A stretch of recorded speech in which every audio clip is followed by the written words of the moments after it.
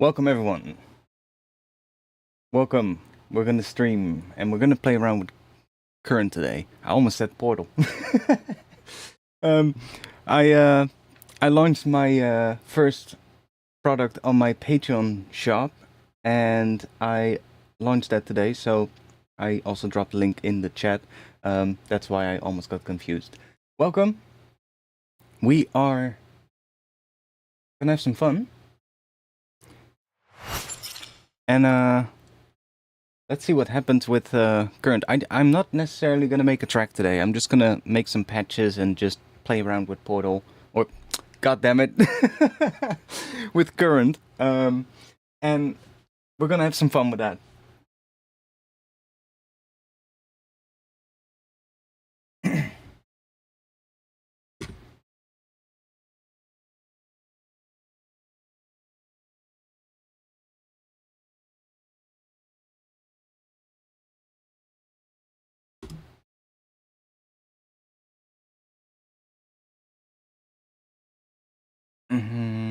Since... Yo, huh? Where's the synth? Oh. Ableton is... One moment, give Ableton a moment to read my plugins. I really hope Ableton can update this, because... There we go. Okay. We're ready. Let's do that. Ever since the last Ableton update, ever since they did the... What did they do? They added some auto tagging thing or something, but they also changed something with how the plugins are loaded in the browser, because if there's no tags assigned or no filters assigned in the browser, and it just has to load the entire list of plugins, it's a lot slower now than it used to be in the last version. And then when I select one of the filters, it is quick again. So it's really weird. It's only like when there's no filter selected, the list just loads slower than what it would normally do, which is kind of odd. So they've probably changed something. Anyways. So, yeah, I just want to mess about with Current today and see if we can make some cool patches. So let me actually grab my headphones.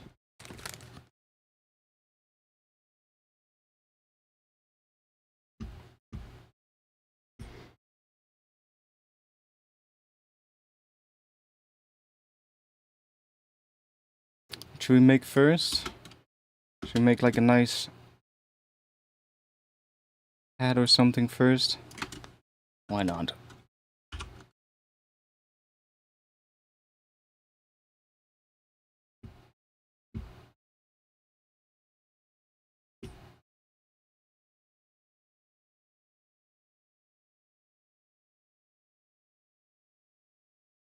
I just put a long E note in here for now.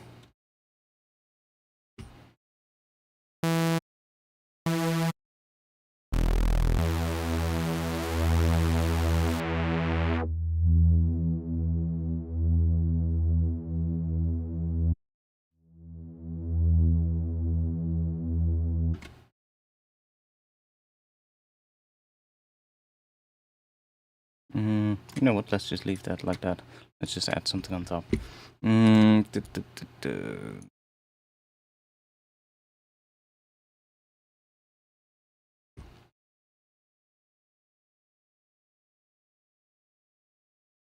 Yo, what?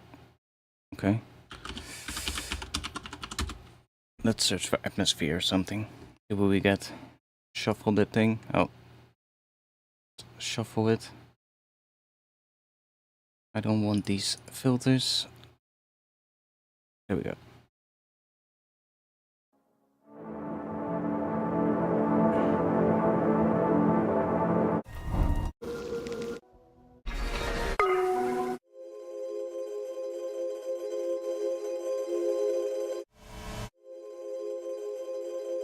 Might actually work. Let's put that in the granular thing.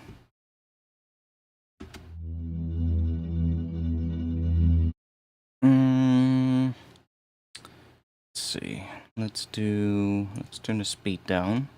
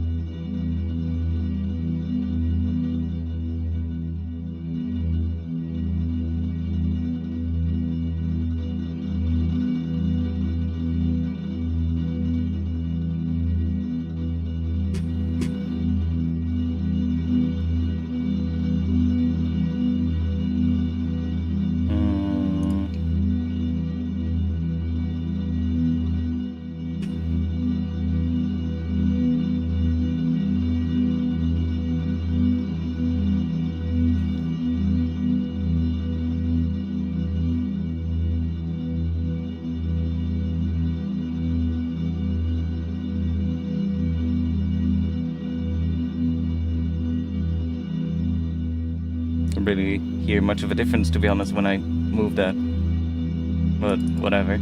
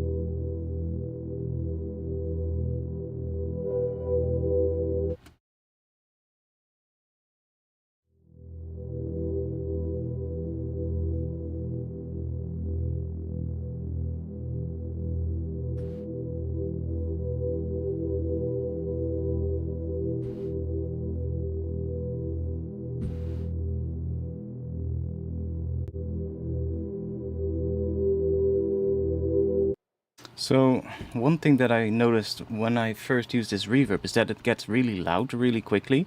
So let's see if we put it at 100% wet.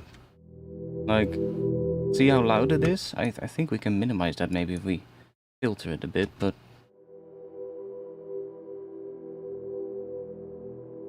Oh yeah, that definitely works.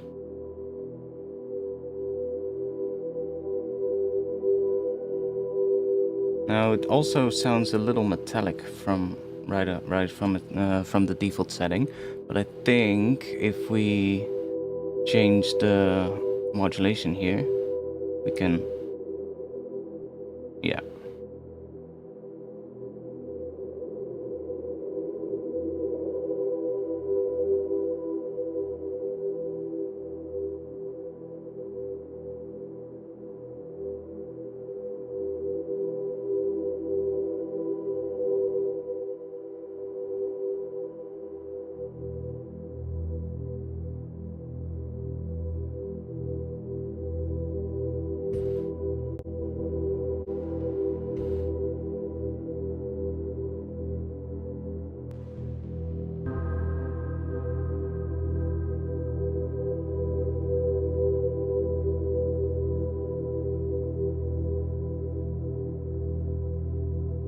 Sure.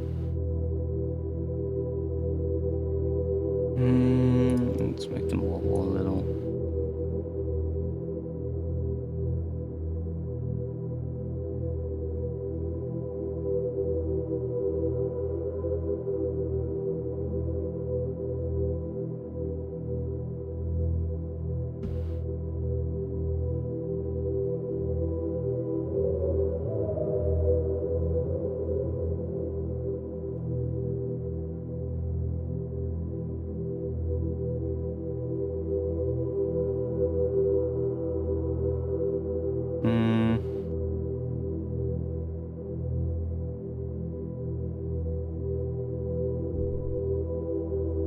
Just leave it like that.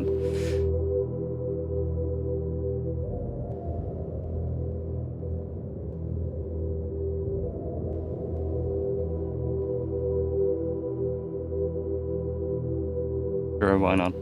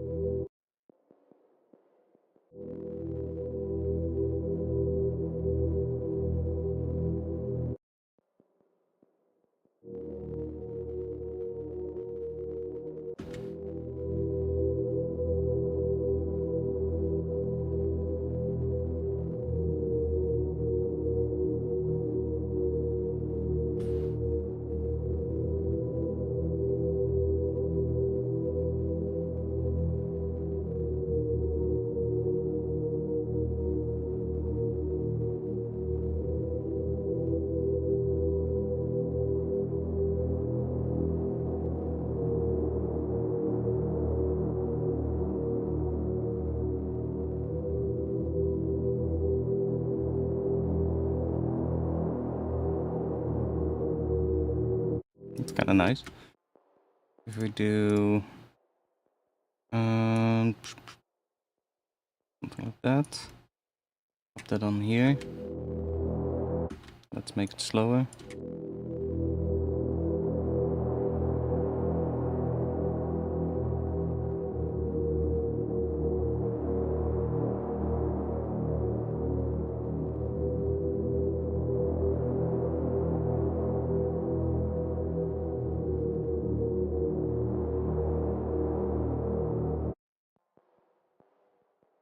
Kind of like it without the fundamental. It gives. I've been doing that lately when making pads. It's just taking like a saw wave, and then instead of just keeping the fundamental in, just taking the fundamental out, and then it kind of gives. You still get the same sort of like pitch because you get the harmonics from the original note, right? But because the fundamental is not there, it sounds less sort of like if we have this in here, it's probably gonna sound a lot bassier and like.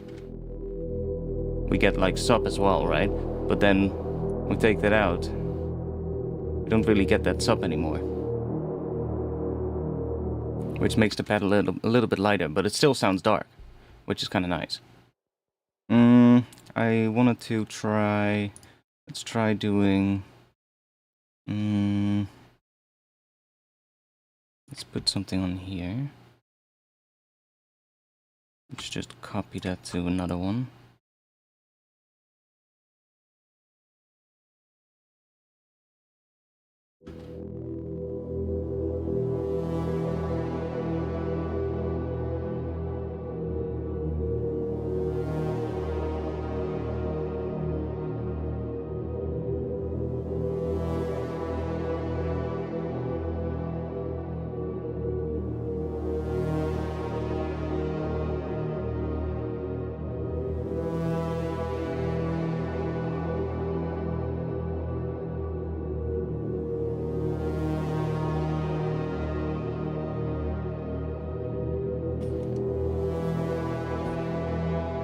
It's kind of nice.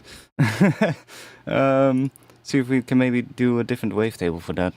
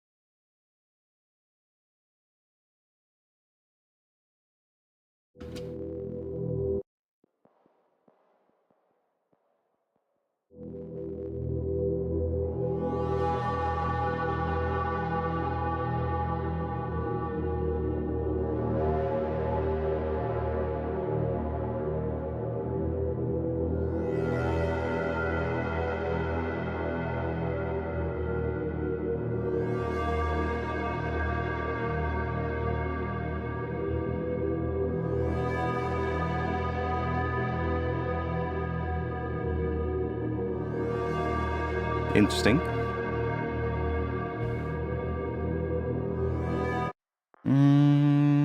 Send you through there as well, see what happens.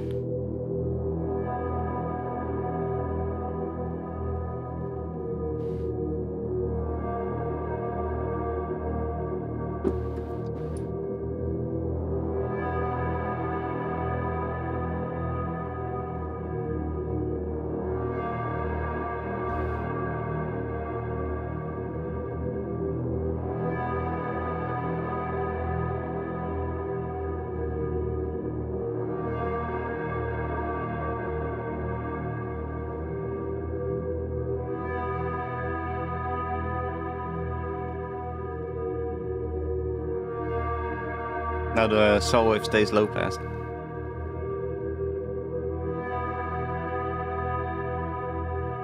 I could even be like, if I want that on here, I can also put another one on here.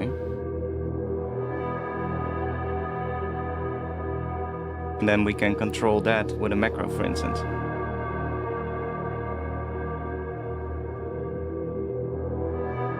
Because I just felt like playing with current today. That's basically it.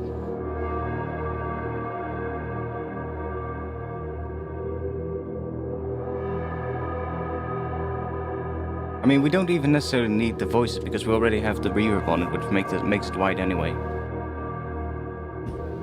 So, if we set up multiple things to a macro now, then we basically have a whole patch already. Like if we can do that on here. So that's basically the saw low pass. Current is actually amazing, but I just need to play with it more, you know?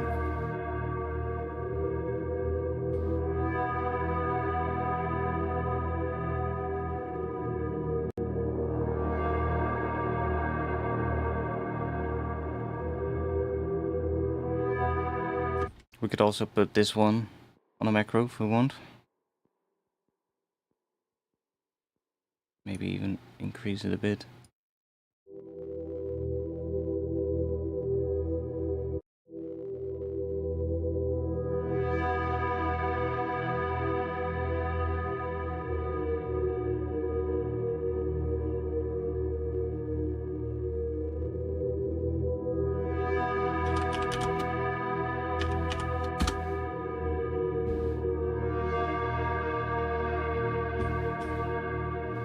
Like it's not just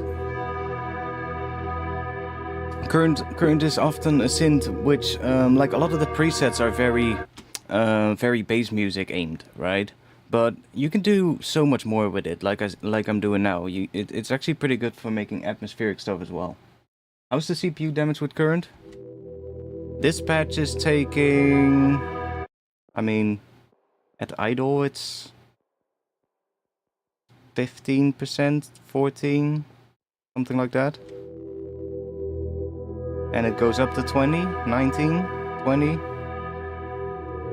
23 when it changes notes. That's logical because then we get multiple voices layered on top of each other. So it goes to like 24% when there's two voices playing.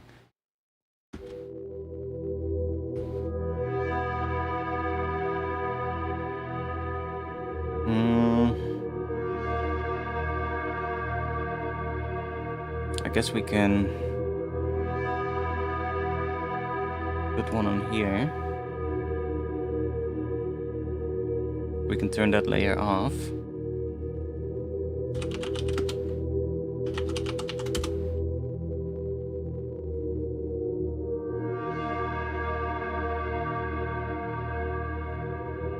Would it be cool to maybe put something on this one?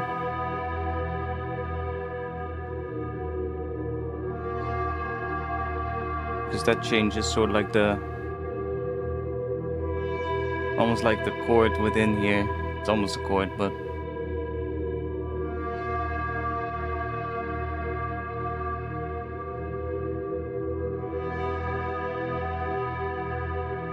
that position is nice though.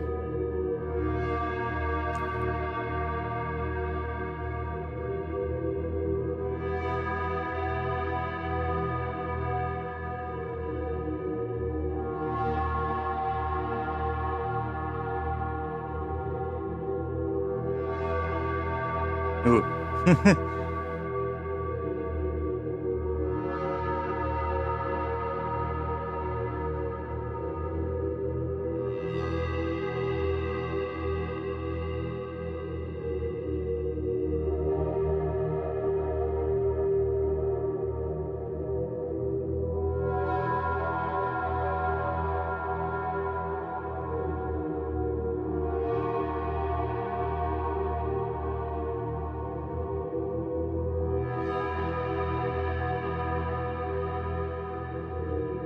You go to 50? Yeah, nice.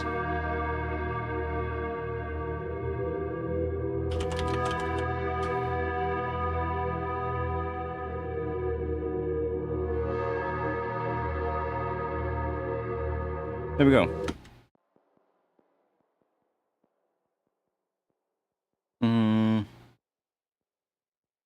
Need to do something more.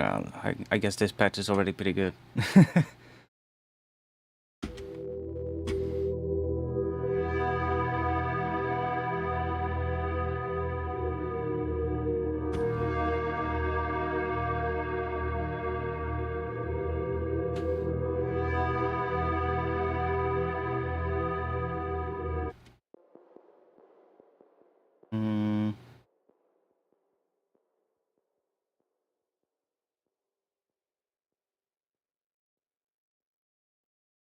Sure. Let's see. Let's take another current. I'm gonna use the granular thing again, but let's put a sample in there. I should have some orchestral sounds.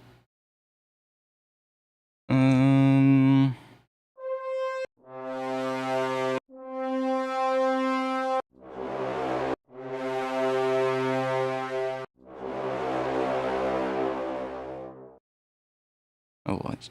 Let me turn it on.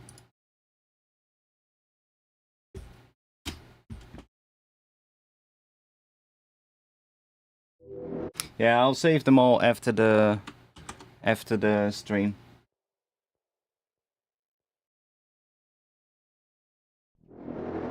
So we're gonna put that on. Wait, C. That should be correct. Let higher. Let's turn the speed off.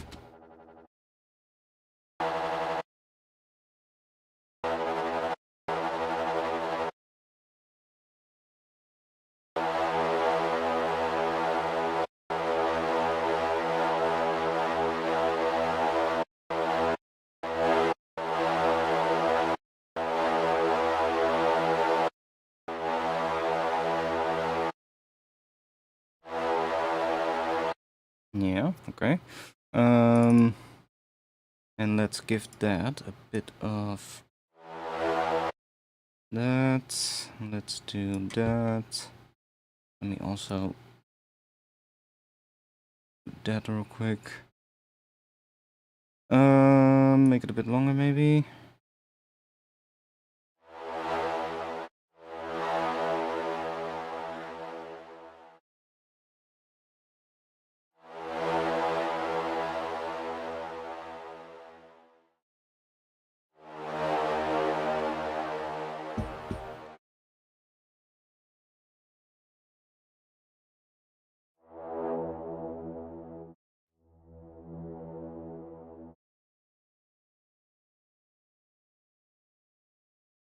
Can we copy that one as well?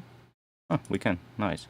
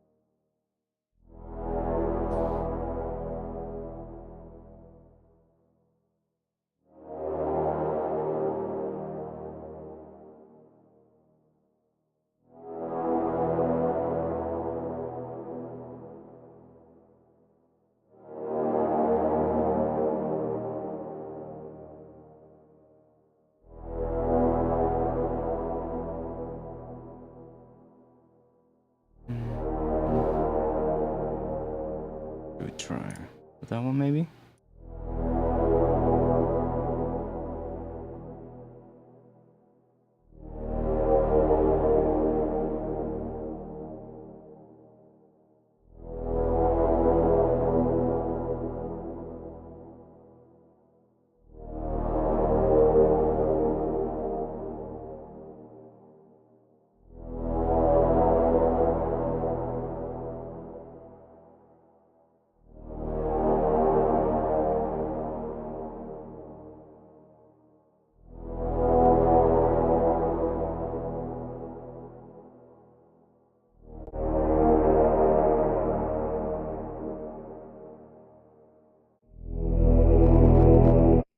wait. Let's go here. Because we have another one here. What if we...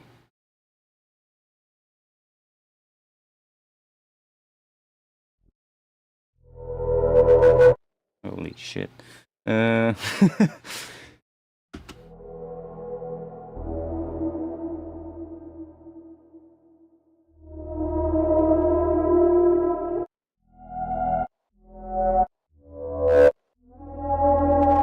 Gets really loud. One moment. How can we make it quieter? Do that. There we go.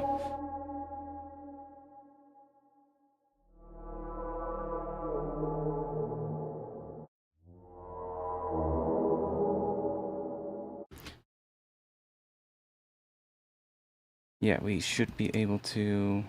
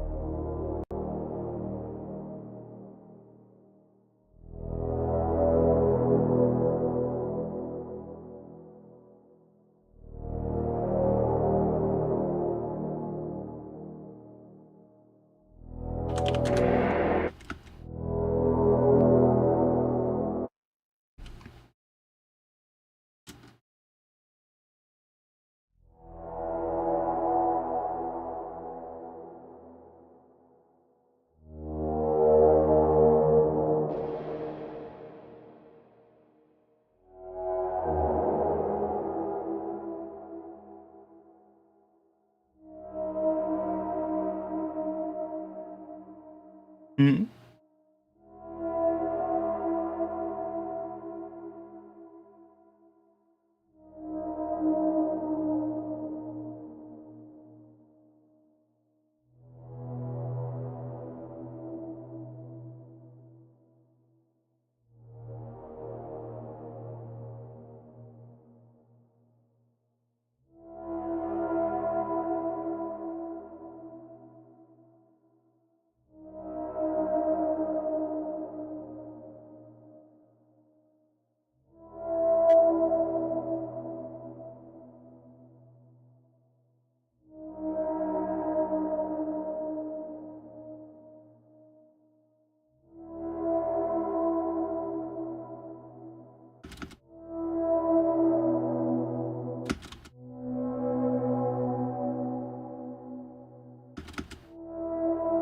It's such a weird sound.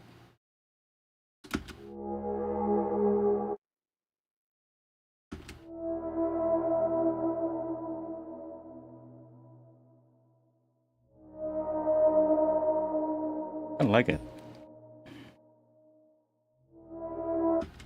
What happens if we distort that?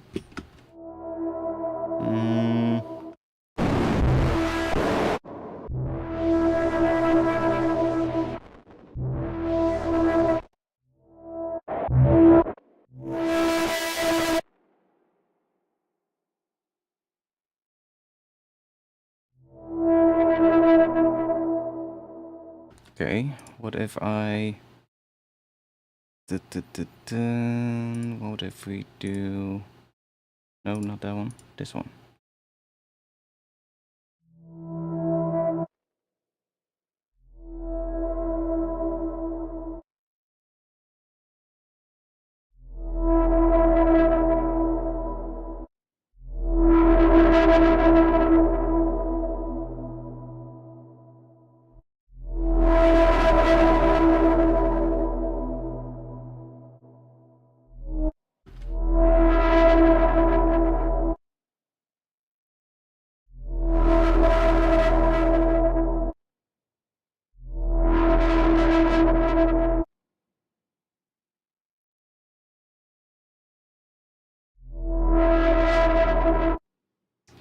I didn't know that the shape here also affects this section.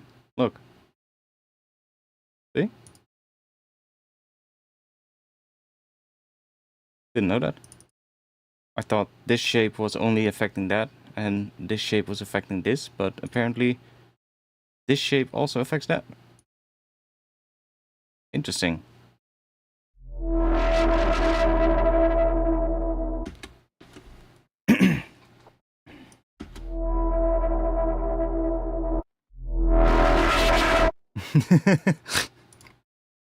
Let's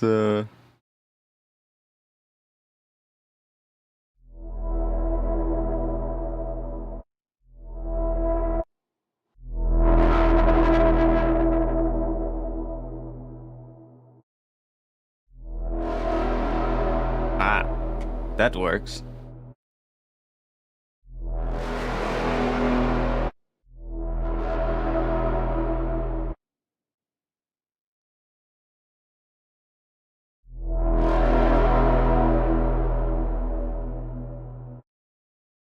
That works.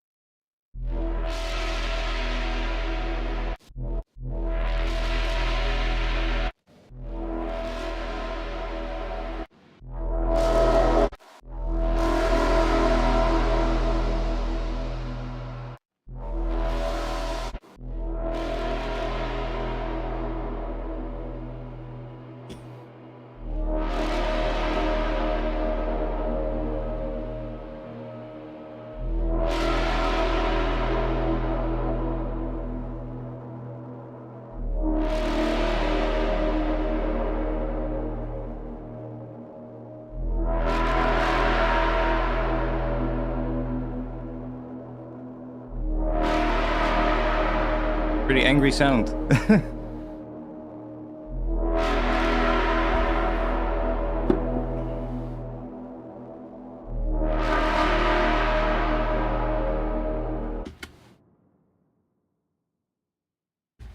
Cool. Can we make another patch? Because that one is kind of cool as well. Do they sound cool together?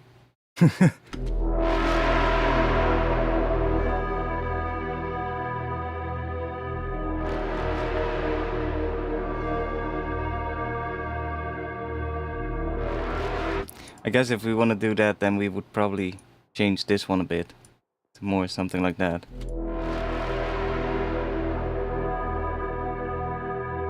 Or that one. But this also works. What should we try next?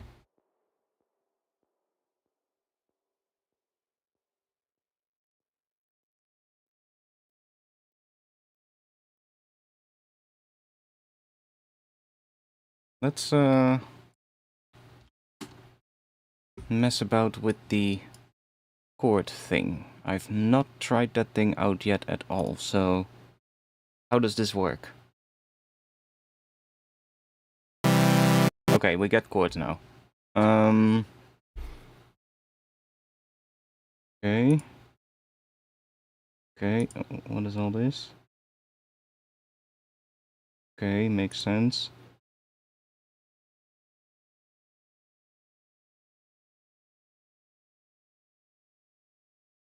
Okay, so here we choose the chords. Okay. Do we need to select a scale for that to work properly? Probably. Oh yeah, here we have a scale, so I guess that's where we set that. Let's do E. And then let's do E Phrygian or something, which I've been using a lot lately, so this now also switched to E, so that seems right. Let's just do... I wonder if we can make it major Phrygian as well, in a way. Let's try that out, see if we can do that.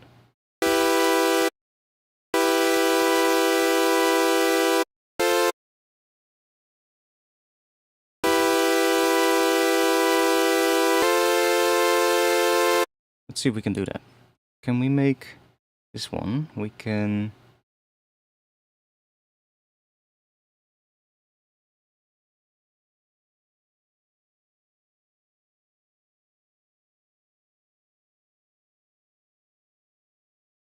I mean, we could also do it in a different way. If I do E Phrygian, then that's gonna be harmonic minor and then A harmonic minor, and then if we start from the 5th, then we get E major Phrygian, which I've been using a lot lately, so that would be kind of cool. So now this one should be major. Yeah. Yeah, exactly.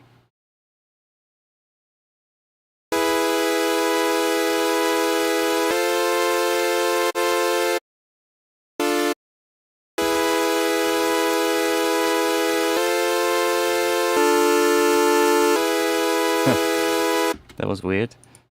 That was the voices suddenly getting really weirdly aligned. But we should be able to change stuff here as well, because that one is D. We should be able to add like a 7th or something.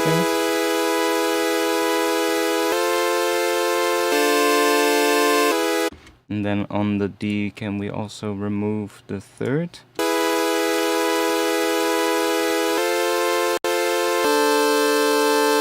Why does that one sound so weird compared to the other ones? Huh? Add some unison.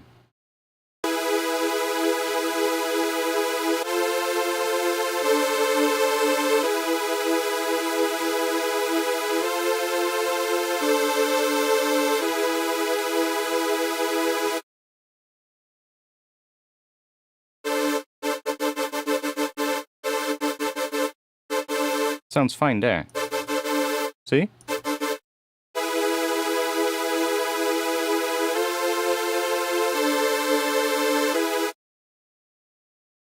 Did I find a bug?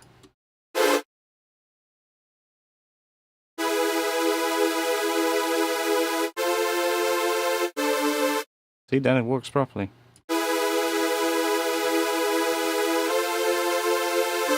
I think I found a bug.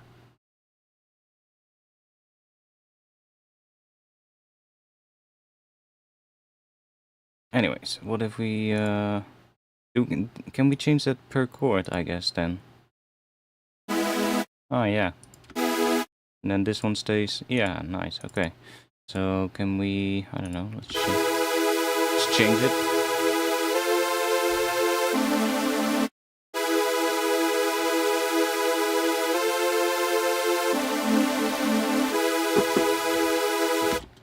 Okay, let's just give it a bit more something. We'll just do that.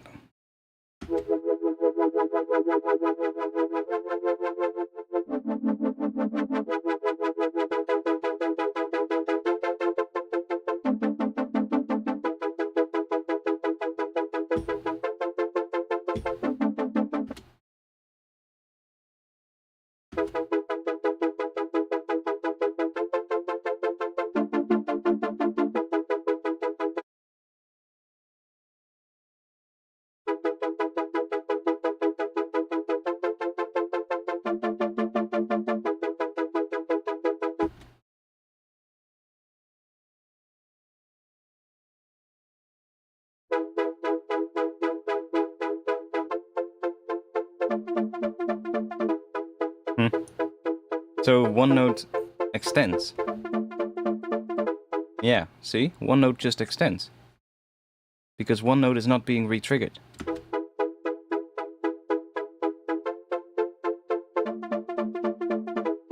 Interesting. So, does it for some reason just connect one of these notes? I mean, there are notes that are similar between this chord and that chord. So, I guess that's what's happening. Kinda weird though. You add like a tiny gap.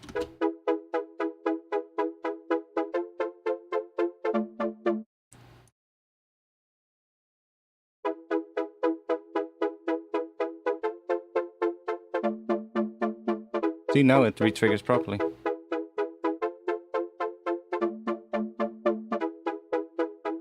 So, it definitely has to do with the release time, probably, with the overlap, but it shouldn't, because it's set to 8 voices. So, it's kind of odd that it extends at one note and doesn't re-trigger it. Like, the chords that I'm getting is basically... like, what this is doing is we're basically getting this chord, that, to that, and then this is that. So these two notes are the same as that, right? And these two notes are not re-triggering, while that one is. No, I haven't checked it out yet. I had a bit of a rough month money-wise. A bit of a annoying story, and a lot of you can probably relate. I got my paycheck this month, and I because I also have just a regular job, right? It's part-time, but it is a job, you know. And I get my paycheck, and I'm like, nice. You know, I wanted to go buy something, and I also knew that Kilohertz was working on this thing, so I was like, nice. And like literally 2 hours after I get my paycheck, I log in, and I always take my money from my one bank account and I move it to another one so that, you know, all the bills that I get and stuff cannot automatically suddenly be taken off of my money because it happened before. And, you know, and I can just, you know, I just get an email, yo, you need to pay this because we couldn't get it from your account. And I'm like, okay, cool, and I'll pay it, right? But I wanted to do that. I log in and I'm like, yo, what the fuck is this? It's like the, you open your wallet and then, you know, a fly comes out, that kind of thing. Like, I think it was like 3 or 4 different things at once just all got deducted from my account. And I was like, yo, what the hell? So, I guess fuck me now, I guess, for the rest of the month. But, yeah, so I'll wait until I have a new paycheck. Well, not a new paycheck, but I get some more money soon. But it was one of those where I was like, yo, why? Why everything at once? That's such a shitty thing to happen, but hey, whatever. Not like I can be like, yo, please give me back my money.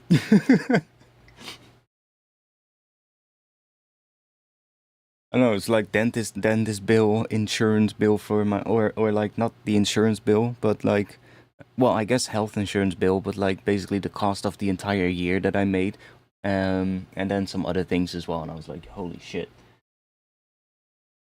Yeah, it is. It is. Next month it's gonna be bonus. Yeah. Next month I get paid twice. One time at the start of the month and one time at the end of the month. Because we have a 13th month in at my job, so we get paid every 4 weeks. So you know we end up with like one extra sort of like month at the end of the year. So, but still, you know, I was like, you know, I log in and I'm like, let's just and I'm like, they should have paid me by now. Let me move the money to my other account. And I'm like, I log in and I'm like, wait, what? Did they pay me? Why did they pay me so little? And I'm like, huh? I almost picked up my phone and wanted to call my boss, right? Like, yo, what the hell is up? But then I looked and I'm like, what?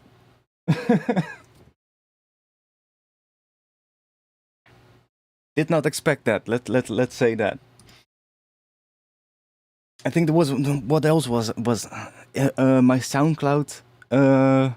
SoundCloud payment was also included. And there was one other thing. I forgot what the other thing was, but I was like, yo, why? But it is what it is, you know.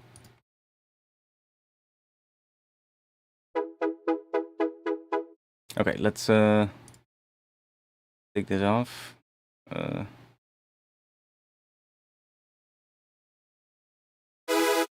And let's go and do some. Let's make another.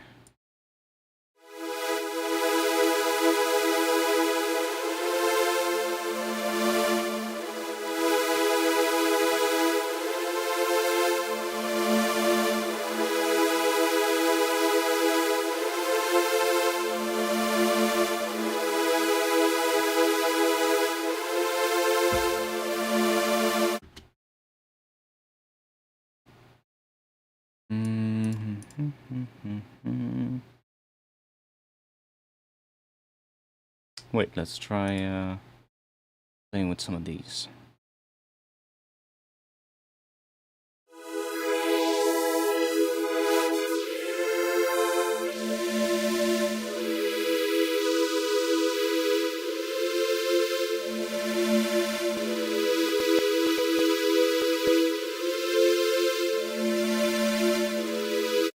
There's no unison modes or something, right? There's only one mode of unison.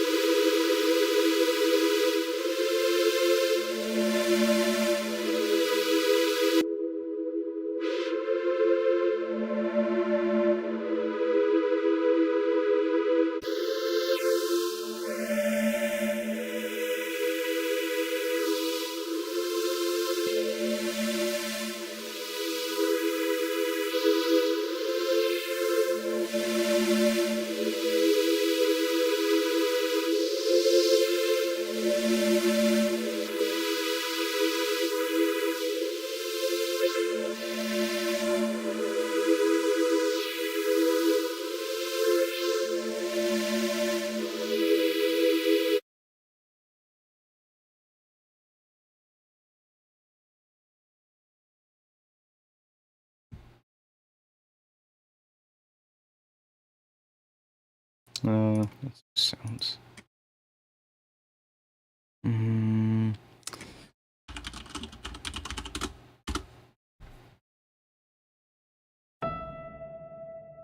Huh.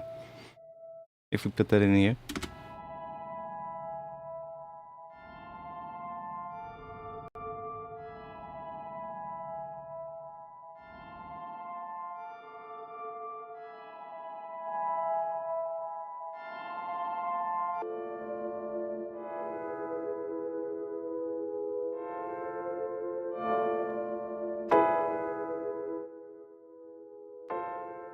Made a piano.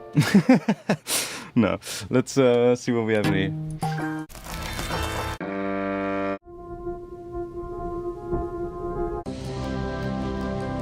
Can make it monophonic.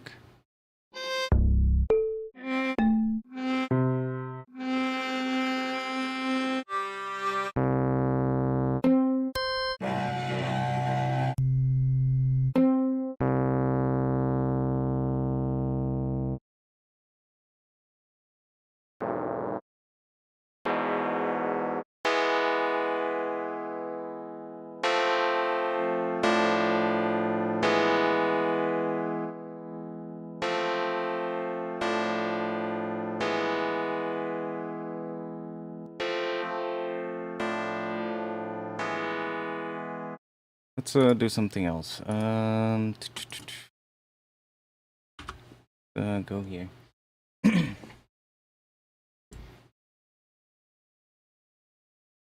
Make a different sound.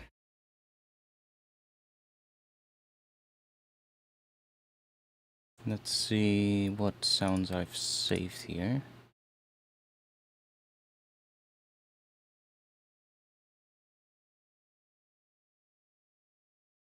And we got some synths.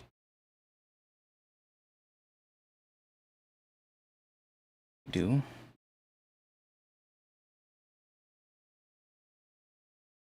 Wasn't there... I remember using a sound. What was it called again? It was kind of interesting sound. I saw it earlier this week. Wasn't it something with digger? Or dig? Mars digging? No, it wasn't that. Was it digger? Oh yeah, why didn't that show up when I searched for dig? Weird. Yeah, that sound. Could we use that? Make a cool thing with that. Pretty interesting sample. Let's do... Let's just do E.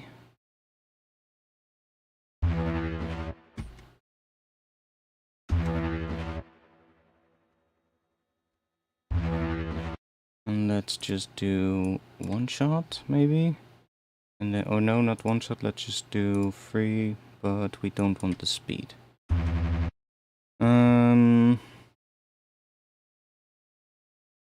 Let's make it...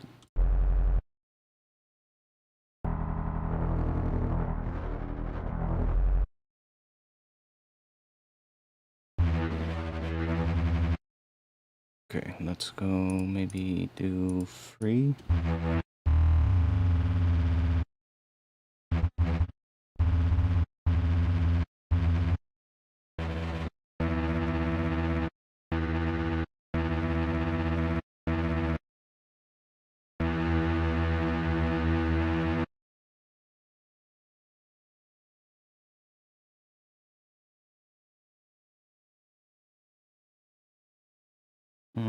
Let's just do this then. Just like that, I guess.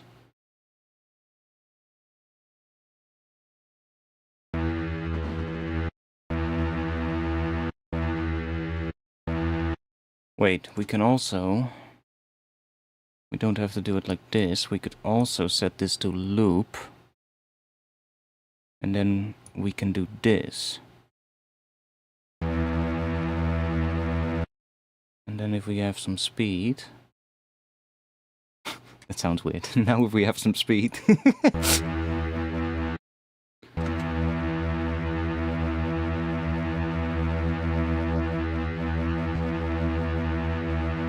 Let's add some layers. It becomes a bit fuller.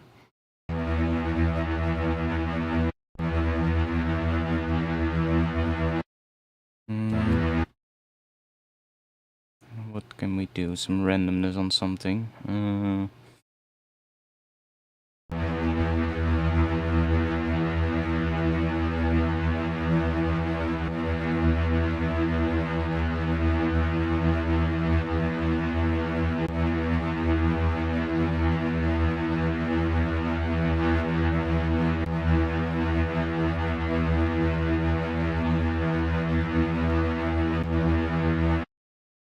Okay.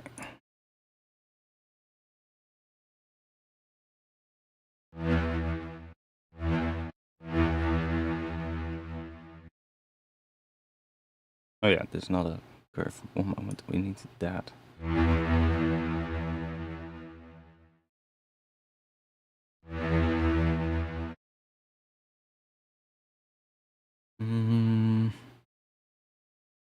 Maybe a bandpass?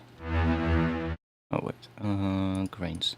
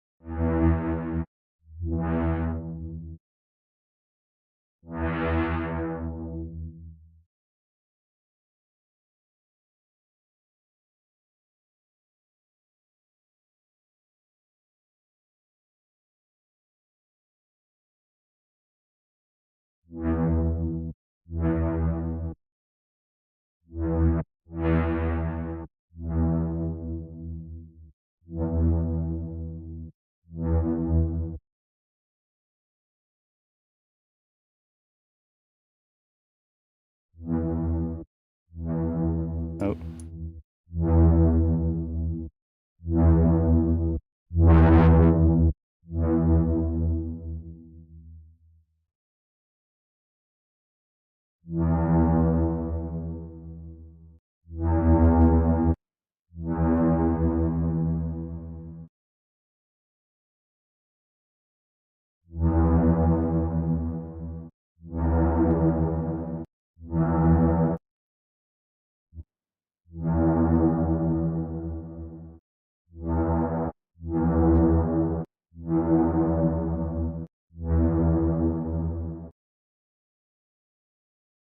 Guess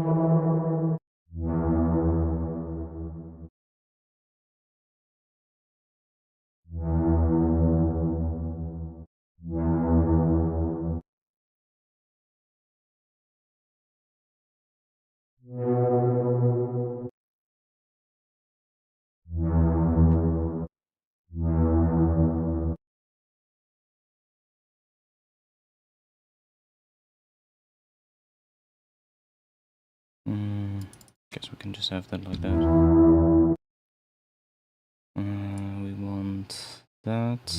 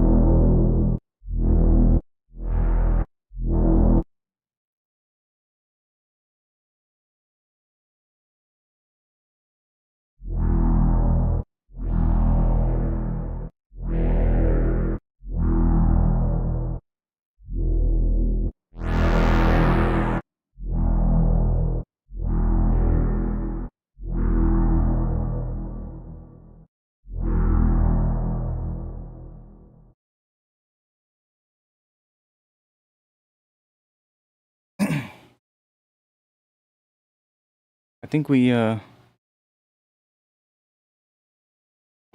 need to start making a bit of a tune, or at least a bit of an idea, so that we can sound design within that. I think that'll be a good thing to do.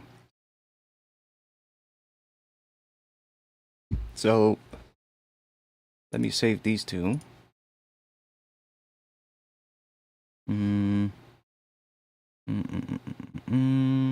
Let's just do, what is this one? This is that pad.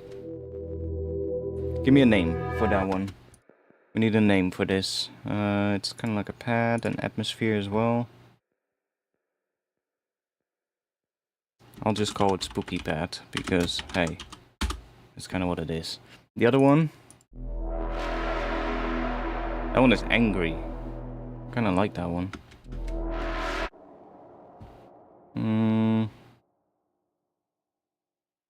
I mean, it's also kind of an atmospheric sound, but also a lead. And it can be used as a pad, maybe, but also as a bass. So, what is it? Angry horns. There we go. Yeah, that's also a name that we could have given it, but yeah. I made a sound earlier with that same sample. I remember that. That's why I remembered the name of the sample. Let's see. It was distorted horns, I guess, is what I called that one. Wasn't that one? Yeah, see, it's the same sample. So I used that, and then a saw wave, a low pass filter, a bandpass as well, and a ton of effects. But that sound actually ended up being pretty cool. So maybe we can use that.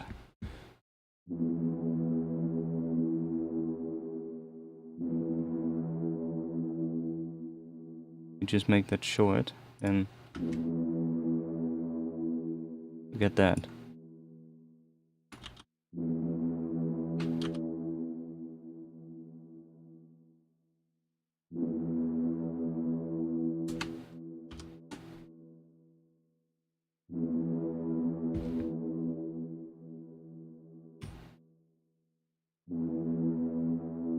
Okay, so because we have a lot of samples in here as well, I guess we can really easily make like a sound for the start here. If we do, let's do this. Let's just put a C3 in here. Actually, doesn't matter what note we're gonna put in here. And let's search for maybe a hi-hat sample. No results? What? Aren't there hi-hats in here? Drum. Hi-hat. Oh, with a space. Okay. God damn it. um, like, it doesn't even matter. Just that one, maybe. Put it in the sampler. And then we can go straight to the effects. Let's start with a ton of reverb. Let's make that longer.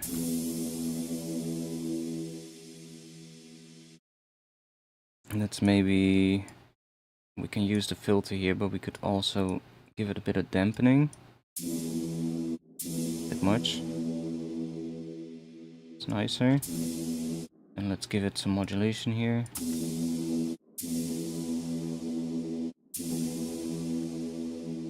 Maybe bring the size up.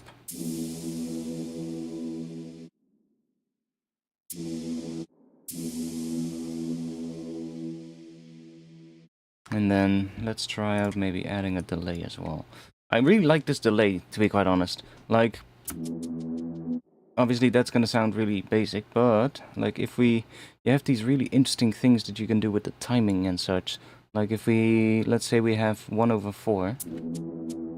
Now we can move the spacing. And if we set it to like 50, you get this kind of an effect. It's really cool. Or you can do it if you put it on 50 here, the other way. And I guess 33 would make it like triplets. So you can do all these weird select timings, which is kind of interesting. Do a dotted thing. What happens if we do that?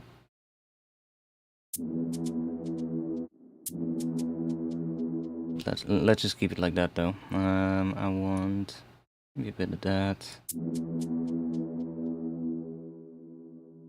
Let's make these wobble as well. Why not?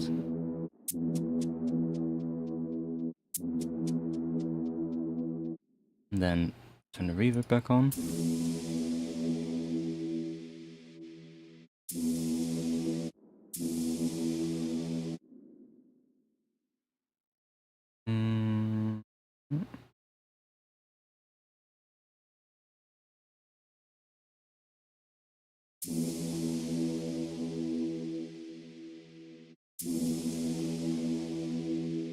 I mean, it just turns into reverb anyway. But we also have the wave shifter. So if we now chuck that at the front here. Okay, that sounds weird, but let's put that at 100.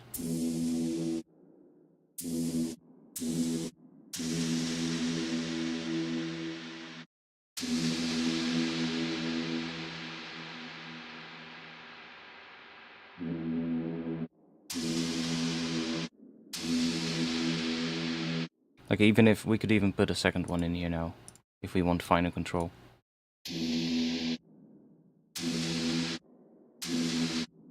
Or if we even...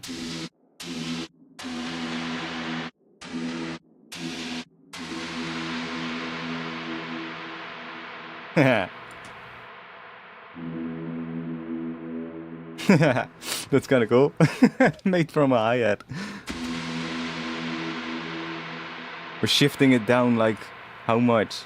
Like 8,000 hertz or something. But it works.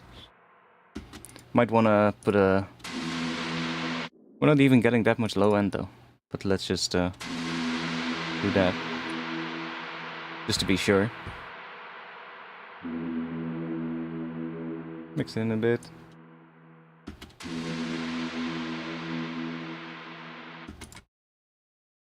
Let's also put an actual hi-hat in.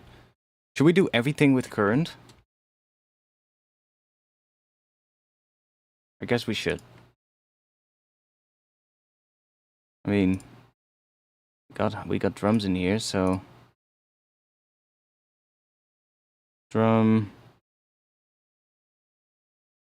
hi-hat...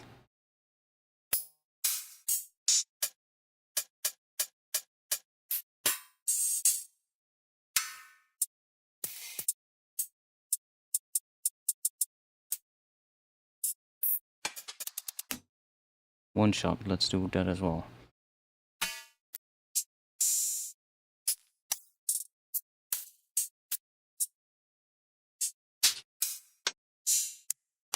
Okay, I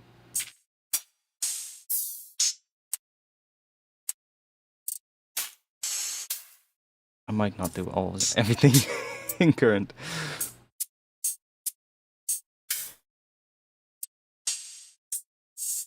This is already annoying me.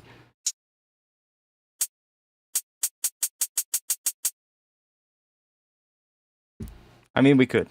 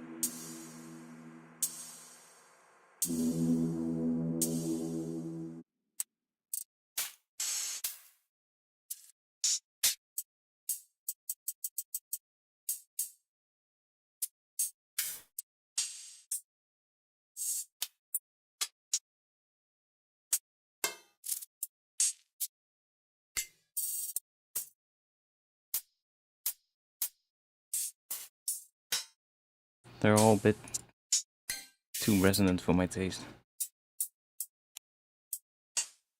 Or a lot of them are. I mean, we can take that out, but...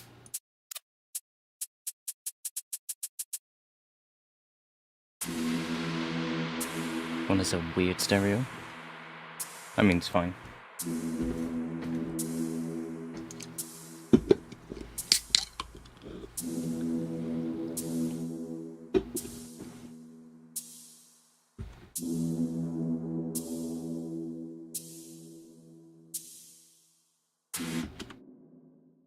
Okay, what can we add on underneath it? Let's do hats or closed hat. This is yeah, what is that sound? Distorted horn thing. And then this is oh, some noise. There we go. Let's see. Let's add a bit of a pad underneath.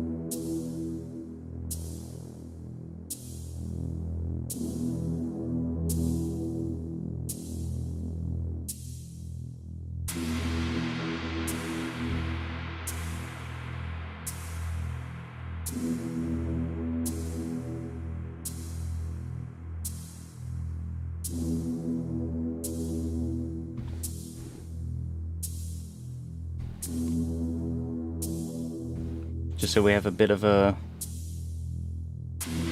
lower thing underneath.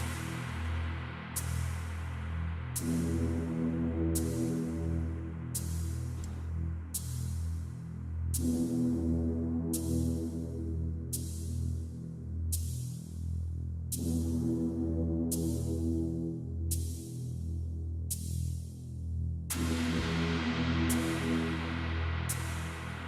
me make it a bit like that. Wait, we can sync this as well, right? Yeah. 1/4. Let's do 1/2. Something like that.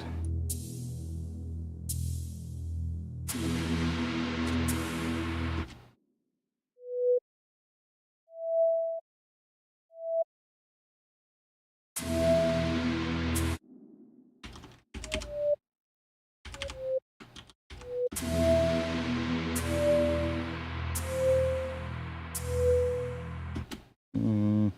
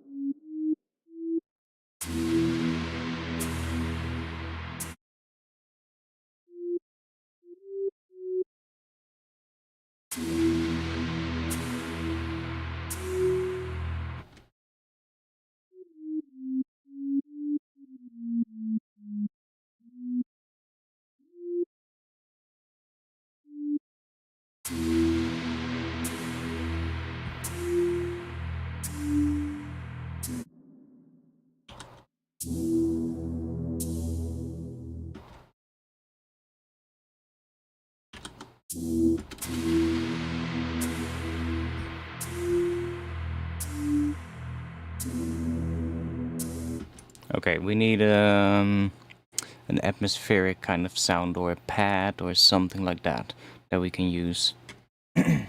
Or I can use one of the samples that I have here, but let's try finding something in here first. Atmosphere.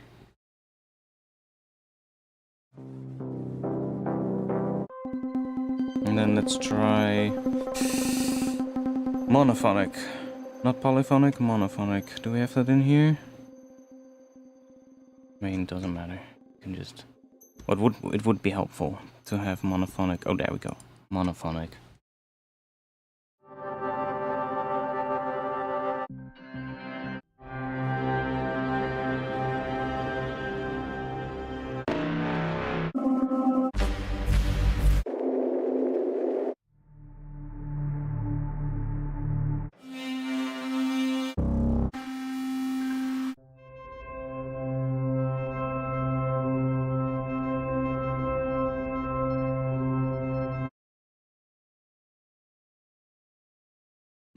Let's turn speed off.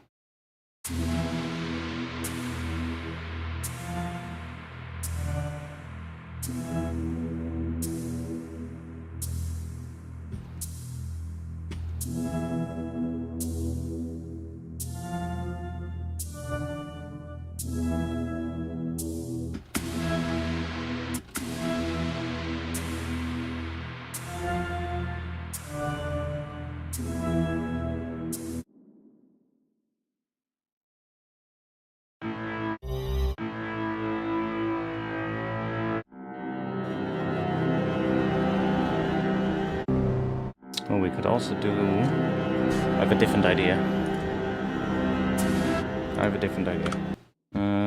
Let's do this. Let's grab one of these.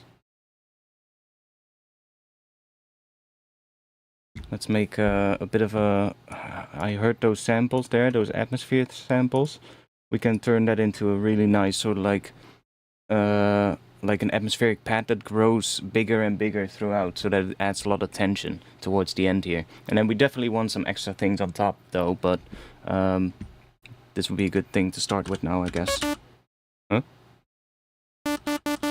Oh, I turned on the I turned on the keyboard thing.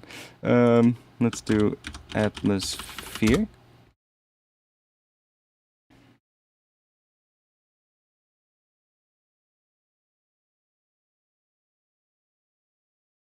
I'm not even gonna do the monophonic thing. I'm just gonna shuffle this and see what we get. A lot of these sounds are great for making those kind of things.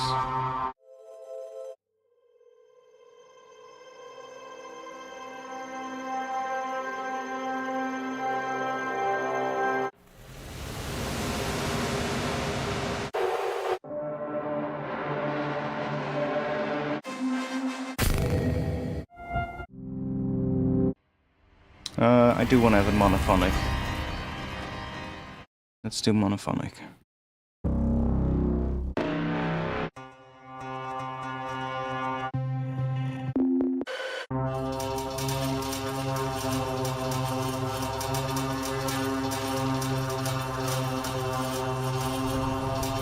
That could work.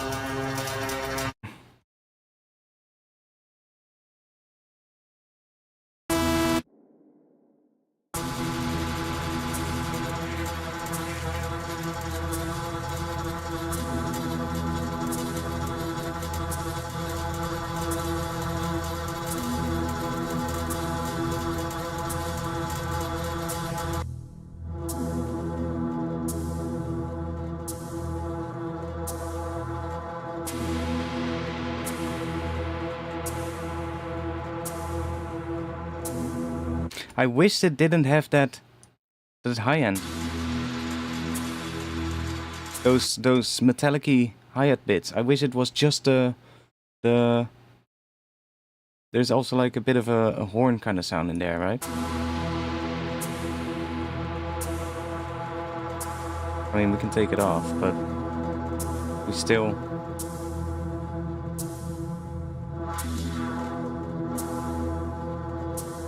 You can still hear that resonance up there. Would have been a great sample otherwise for this kind of thing. Probably find something else.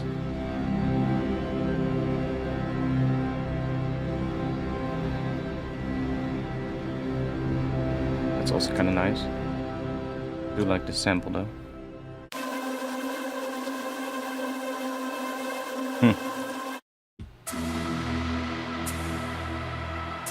Oh, that actually works pretty well.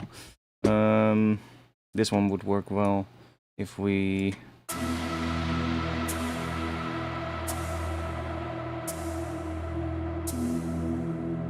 use that maybe. Can use this one at the start. Sounds kind of cool. Curve that, and then we make this really long, like 16 bars or something. And then we chuck that on here.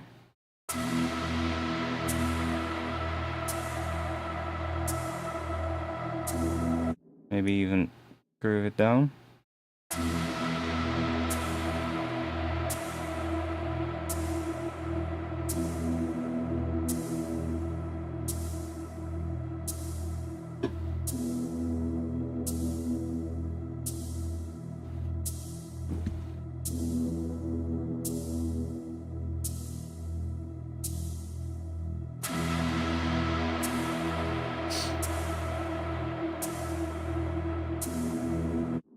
Oh, I have an idea. Is that 4 bars?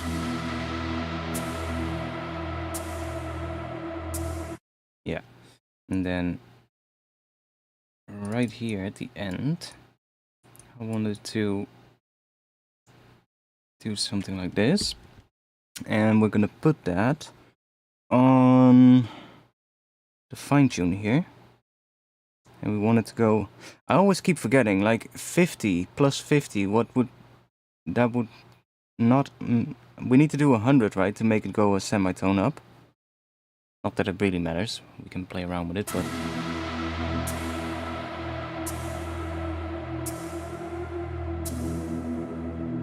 It's already too much.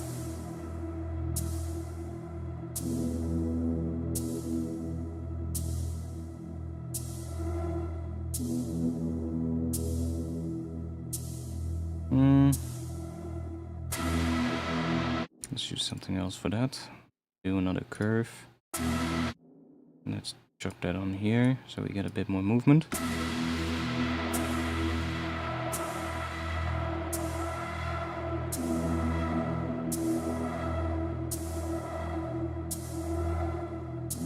What? You somehow bypassed the YouTube 5 subs only? Wait. No, that's not the... It's not... The chat, the stream chat is set to subscriber only, so that is when you're subscribed to my channel, and that doesn't mean the paid subscription, the member thing, but just a regular subscription, so free subscribed, then you can chat. That's just to prevent the bots, basically, because you know what happened back in the day. We would get like 3, 4, 5 bots a stream in the chat, and I just eventually just set the whole chat to subscriber only mode, and that fixed everything. So you do get extra emotes though if you are a member of my channel. But, you know, I don't really promote the memberships on my channel, to be quite honest. It's a feature that YouTube has, and I turn it on, but other than that, I don't really do a lot with it. There's a couple of people that do, that support me on there. Like, the most people that support me, I always tell them, like, just go to Patreon. It's much better. You get, like, all kinds of stuff back in return for it, and, like, it's just a nicer place in general for doing that kind of stuff. YouTube's own features are kind of lacking when it comes to that whole membership thing. If I'm honest, like, yeah, it's a nice thing that they added it, but they should have just worked on it a lot more before they implemented that, because it's just so limited. Like, I can't even fucking upload animated emotes for my fucking members. Like, what the hell is that? Like, come on, YouTube. Why can't we not have animated emotes on fucking YouTube, right? Especially for music streams, like music production streams. You know, every fucking person, and sorry if I swear too much, but this can get me quite pissed off. I've told YouTube so many times that they need to work on this and that they need to make the live streaming things better, because, like, if you compare it to Twitch, the whole interaction with chat is just so much lower on YouTube because of the things that chat cannot do, right? On Twitch, you've got the what is the points that you get for just watching and interacting in chat, and then you can use those points to get your messages highlighted and all that kind of stuff, or you can unlock emotes that are normally only for the people that subscribe or pay to the creator, stuff like that, right? It makes the whole experience so much better for, like, viewers and for streamers as well, right? And YouTube is just really lacking in that regard. You cannot have animated emotes. If I tried uploading them, they will actually upload, but they will just be stationary. It will just be the first frame of the animated GIF that you'll see, and that's it. So I was like, what? So there's a whole bunch of those kind of things. I wish YouTube would put more work in that.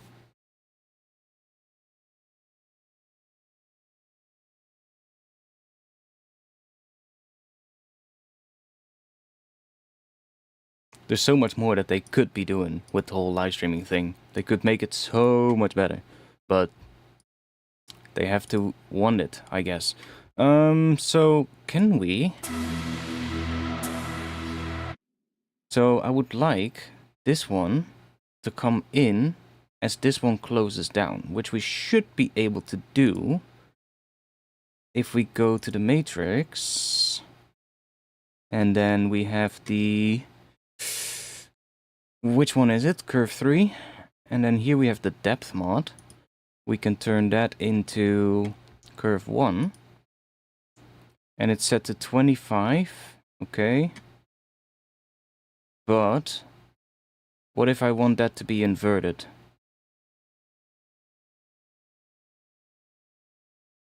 Do we do that? Or is it then going to go down? Yeah, it's going down now. So this is now going down, which is not what we want. Well, we can flip this around. Now it's going up.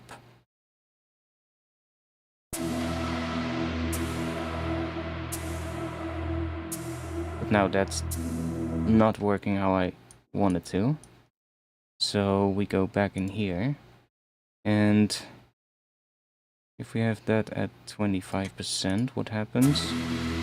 Yeah, see, I don't want it to do that right away. I want it to sort of like morph that up. I mean, I can copy this and then flip this around.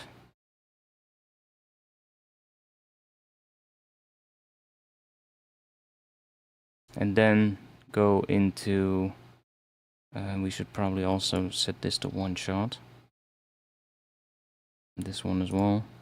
Let's do one shot. And then we go into here. And we want this one to be controlled by curve 4.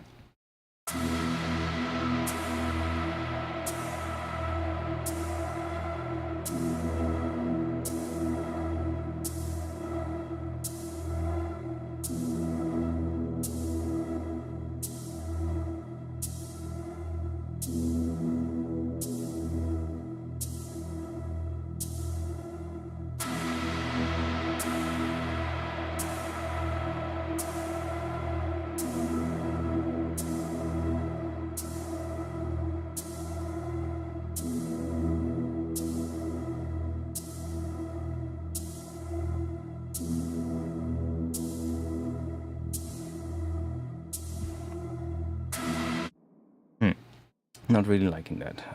Let's go and take number 3 off.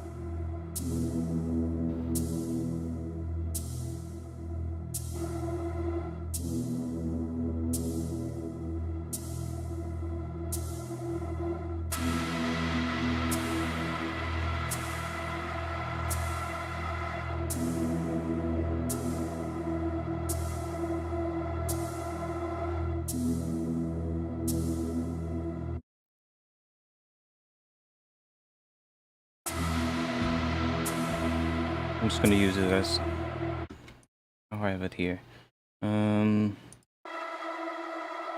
Like that. But then we are gonna take this off the fine tune.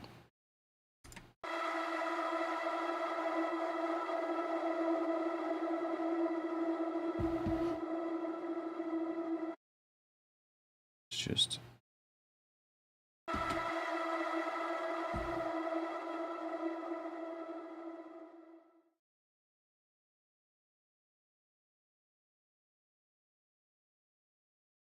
I want that one. Yes, there we go. Make it nice and long. Give it a little bit of hold so it doesn't start going down right away. Okay. And let's add a bit of reverb.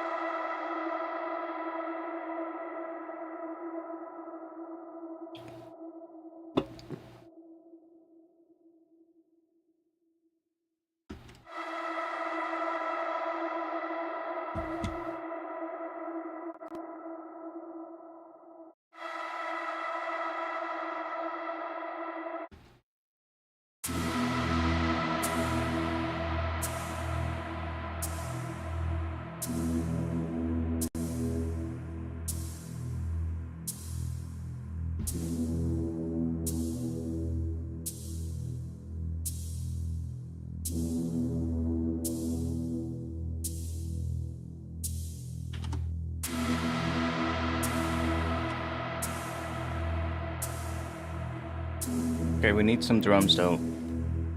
So we're gonna go. I could do everything in current, but I kind of want a break. So we're gonna grab a break. Let's go and grab.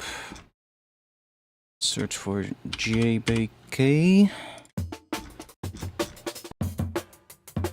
Let's use one of these.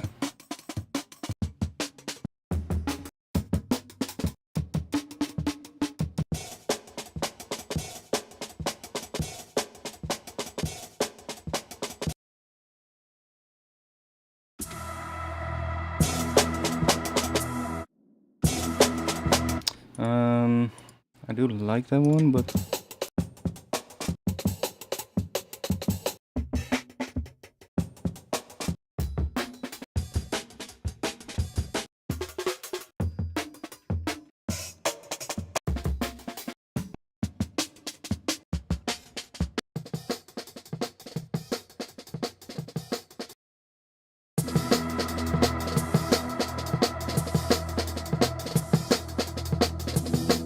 I'm listening not necessarily to the pattern. I'm mostly just listening to the sound of the break. That is more important at this point.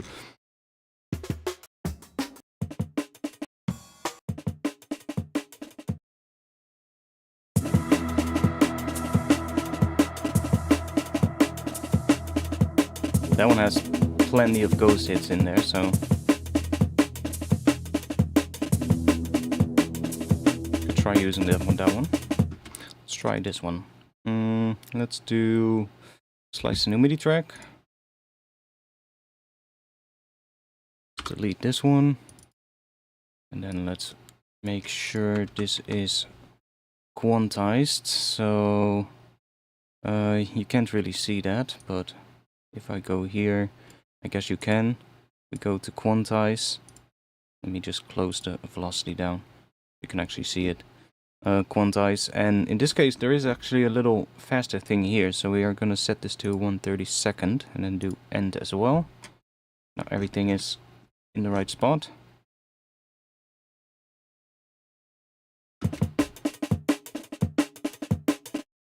We're not gonna use that pattern as is, we're gonna change it anyway, but let's just do that. It actually didn't matter what I just did.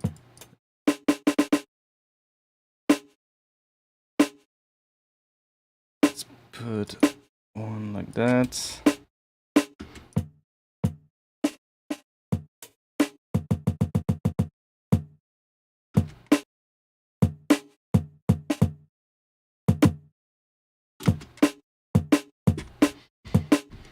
Okay.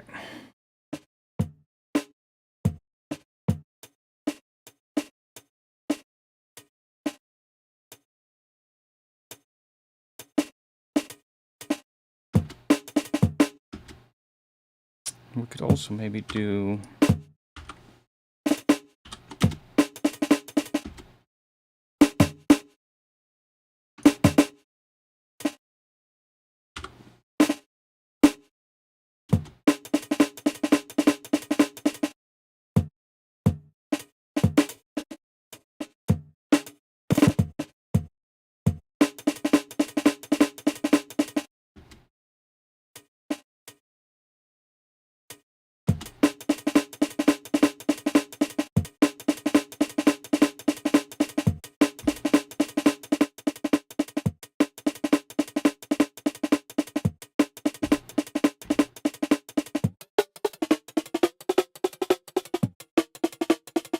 need to do that with the rest, otherwise.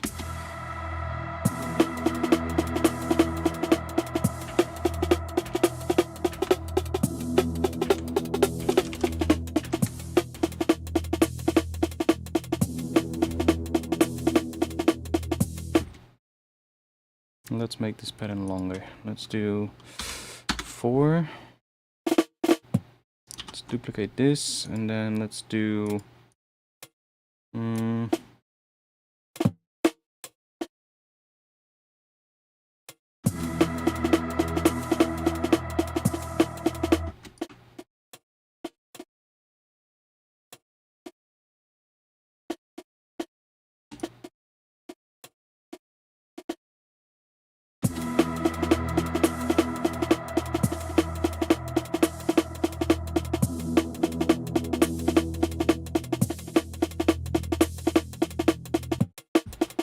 Okay, we need to do a little bit of work on this because the drums don't sound good yet, but it's getting there. So I really don't need the kick in here. So what we are gonna do, we're actually just gonna roll off.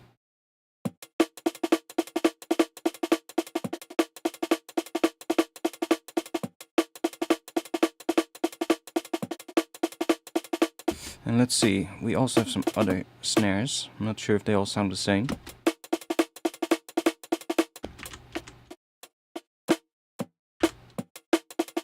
I think they do.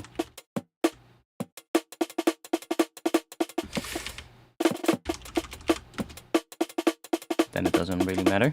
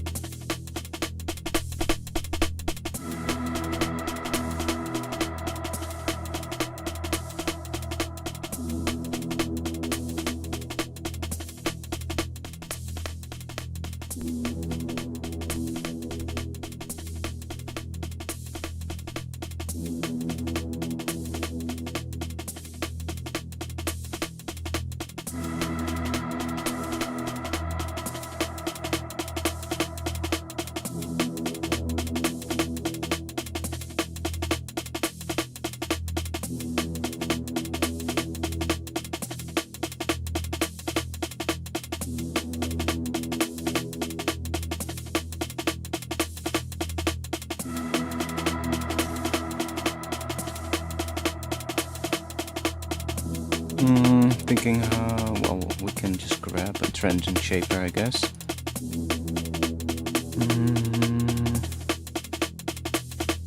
Let's try this one. Oh, we cannot make that one bigger. Oh, okay, fine.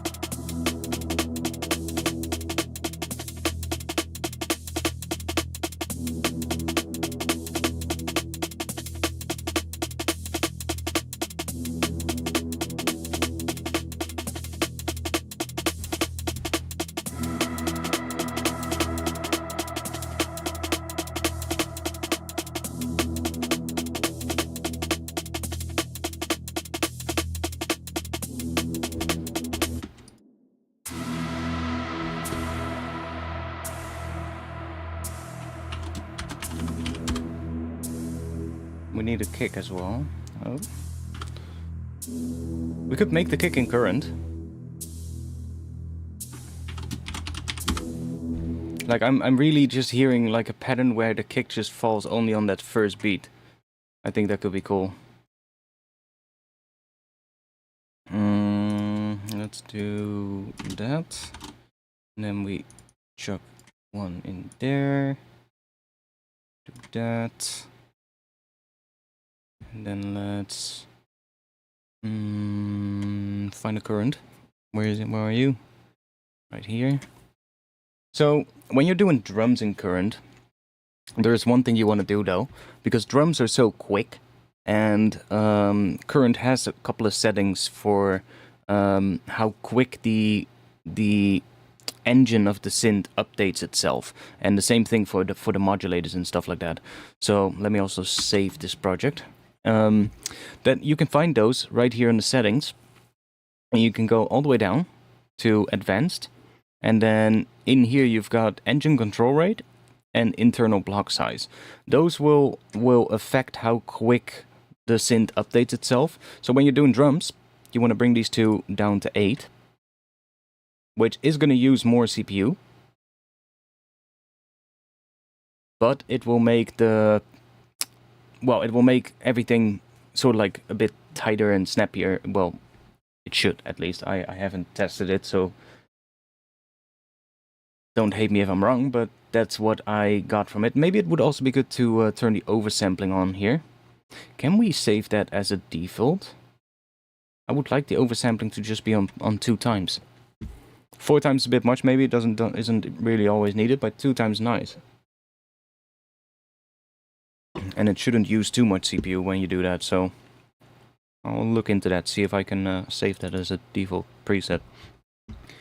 But yeah, let's do a kick drum in current. And let's just take one curve on the level. I haven't really done a kick in current yet, so let's see how this one turns out. We want one shot, and then let's make it stay up here a bit. And it's probably gonna go down something like this. And let's unsync it, and let's speed it up a bit. Probably around 7 or 8 hertz. Oh. Okay, let's make it a little bit slower. And now we need to set the right pitch. So I'm actually going to use this one here. So let's just set this one to +4. So we get an E, and then we bring this one down -36. And then we get an E sub. Let's make it a bit longer.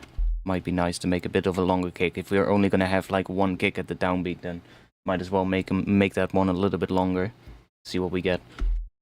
Then we want to have another curve, so let's just copy that to this one. You can do that by holding Alt, by the way. Just hold Alt and then drag it over to another one. And it will have the same settings. So then we can do something like that. And then maybe speed that one up a bit. And then let's drop that on the pitch here.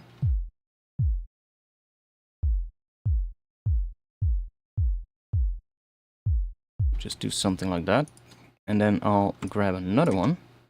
This one we're going to speed up a lot more. Drop that on the pitch again. Let's make it really quick.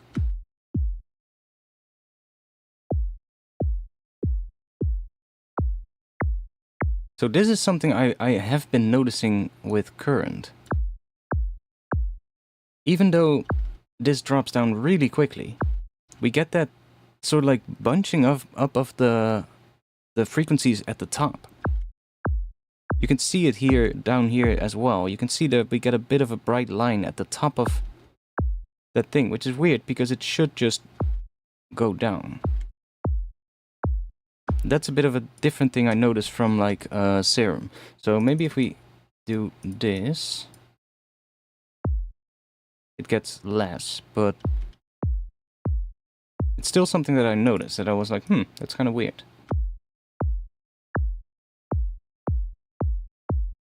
So I guess we really need like another point there.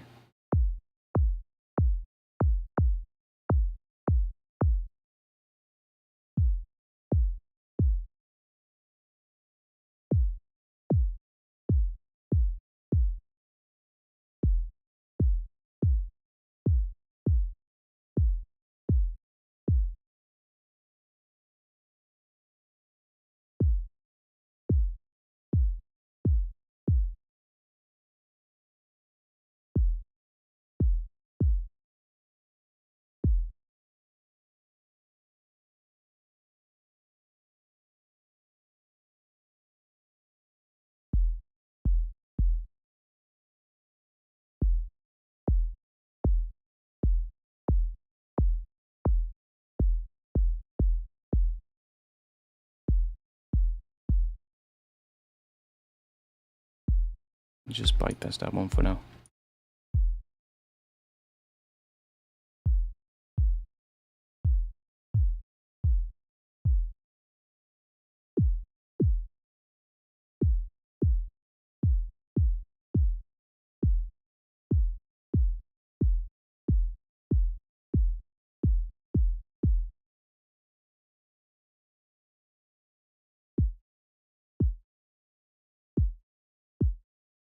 Also a bit quiet, but there we go. Let's find some kind of a sample that we can layer on top of it, something for the click. If I search for transient, do I get like short sounds? And then we set the one shot. We do.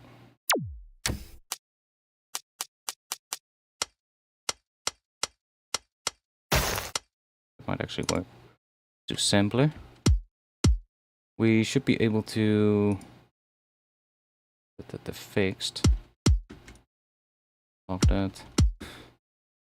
And let's grab another curve. Could have just copied that other one, but doesn't matter. One shot. And let's put that on the level here.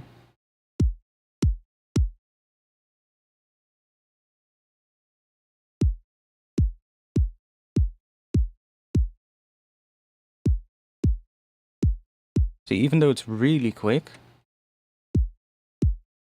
at some point it just doesn't want to get any quicker anymore. It's as if the envelopes in Current are a little bit less precise than in Serum. And I talked to Minimal Audio team about this before, and they explained something to me about how it has to do with the update rate of the synth, and that the same thing happens in Serum. But when I do this in Serum, I can get the envelopes that I make with the LFO. Like, I can make those super short, almost like, well, to the point where they're even shorter than a millisecond. And you can still hear a difference when I then change the curve, for instance, or the length. You know, a difference between, like, I guess 1 millisecond or 0.9 milliseconds. You can still hear that in Serum. Whereas here, at some point it just doesn't get any quicker. See, we can move this.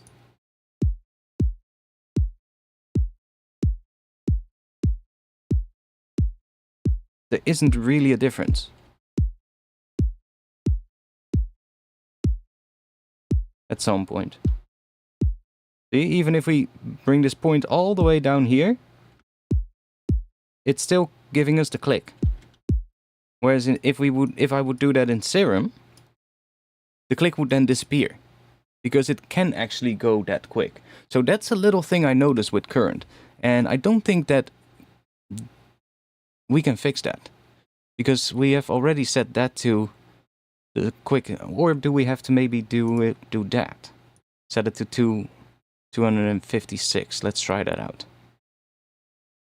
Don't think so, but no.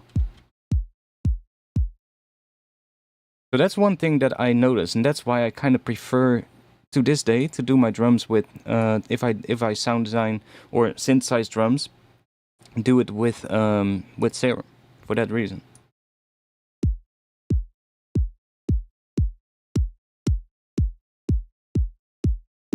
And they explained something, like I said, to me about like how they cannot get it to be quicker because that is just impossible or something, that it shouldn't happen, or it shouldn't be possible. But I can clearly see when I do the same thing. Should we actually try it out in Serum for a moment? Let me just open up a Serum real quick.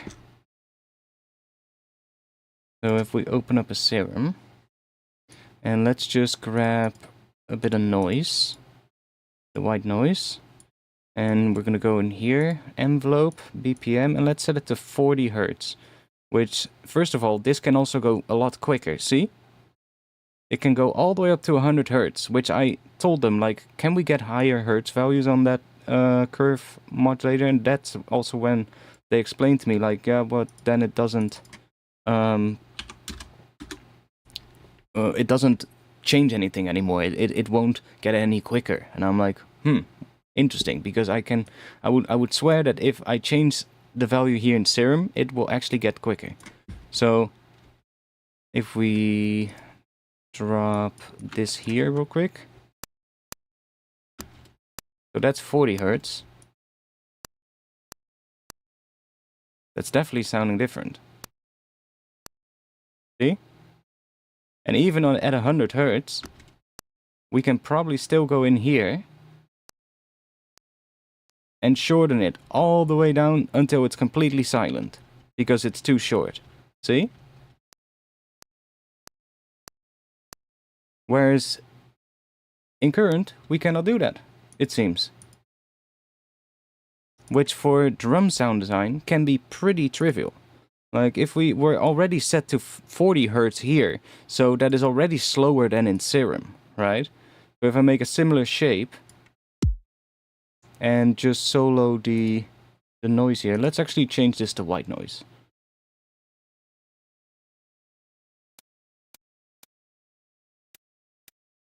So that's what we get.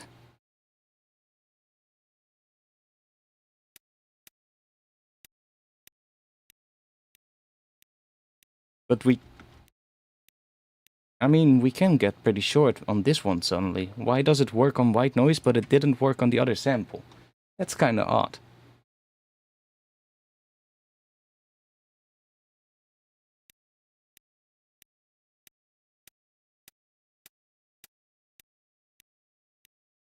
This sample works a lot better. Interesting.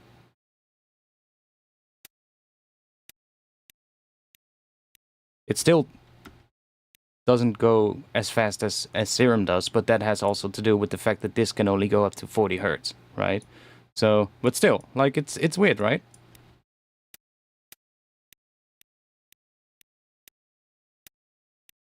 Like, it's a very tiny detail, but when you're designing drums, the rate of everything gets so quick that, you know, stuff like that can definitely matter.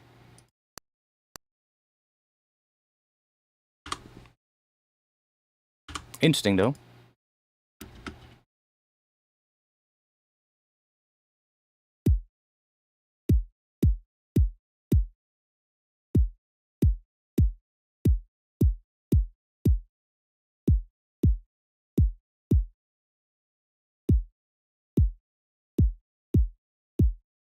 I mean, it works, so fine with me. Add a bit of compression to it.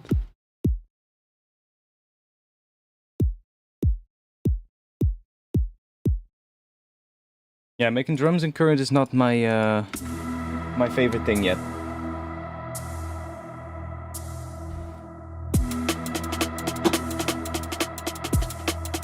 I mean, it works.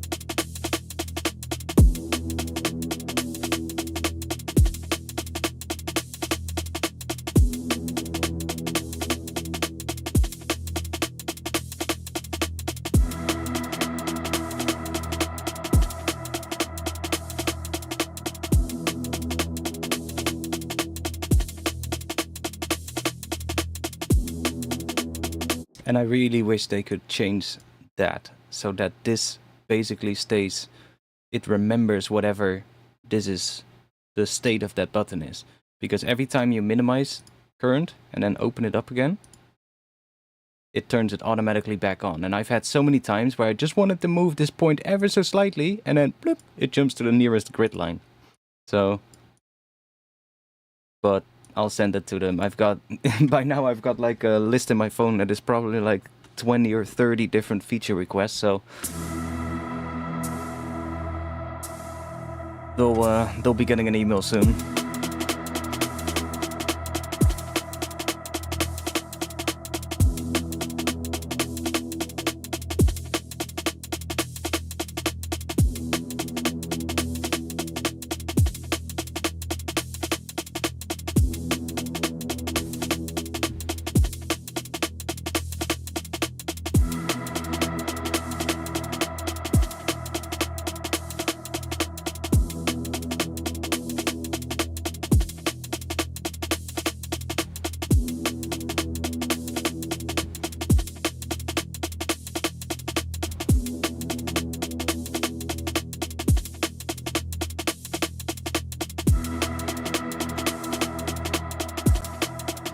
We want to have this on the break.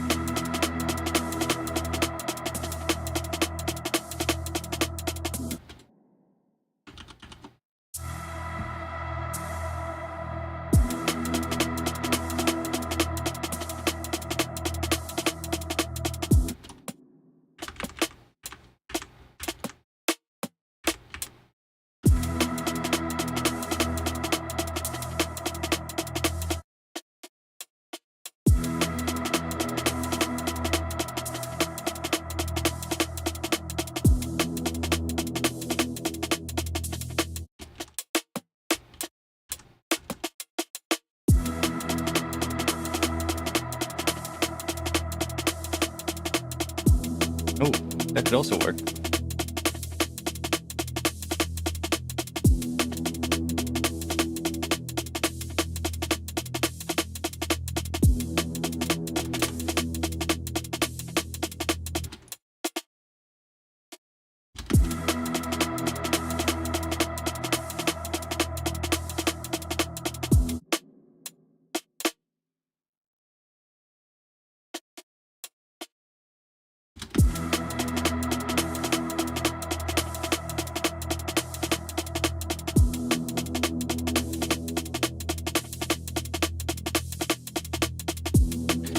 I just don't like the kick at all.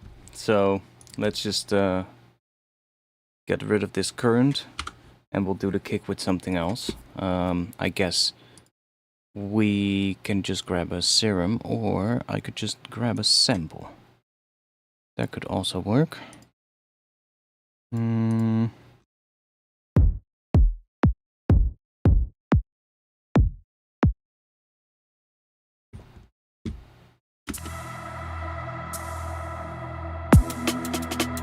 There we go.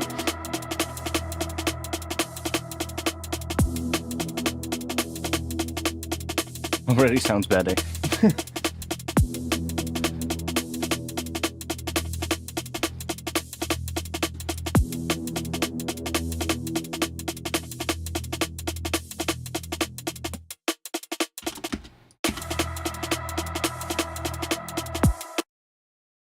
Okay.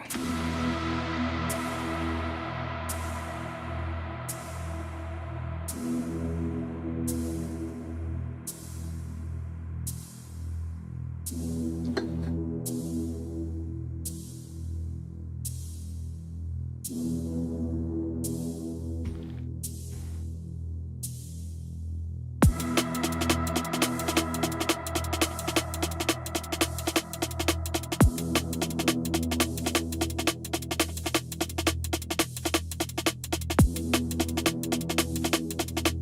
I'm still hearing like an extra sort of like drone that just builds up the entire time, just to add like tension. So let's just do this. Give it a long E note, and then we need to find like a sample in here. Let's go to atmosphere. Can you do the kick in vital? I could, but the whole thing of this stream is that we're using current, so.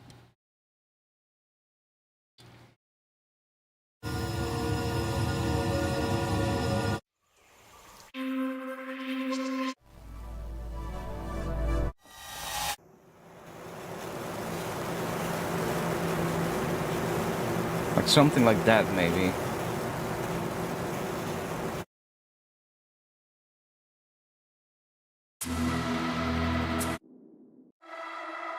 Oh. We just need to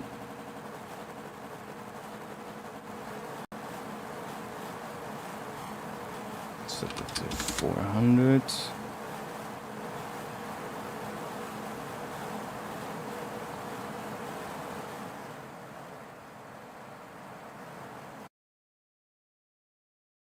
And let's use a macro. Let's put this on here. We're gonna automate that real quick. Yeah, that's fine.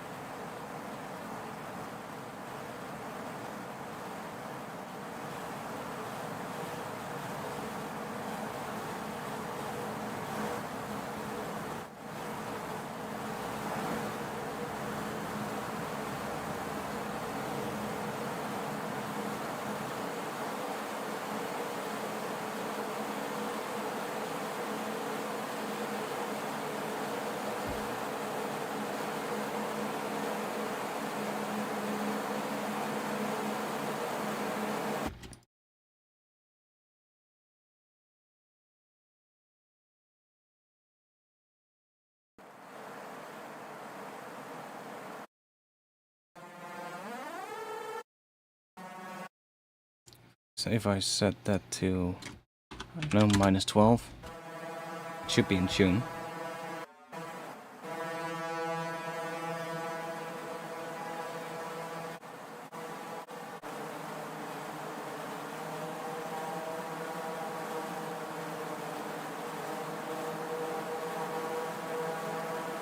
Huh?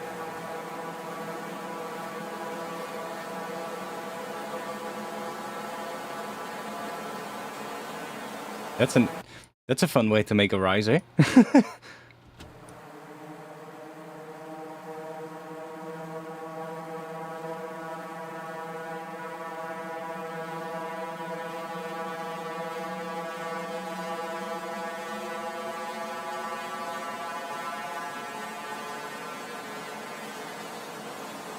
You could use that to make a riser.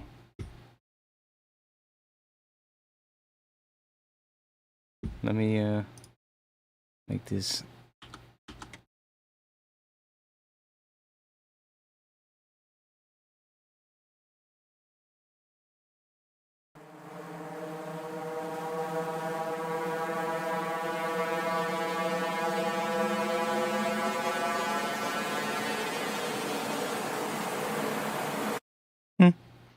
Odd.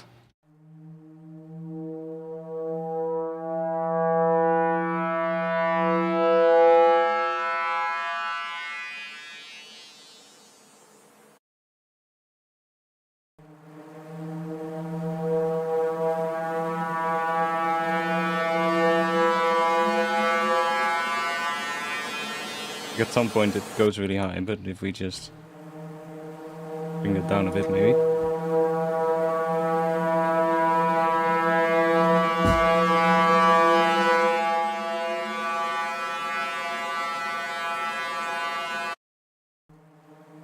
Interesting.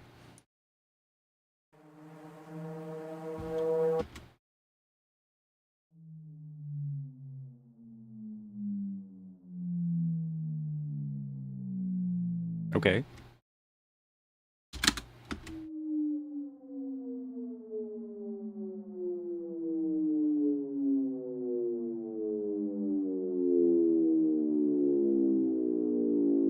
So with that one we could do the same thing.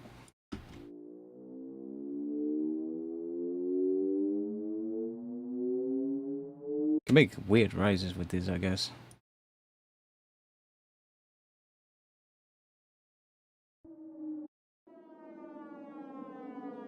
Oh, that one might be even crazier.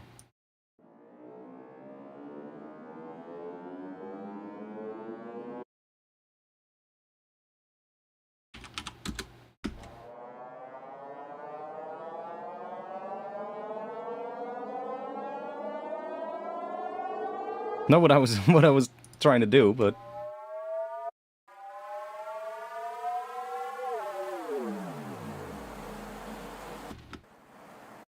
okay, let's go back to what I was actually doing. But good to know that you can actually use that to do that. I think I want a different sample in here. Something that has a bit more of a tone. You know what I also wish that they would do? Give you the option to have 2 granular engines in one patch. That would be so amazing. Let's find a different one.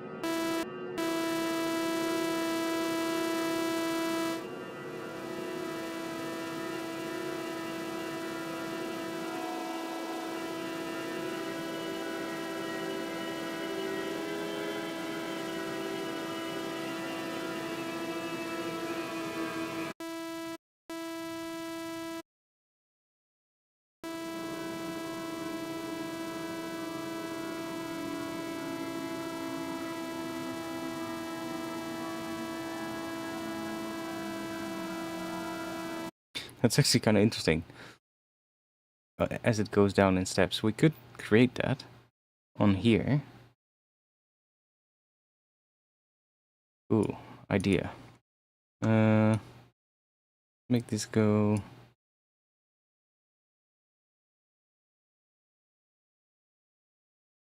We do that? I guess we could.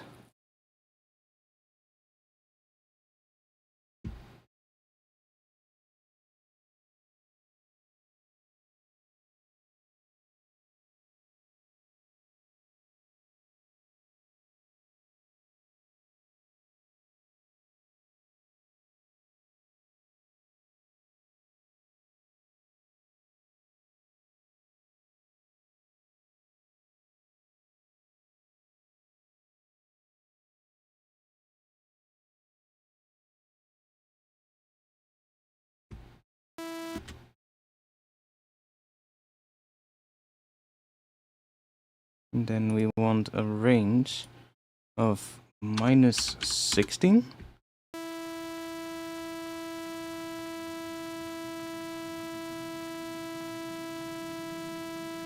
Oh wait, it's going up. So we need +16.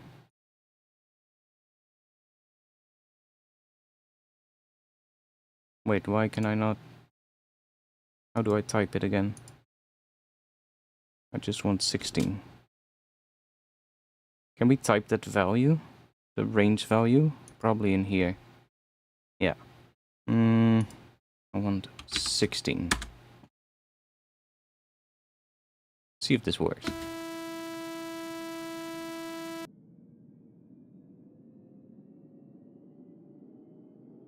And let's make it. So this is 32 bars, so let's do 32.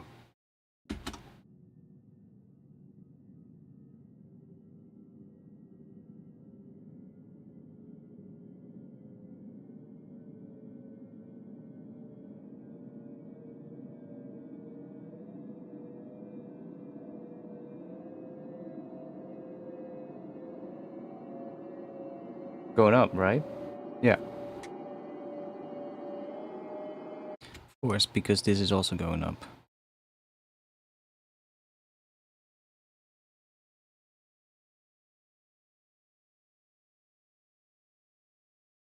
Want it to go down. -16, that's what we need. And I think I want it to be quicker as well, though.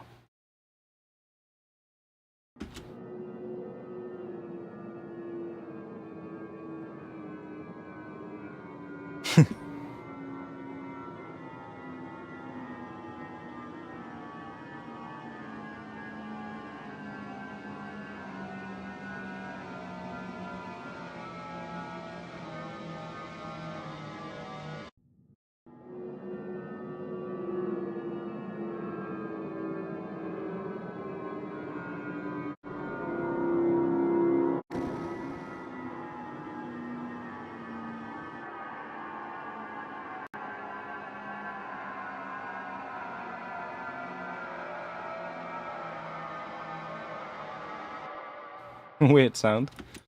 Kind of a cool sound, though, in a way.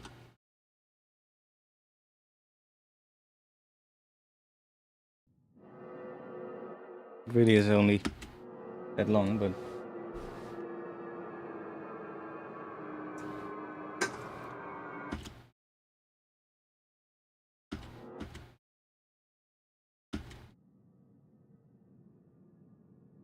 who's ready to see Tyson and Paul fight? I don't care about that at all. But if we're gonna see one person win, then I hope it's gonna be Mike Tyson. Let's be honest. I hope Jake gets knocked the fuck out.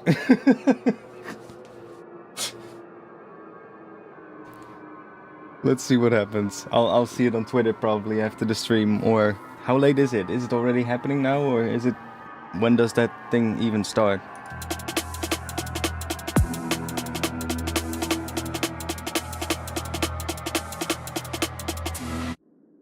It's kind of an interesting sound, though.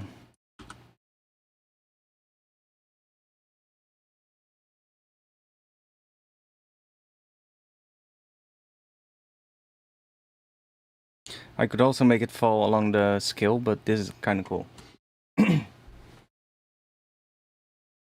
Yeah, totally have more respect for Mike Tyson. Like, he actually, you know, he's, well, at this point, I guess Jake is kind of a real boxer too, but let's be honest.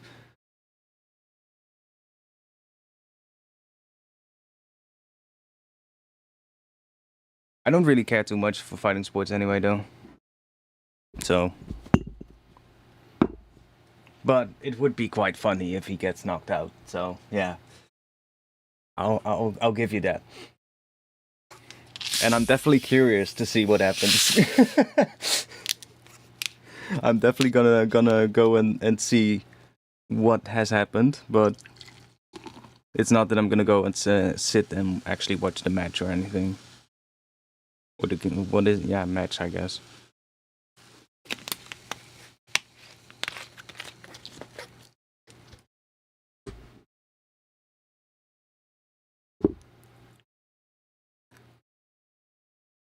I did see him on Dutch television today when I was eating dinner. I saw him in a ring with a cock on his head.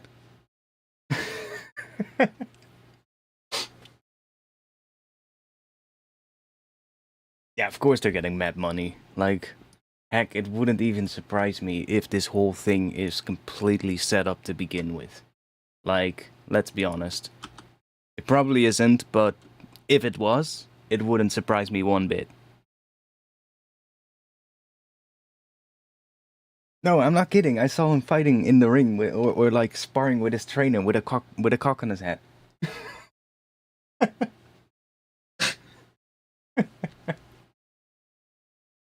You think it's a publicity stunt? Yeah, you know, it could be really easily. Like, come on, mate. Mike is fucking, what is he, 60 at this point? Dude should be retired and just enjoying his money. He shouldn't be going and fighting at his age. But I have to admit, like, he would fucking destroy me. Like, with one finger, probably.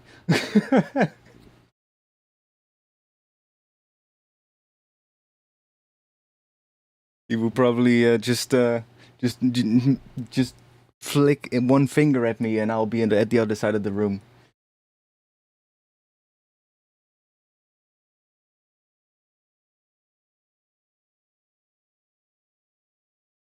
Dude is an absolute beast. I mean, I can see that though. Yeah, I can see that. Better to end doing something you like than, you know, not being able to do anything. I'll give him that. I would be able to support that idea as well. Totally. Yeah, my fingers are made to play with computers. Twist some knobs. Yeah, exactly.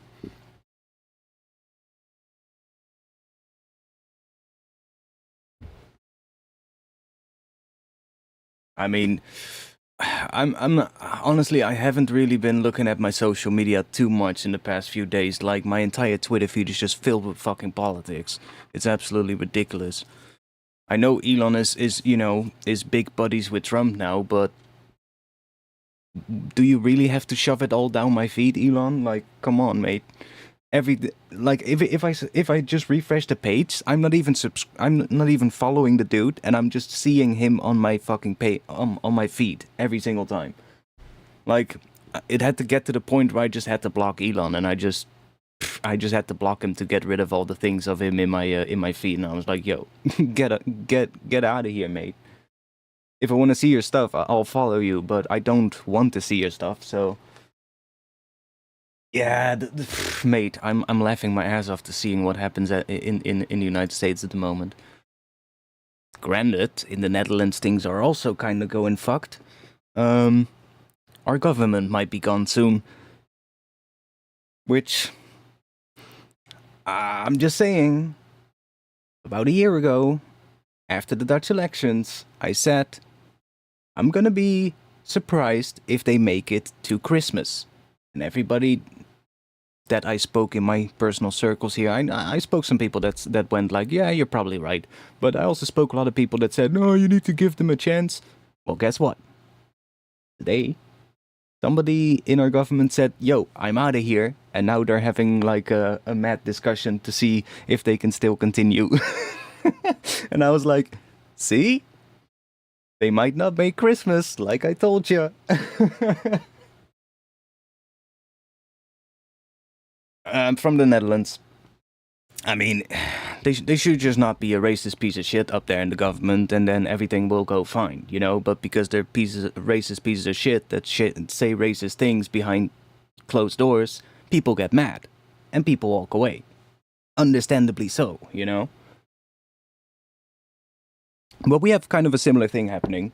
We have like a right-wing government now, and they're not getting anything done. Like most of the people who vote left already thought about was going to happen, but they were like, no, we're going to change everything and this and that. And basically, it's been a year now since the elections and nothing has been done. So, and now this whole thing happened earlier. What was it? Yesterday or today? I forgot. And now they're like in like mad discussions with each other to see if they can still continue the whole thing. So, it's not much better here, though.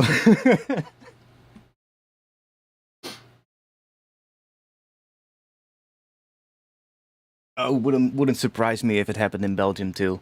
Didn't they have this? Yeah, they also had this one right wing party, this pretty far right wing party. I forgot the name. But France as well. Denmark, I believe, has a similar thing happening. In Germany, there was like a pretty far right party that won like a local election somewhere. So this shit is happening all over Europe. It's not just like the Netherlands and the United States, and like this shit is happening everywhere at the moment. But the United States taking the cake.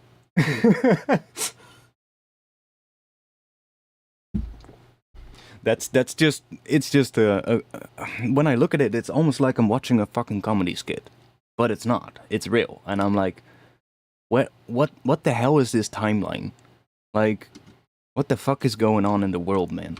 Are people really this fucking delusional that they cannot even see like reality from fiction anymore? Because that's clearly what's happening everywhere. Like people just have their own echo chambers, and they're like, and it happens on either the right and the left. By the way, it's not just one side. It's like either side is just completely delusional at this point, and they're just feeding each other's anger, which is it just makes everything worse. And well, we're gonna see how that's gonna unfold, but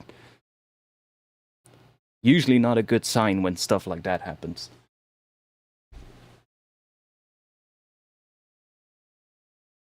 And the sad part is that a lot of these things, especially with the United States, will affect a lot of other countries as well, right? So, whatever happens there will affect basically the entire world. Which that's kind of a scary thought, but we're gonna have to see what happens. But still, you know, it's kind of messed up everything that's happening. The West is disconnecting from reality. Yeah, kind of, or people are choosing to. But that disconnection is then also, you know, fueling a change in policy, and then things become quite dangerous. Especially when you see the direction that a lot of these right wing parties are going in, right? It's all about deportation, getting rid of immigrants, getting rid of people from like specific ethnicities or specific groups of people. And that's just messed up rhetoric that shouldn't have a place in like a democracy or a Western society. It's just playing with fire. And we saw what happened in Europe in the past. I'm not saying it will happen again, but you know, we're moving and inching closer and closer towards a possibility. And that alone should be, well, something to be a little concerned about.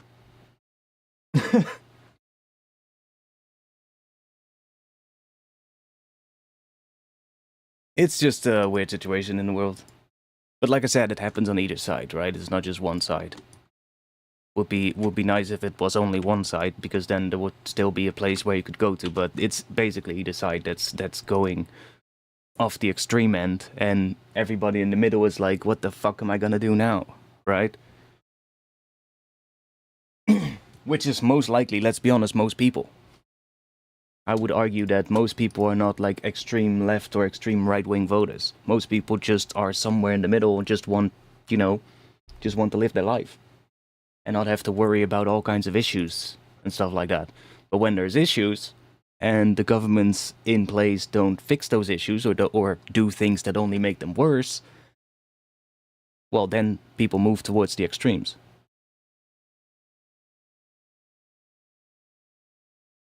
Yeah, like I said, Akash, it happens on either side. And I would even argue in the US you didn't even have like a true left vote.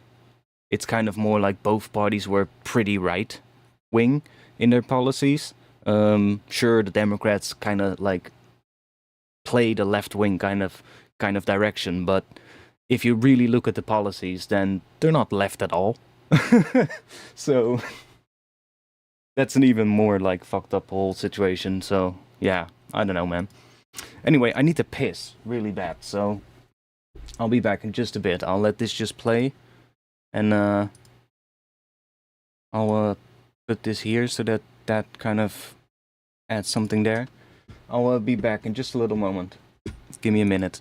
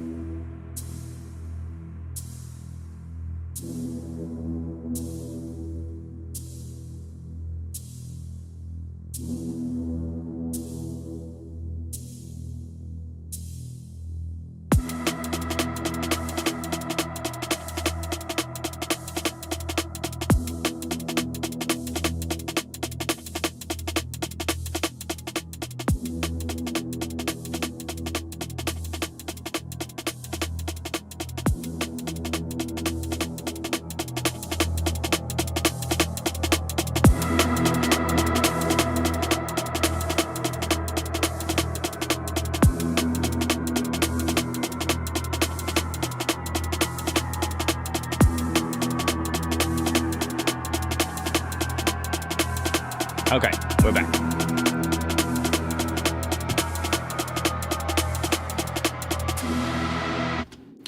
This sound is cool, but I'm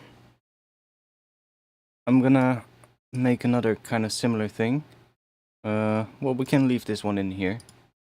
I just want, because we kind of got moved away a bit from the original idea that I had, which is making a drone head kind of thing that builds tension throughout.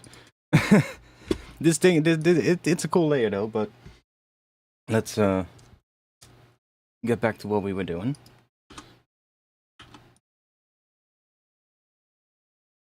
We need a current. And we need a sound.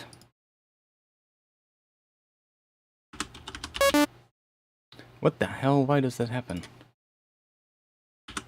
I'm typing too quick, probably. Okay, monophonic again, because that gives us the right kind of sounds. Let's just shuffle.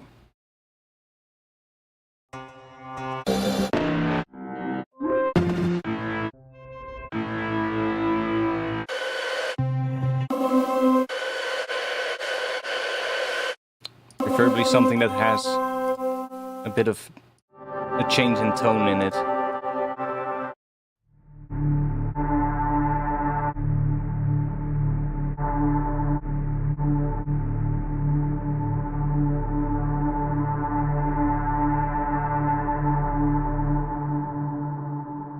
Could work, even though it's pretty low. It could work. Let's turn that off. Let's turn the speed off. Maybe go 1.8. Up this a bit. We can just set it to 400. Give it 2 layers maybe. And do waves. And then we want to move that somewhere there maybe. We want some spray. And it's getting pretty loud, so let's back this down a bit.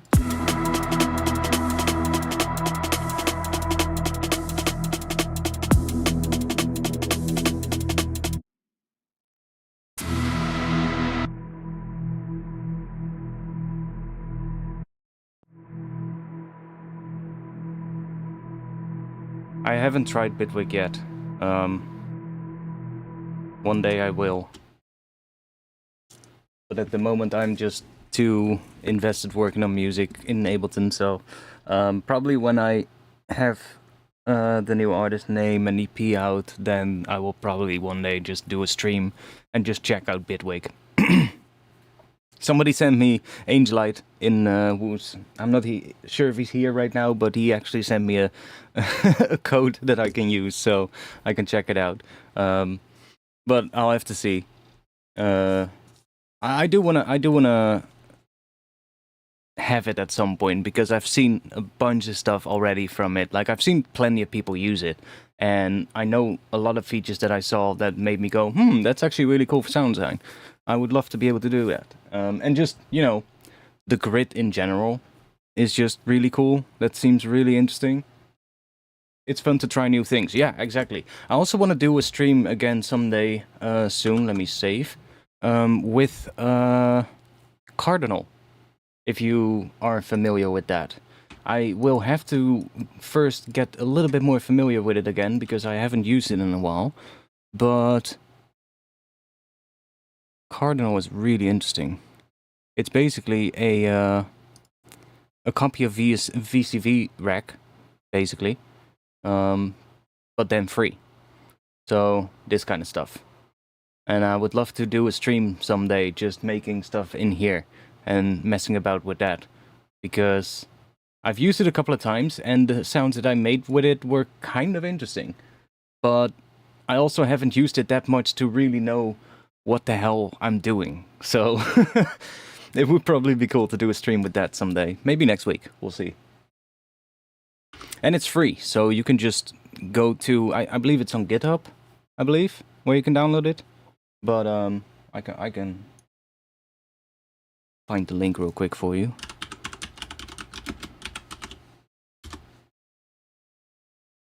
Oh, there we go. They made a website. I remember back in the day, you had to go to GitHub, but they made a website. It seems. And it's basically just a lot of the modules in there are the same kind of modules that you would find in VCV Rack, minus then a few, because VCV Rack has more content. But a lot of the modules are kind of similar. They might be named slightly different, but a lot of the very famous modules are in there. So it's really nice, actually. And the one thing I like with like that modular kind of environment is that it's really easy to make sounds that kind of drift slightly out of tune and stuff like that, which is also doable with digital, but it just sounds different. Like, recreating that, like Cardinal is, in my opinion, the closest that I've gotten to getting that analog kind of drifting kind of sound. With Cardinal, I got really nice sounding things in that sort of like area, whereas with digital synths, it's often a lot harder because, you know, they're just too perfect in that sense.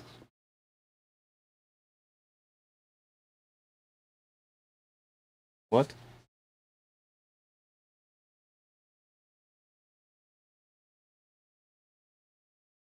Okay, I don't know what you tried to type there, but let's just see we didn't see. Let's just say we didn't see that.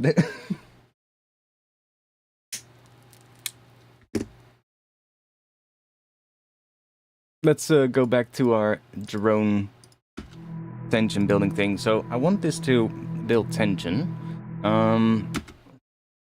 So we have a macro here. Let's automate that. So we get some movement.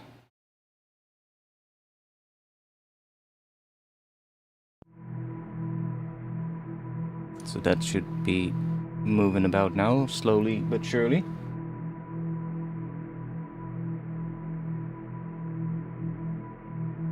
And let me run that through a filter.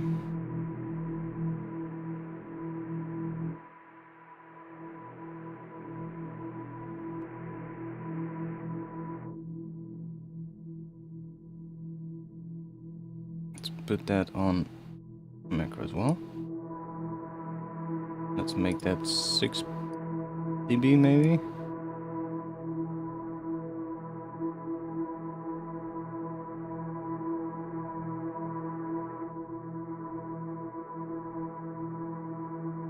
Maybe curve that a little bit, so it comes up more towards the end.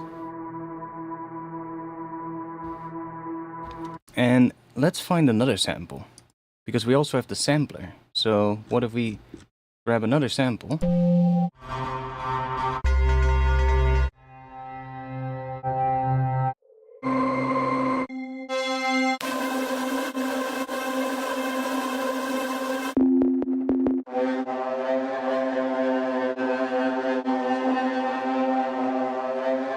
That one's kind of interesting, but it's also pretty low.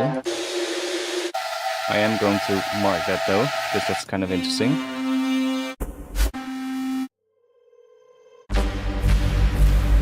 Ooh. I mean, do cardinals sound analog like old synths? I mean, it is... it basically is a digital emulation of modular synthesis. So within it, you get a lot of the modules that you would get in... I might have a patch that I can open up real quick that I made in it. I might have something. Open. Oh, but where did I save those? If I save them in here, they're probably gonna be... here? Yeah. What is this? Okay. Okay, that's not what I thought it was gonna be. What else did I have? I had one more patch. I don't know why I saved that.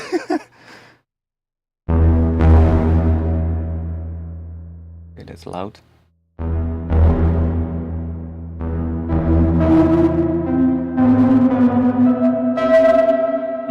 Not sure why I have those patches, but yeah, you can make some really cool stuff with it, and because it's modular based, you definitely get like, it's easy to make stuff that is out of tune, because it actually allows you to do that really easily.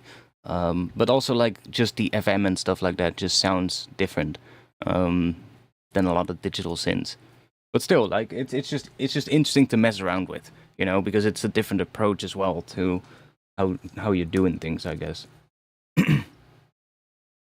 I'll do a stream with it someday soon, and then we'll see what happens. I just noticed why it was so loud, because I have the limiter on the master boosting it with 7 dB. That's why it was that loud.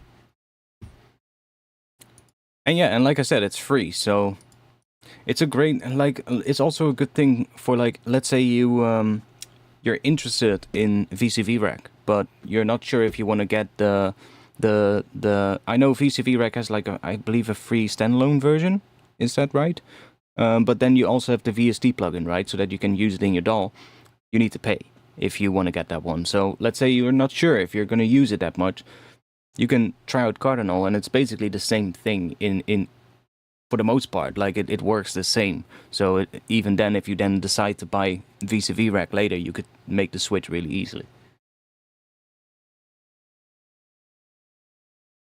Yeah, well, that was my thing as well. Like, getting into modular hardware stuff, that one is gonna take up a lot of space that I don't have, and two, it's gonna take up a lot of money that I, well, would rather save for other things. So for that reason alone, a plug-in emulation is like a pretty good alternative, let's be honest.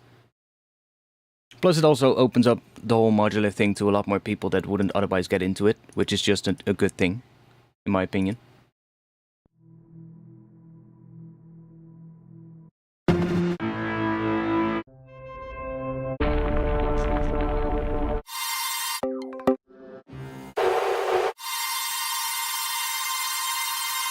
That could work. Put that into the sampler.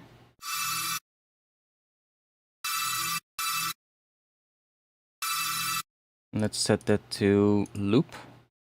And we'll just do crossfade.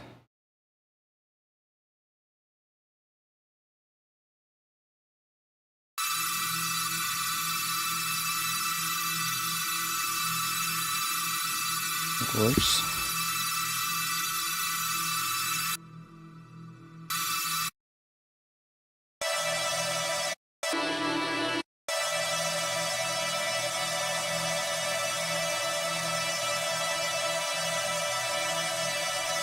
I mean, if I want to free these filters up, we also have a filter here, so I should be able to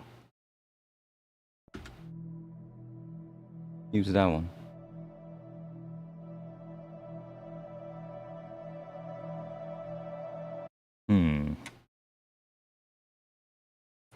What if we...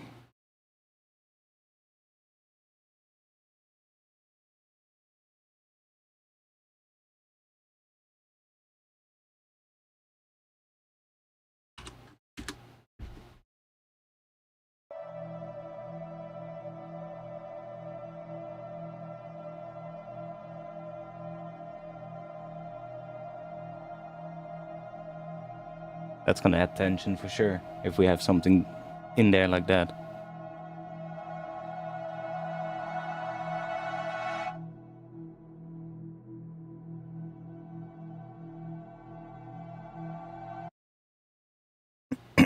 Why am I not hearing the other layer?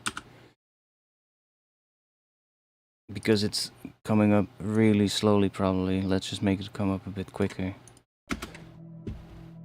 I'll just do this real quick so we can hear better what we're doing. That filter is opening up, but it's opening up really slowly. Which is also because I did that.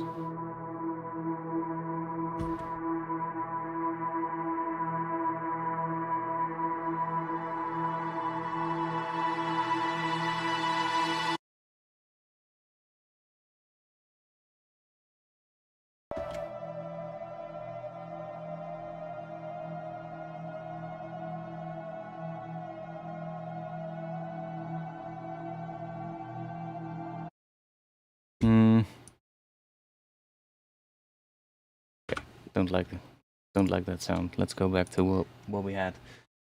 You want to buy Pigments? Pigments is great.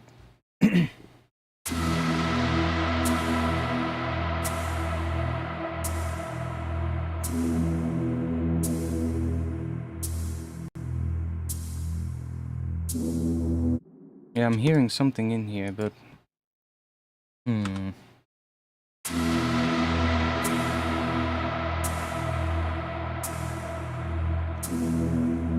Oh, maybe I know what we need. I'm hearing something here. Right there. So... right here.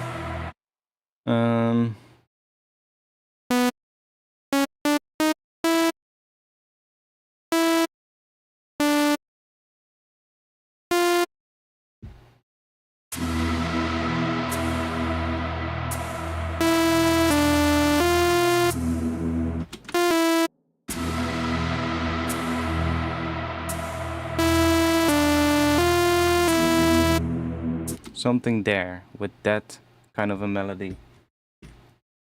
And it needs to be... let's see. Definitely want to have something with a filter. And maybe some voices here. And let's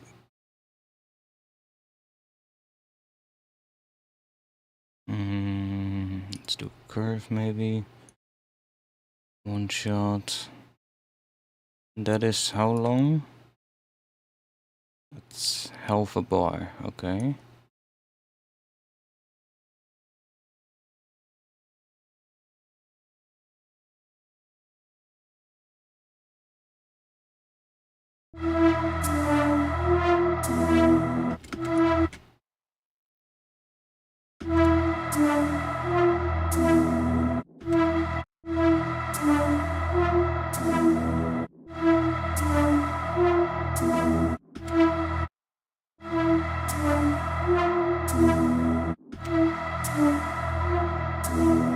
Then what if we do that with another curve? We can see, set that to maybe 2 bars or something. What is that?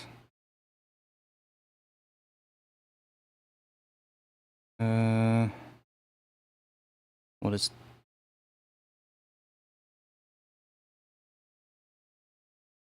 that is 4.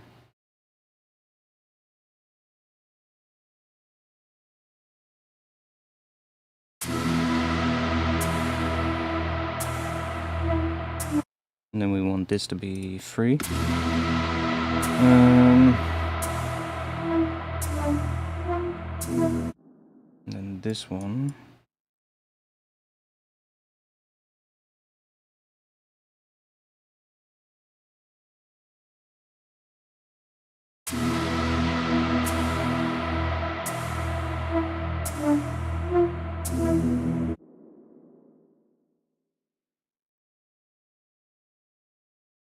Probably gonna be something like that. And then we put this on here.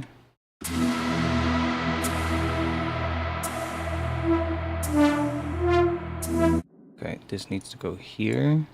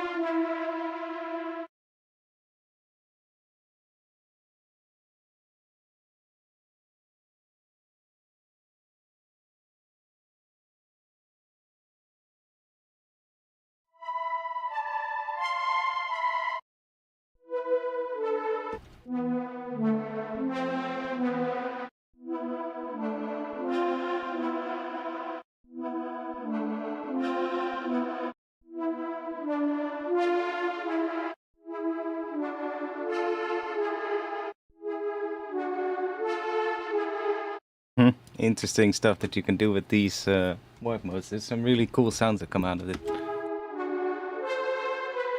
And depending on which, like, what the underlying music is doing, you can kind of create a chord.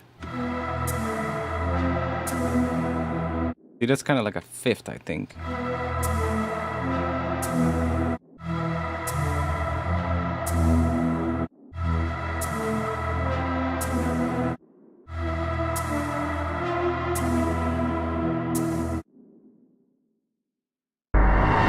Oh, let me turn that one off.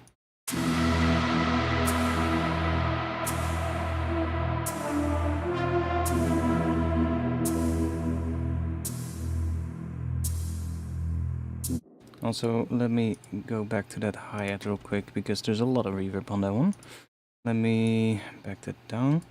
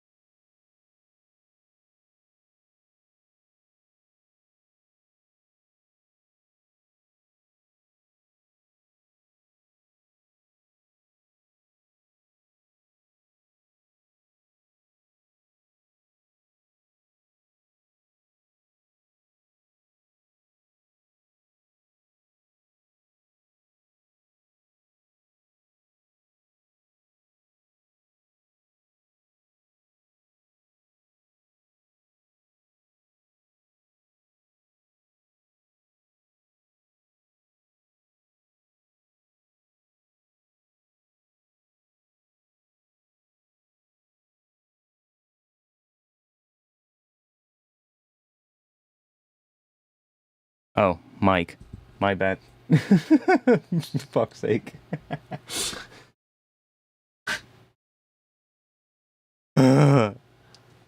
Well, I just explained the whole thing about the Patreon thing and everything, but I don't want to explain it again.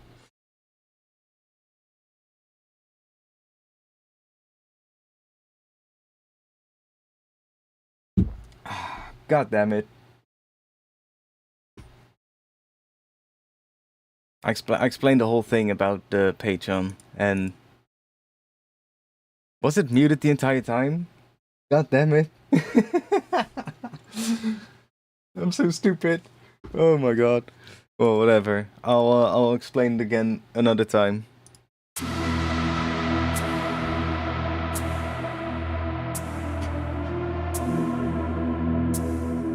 Oh, amazing.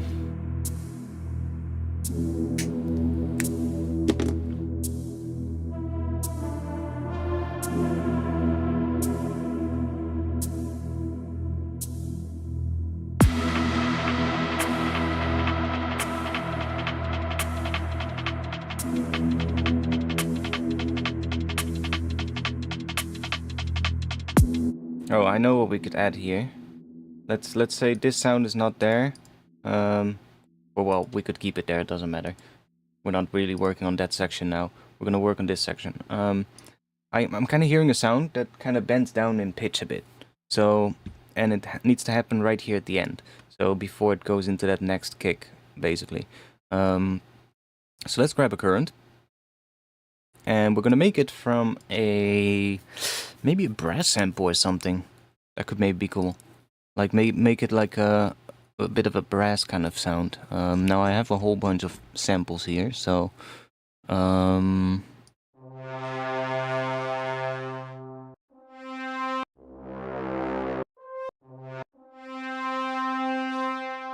like that maybe. Then we just chuck that in here.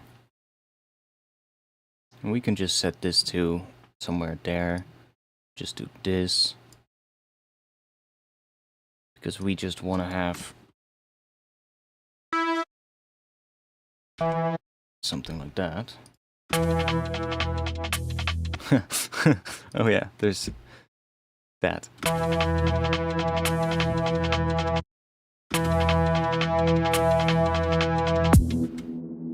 So we'll just do that. We could make it move a little bit, but it's not really needed. But we could.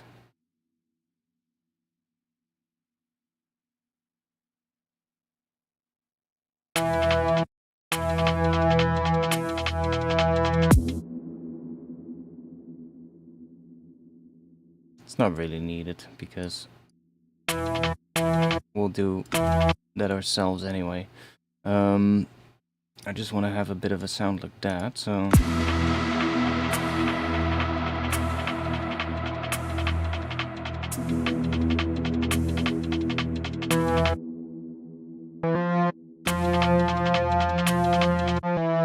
We'll maybe even start on E, but what if we make it that long? And then that is... how long is that? 4 bars? Okay. So let's grab a curve of 4 bars. Just do one shot. We'll chuck that on here. And then we're probably gonna do something that does that.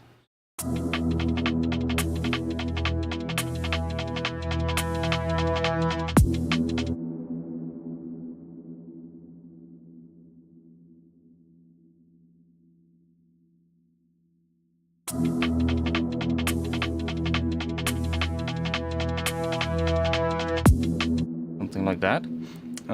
And then we wanna, let's just copy that to here, because then we can that. I mean, kind of want to have going back down at the end, I guess. So we can do something like this, maybe even do that so it starts changing in pitch at the end. And then we want that on here. Maybe 100? Or do we want to have it like this?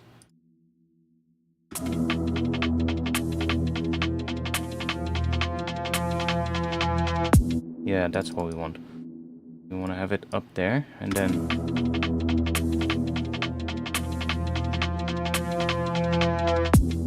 going down. And I guess this one can just go there.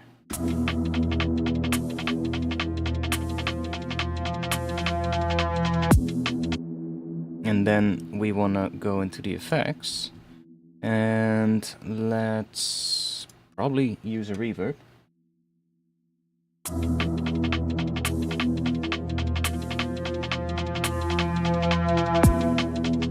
And let's mess with that reverb a bit. See how metallic it sounds in the default setting? It's I would love to have this as the default preset.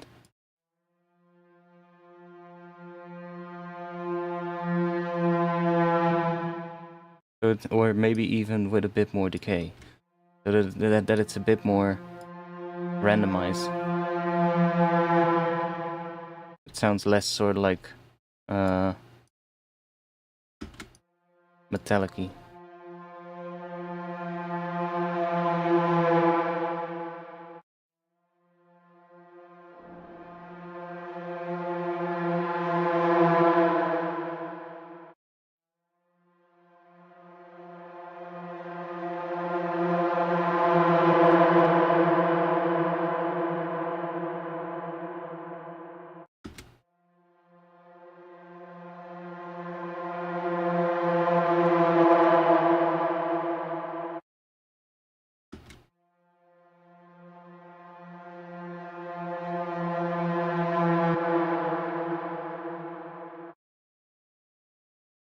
I mean, I can also put that on 8 bars, and then put this here.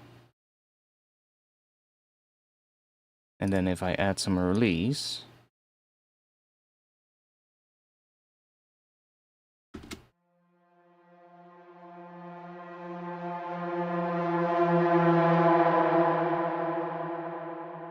that sounds pretty decent.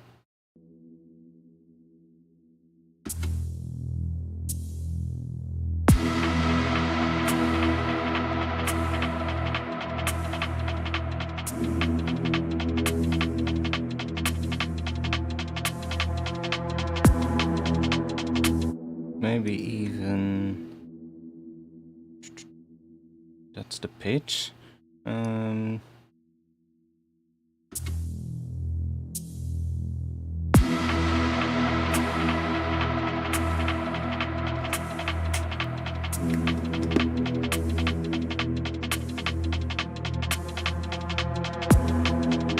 Yeah, that's nice.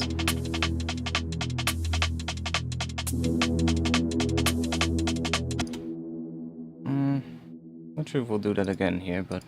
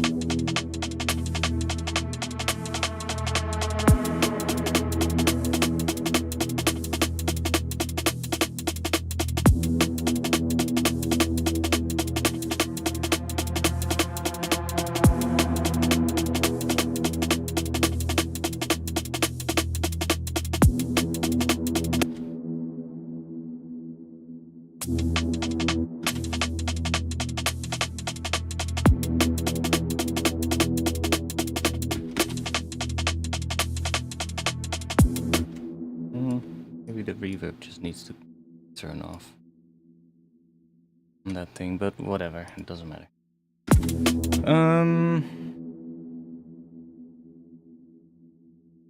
Still need something extra that gives us more tension though.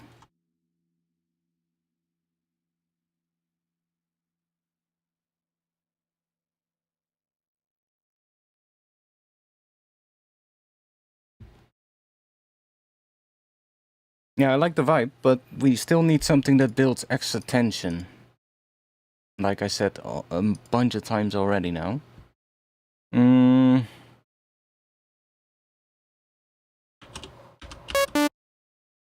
Here again. Why happen? Why does that happen every time? That's so weird.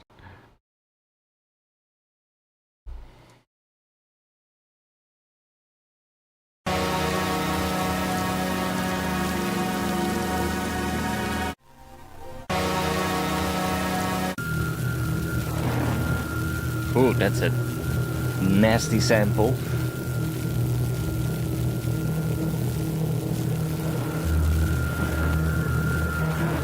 Oh, that's dirty. Let me bookmark that.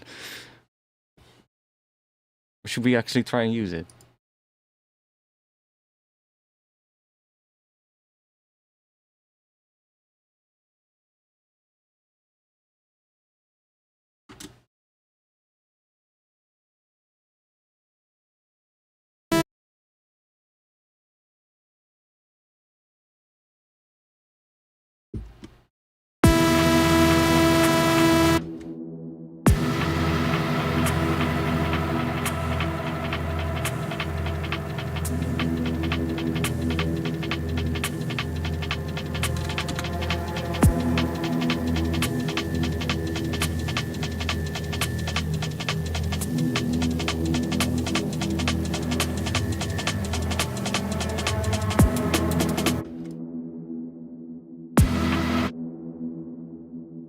Moment.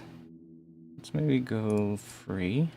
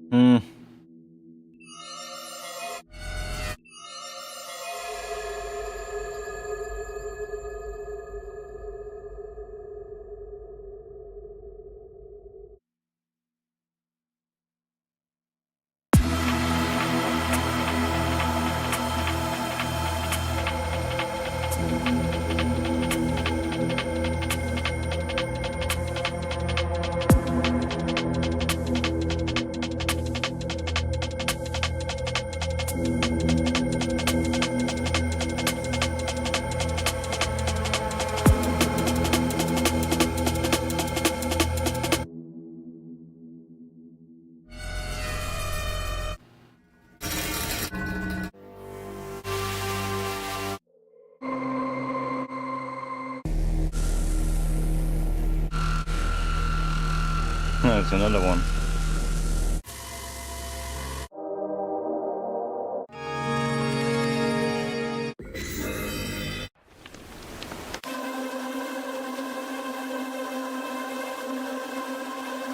Not a lot of change in that, but it could still be a nice tone. Kinda sounds similar to the other sound. Is that the same sample? That sounds like exactly the same sample.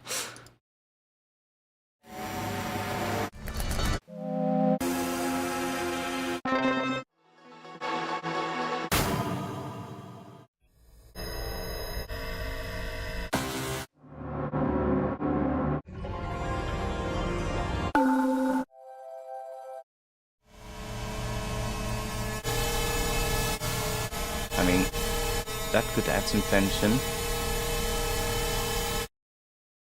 Oh.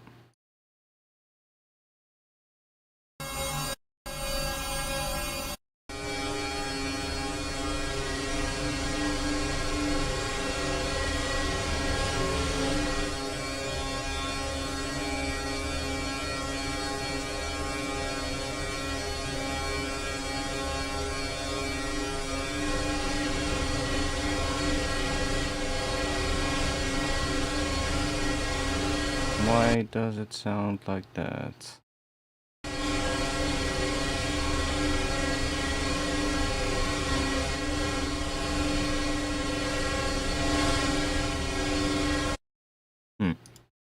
That in the sample.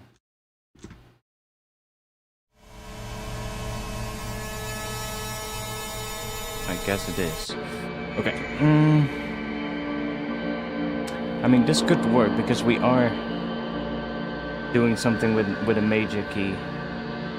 So that could work, something like that.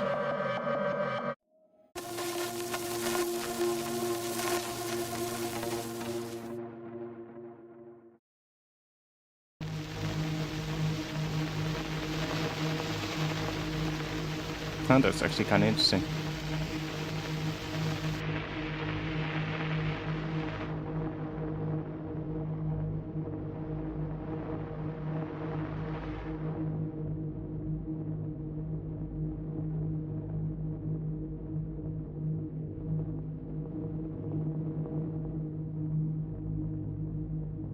It might actually be nicer than the this one.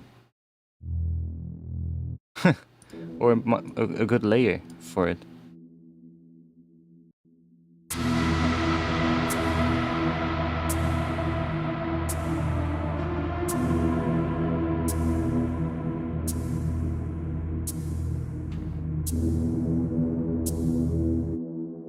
Let's see. We can use this.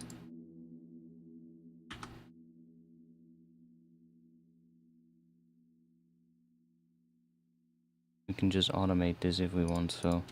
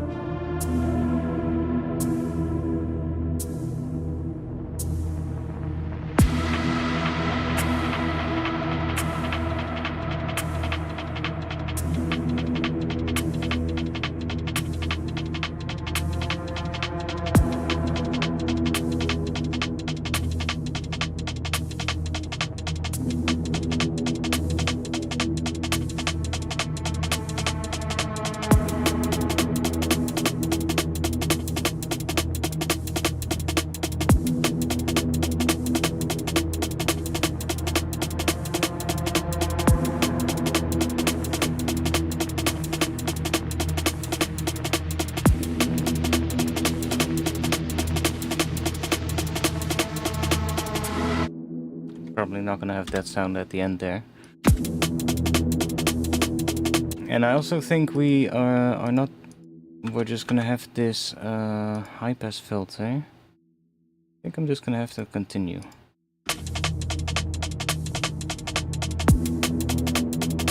Yeah, just let it continue. Go down slowly like that.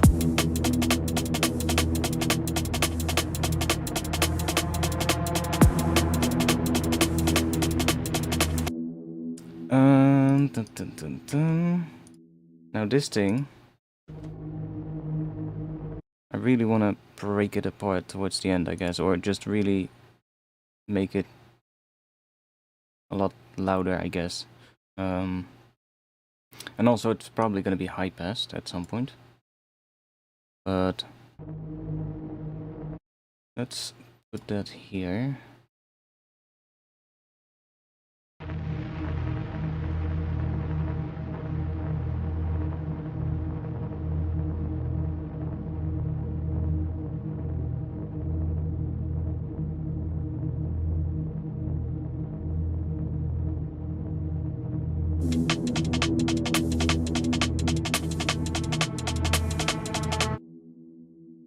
Okay, here. Let's do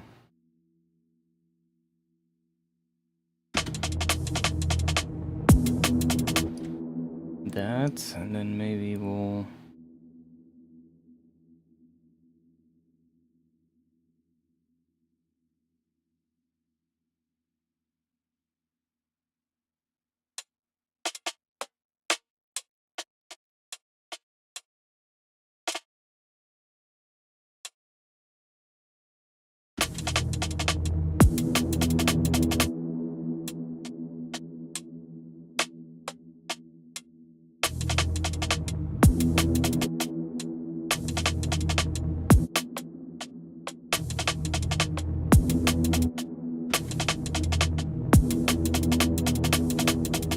something there, but just to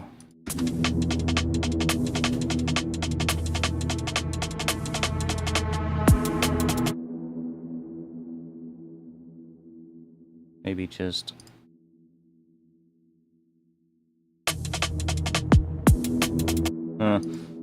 we need something here, but let's just do that.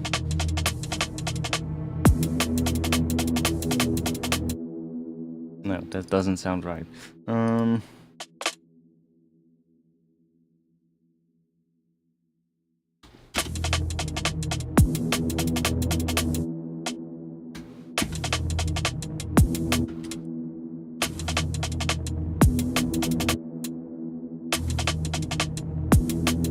We'll do that for now.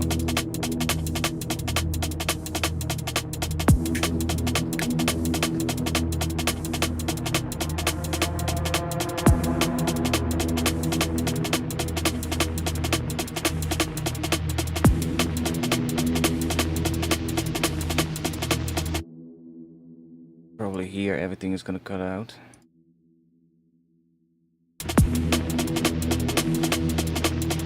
Or maybe here already.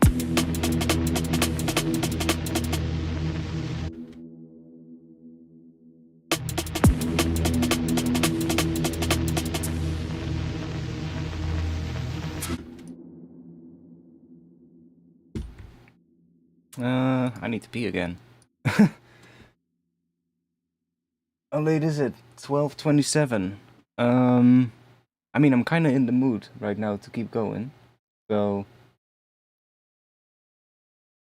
if I take one short break, I can definitely keep going for another hour. At least. Let's do that.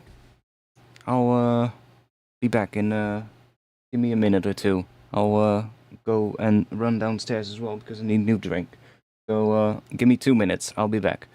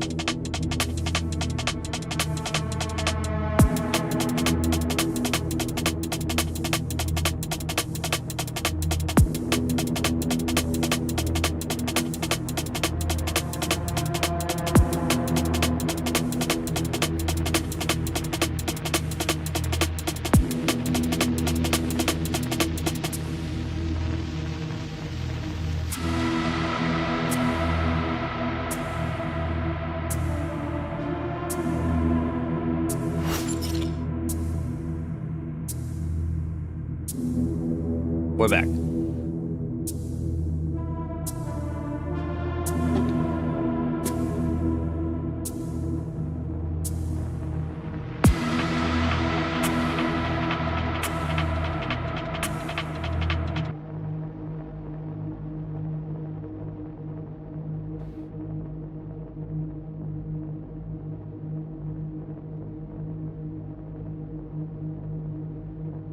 Weird sound. Like it's playing.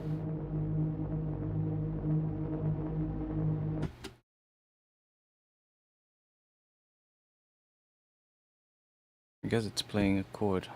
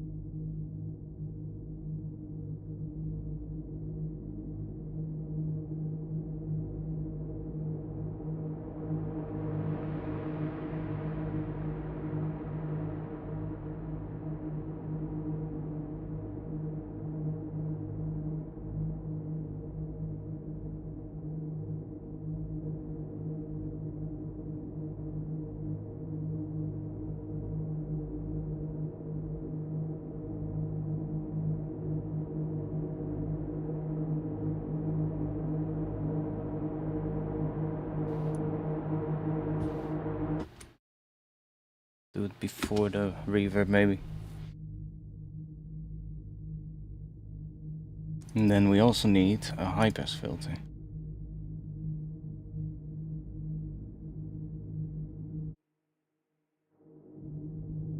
Just gonna sit here. And then that is gonna activate somewhere, probably here.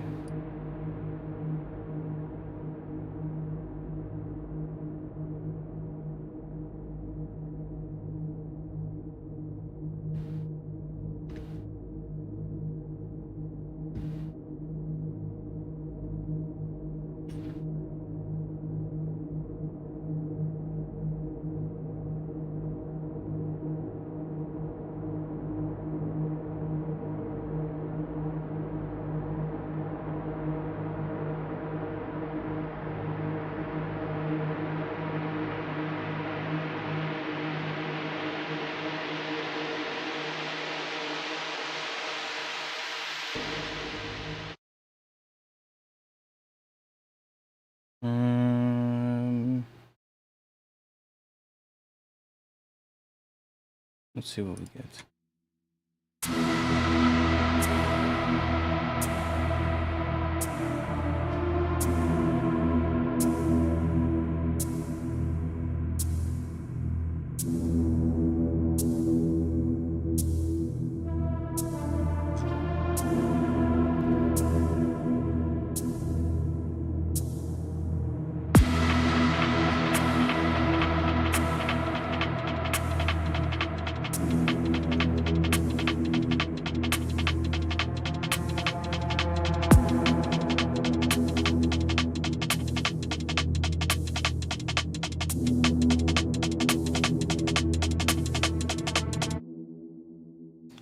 Sure about that one. That's fine.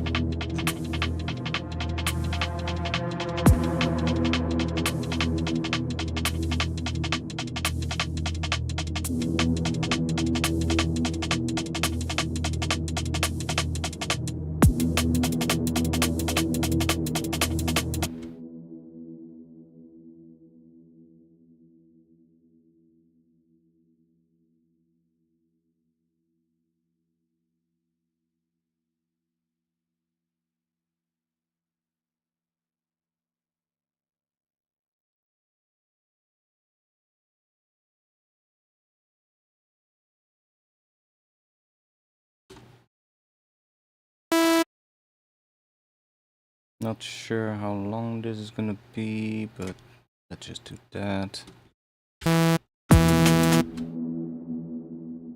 Probably shorter.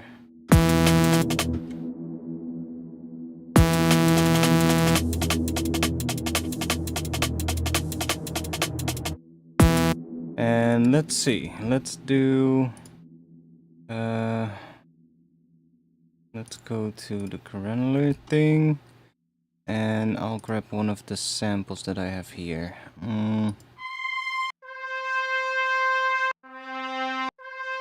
Maybe some trumpets. Okay, and we can just set the speed down. Oh, and we can maybe leave it up a bit so that it already moves. That's I do like that they added that. Most granular synths you have to use like one of the modulators and set it to the position and all that kind of stuff. Really nice that they just added the speed control so that when you have it at 0, it's just frozen, and you can automate this yourself, or you just set this to whatever speed you want it to be and it automatically scrolls through it. It's like such a smart thing to do. And then we just give this a ton of release.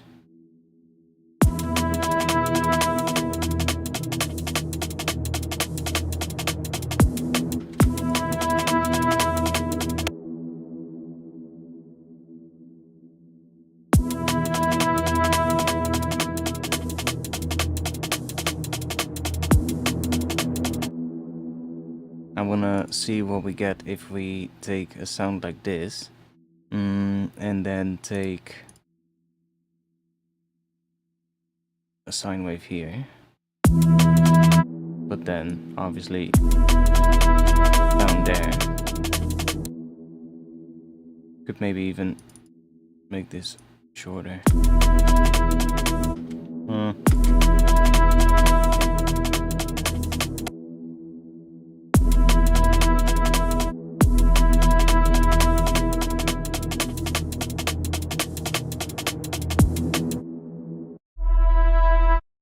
Let's go in here and let's chuck on a distortion.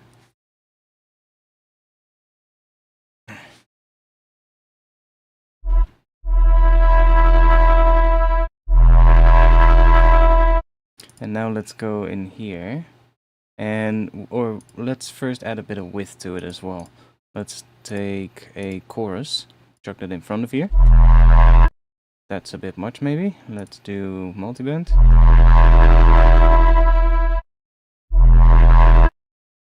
Bring this back a bit for now so that we can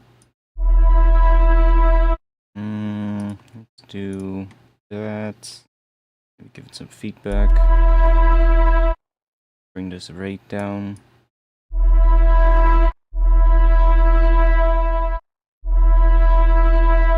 So we have some width on that. And then let's bring that up, and let's also maybe back the sub down a bit.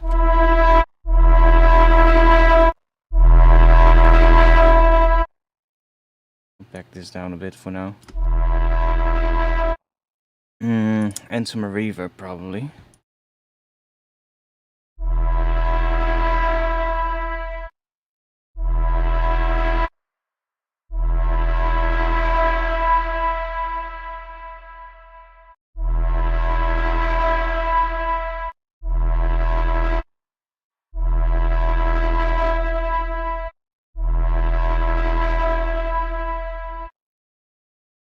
Let's go back in here and let's run the grain thing through like a filter, like a weird filter or something. One of these, maybe?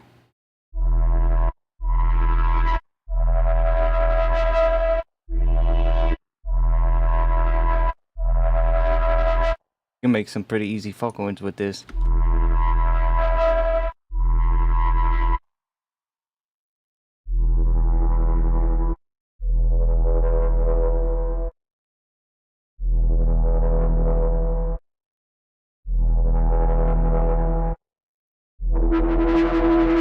There we go.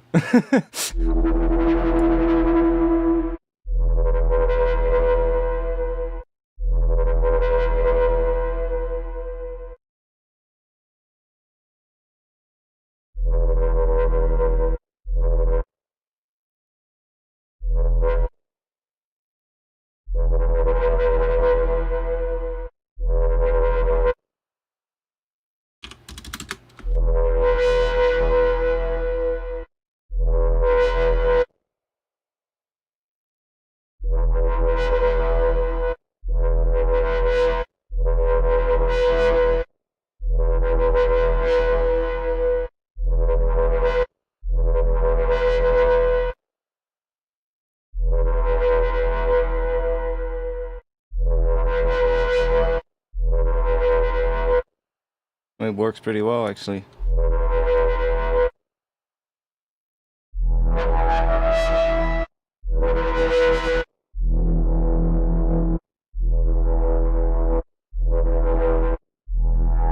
And if you want that to work on every key, you just do this first, and then you find a nice position.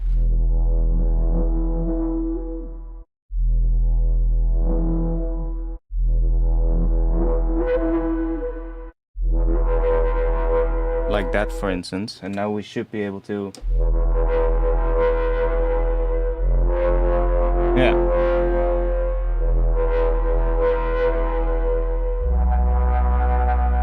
Not every key will work, but...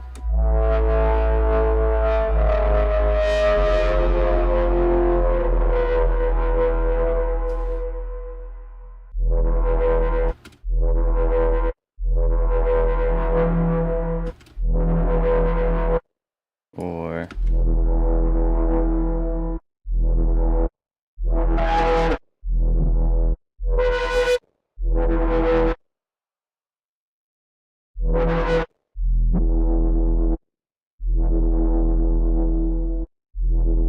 That sounds kind of cool too.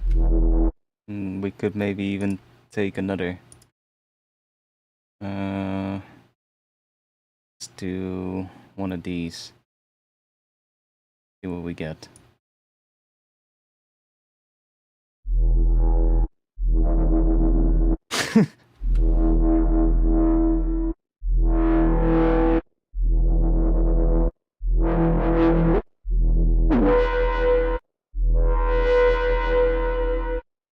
Like, you can get such weird things.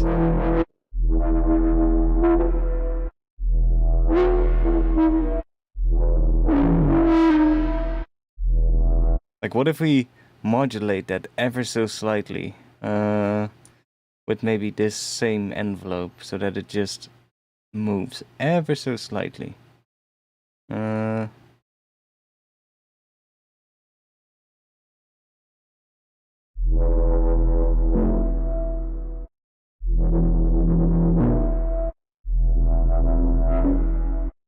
Okay, wait, I did the wrong one.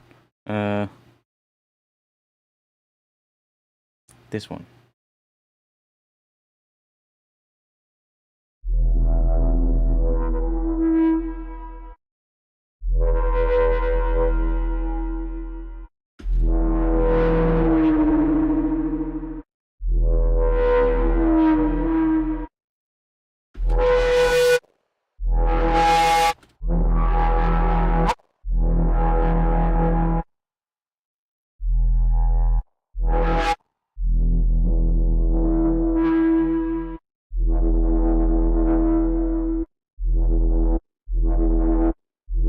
Find a different thing here.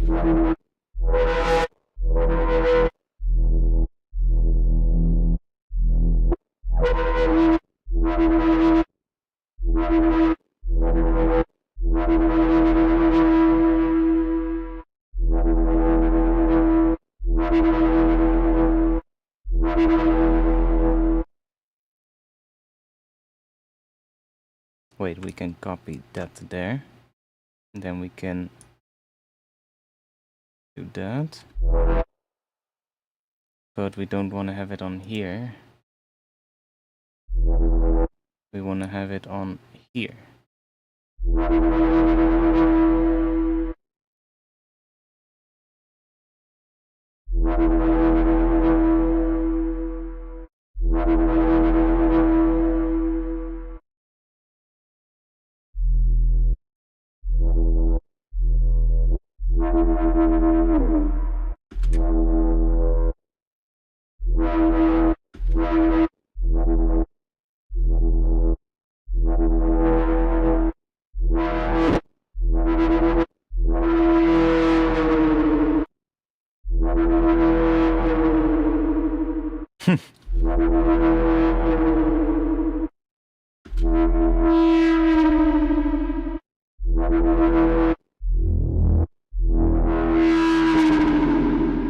It's such weird sounds.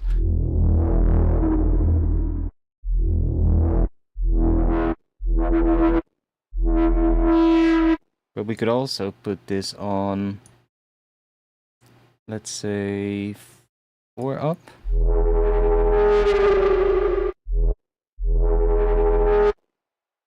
And I don't like that this moves. Let's bypass that.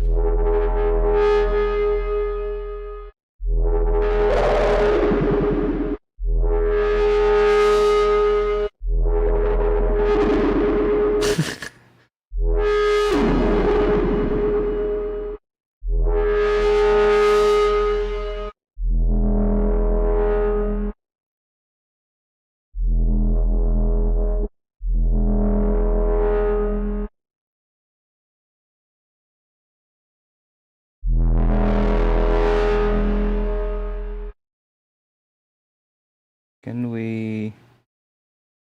I mean, yes we can. We have a filter here, so we could copy that to there, put that on here.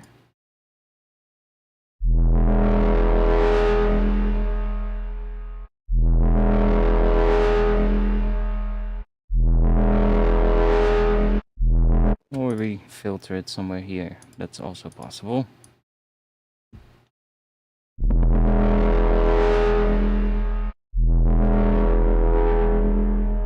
Oh yeah, that's the reverb that I'm hearing. Ah. Can also...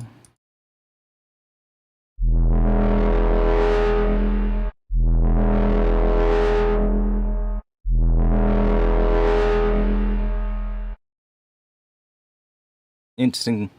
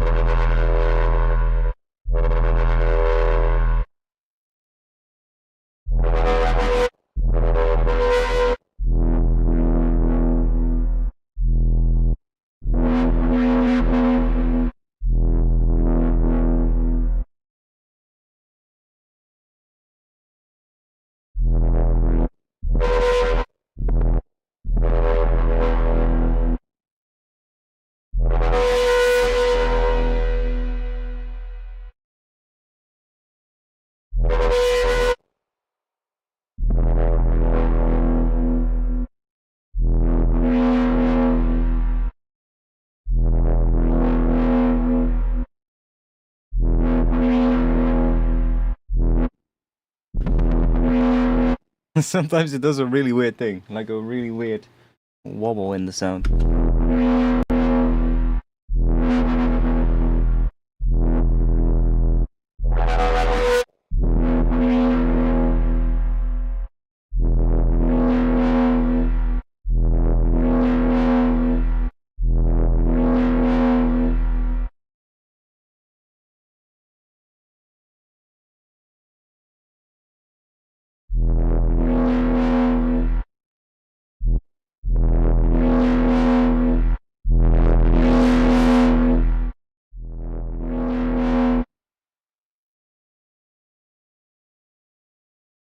Not sure if it's the sound that we need though, but it is a cool patch, so I'll definitely save it. But let's see.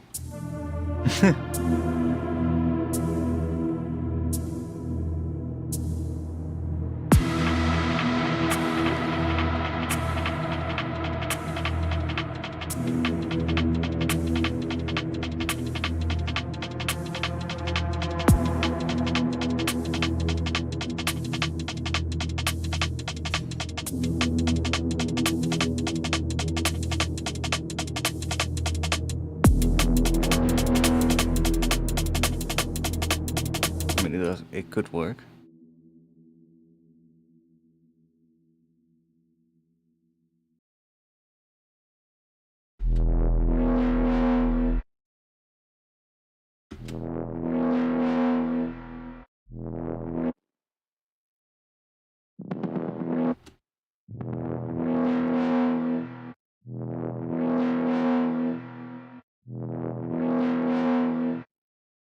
We'll just do that and add more reverb.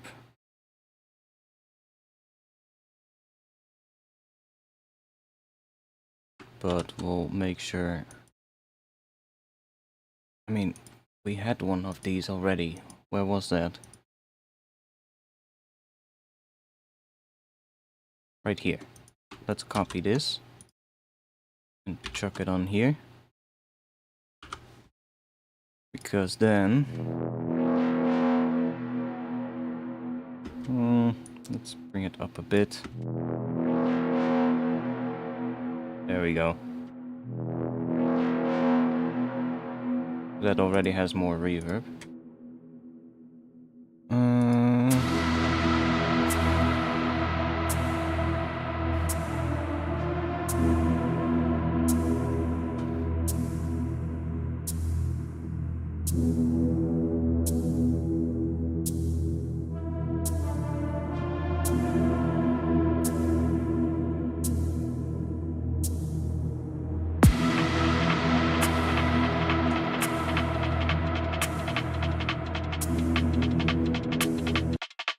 This break still needs to sound a bit different as well. How are we gonna do that? We could try...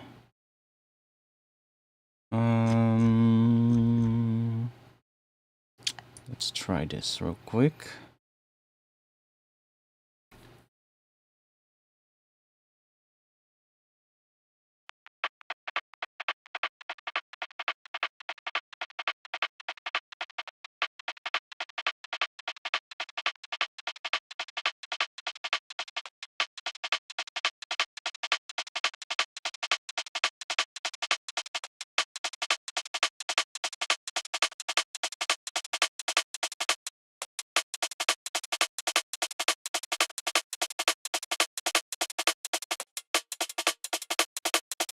Actually quite like that.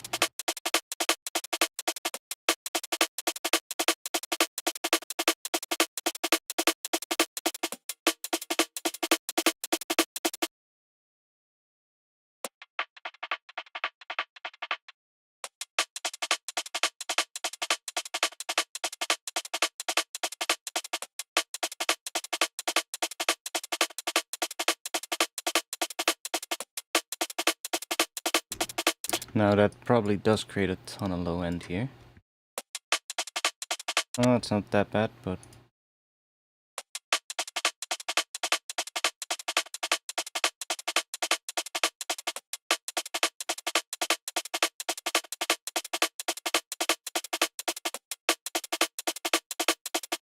Hey, sidechain is gone for some reason. Strange. Okay, but I do like the sound that does to the break. Like now it's maybe a bit too high passed, or might have to blend this in a bit more.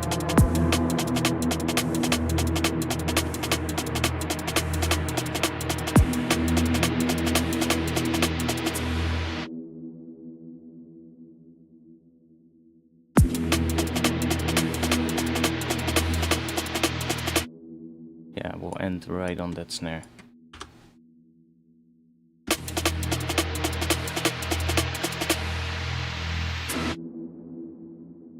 And then we're gonna have that again.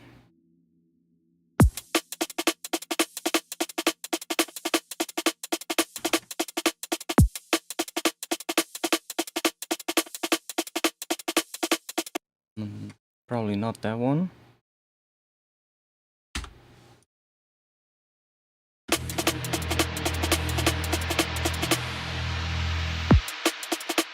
And we're gonna have to work on the fade there, or the transition, because we have no transition now. Maybe a little bit of short room reverb. Yeah, that could maybe work. I also probably at some point would split the break up so that I have that snare drum separate. But for now, this kind of works.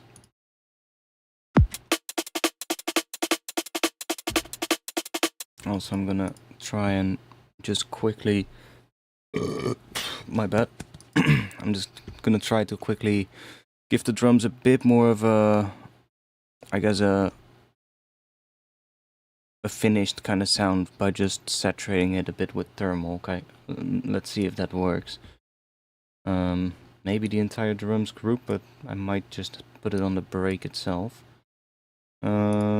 We have, maybe we could use something here, maybe just a bit of soft clip.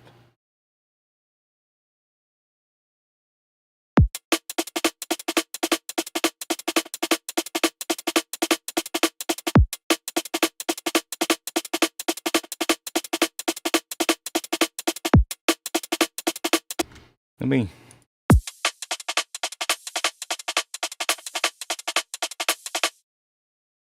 What is it looking like on the Pro L at the moment?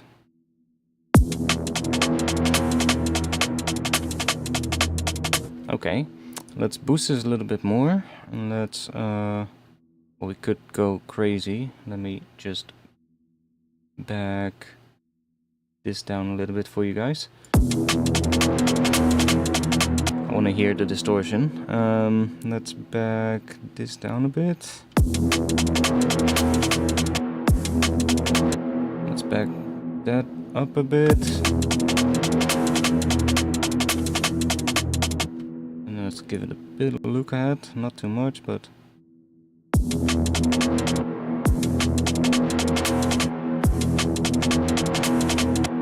And then let's back it down. Should do for now, something like that. I guess we'll just set it to 10.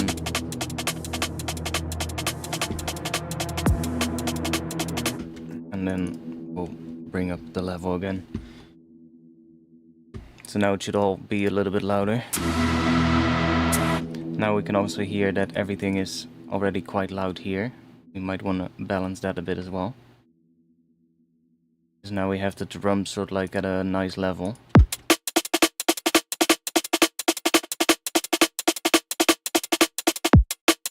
Kick might even be too loud going into everything.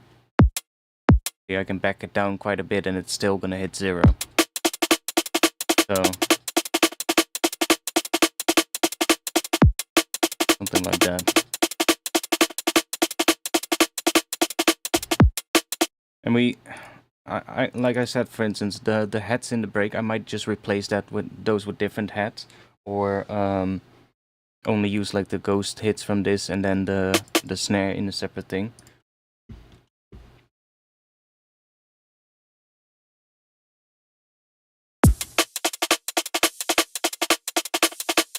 But now that is kind of right level. And also put this behind it, and then we can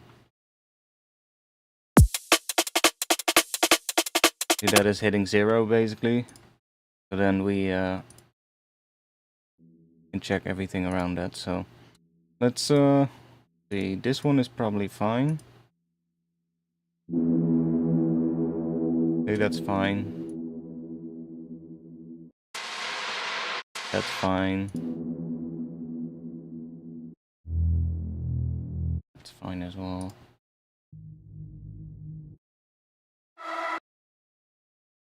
That one can be a bit quieter, I think.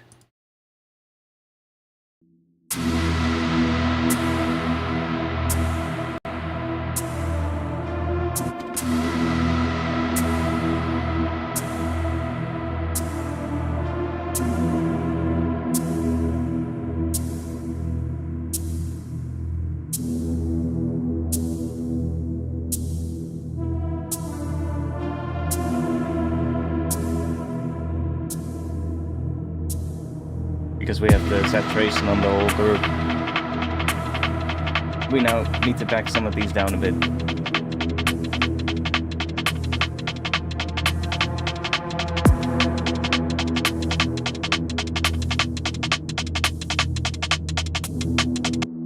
Maybe it's better to just put it on the break.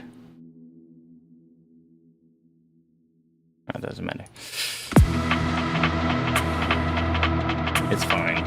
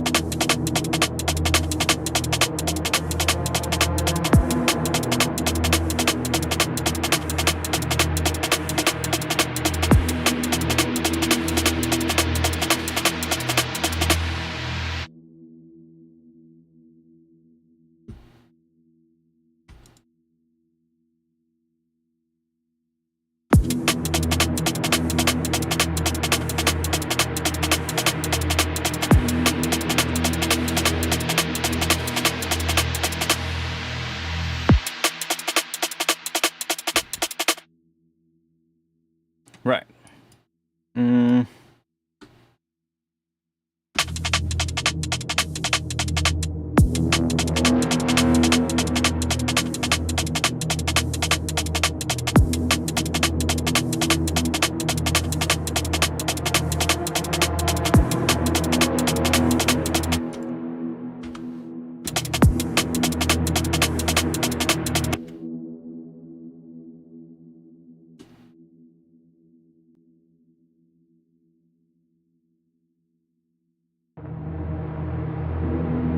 Guess we don't need that one in there.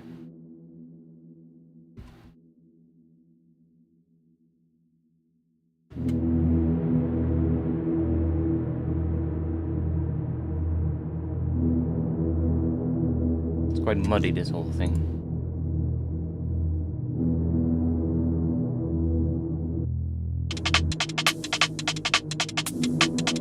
Don't really need that layer, maybe.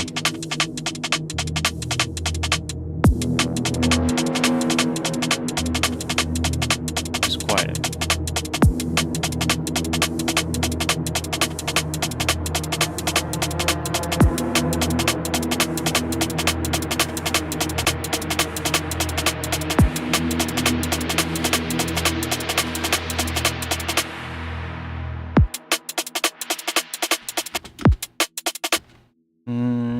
I mean, we can, first of all, I made that to be off there.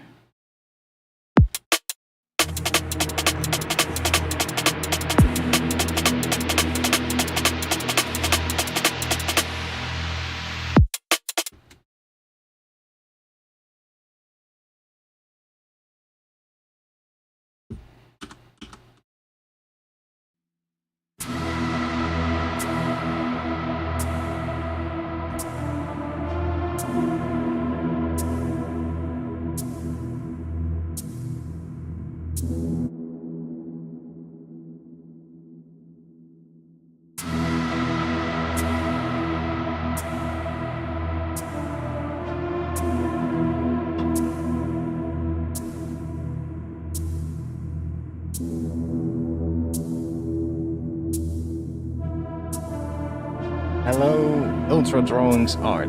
Welcome.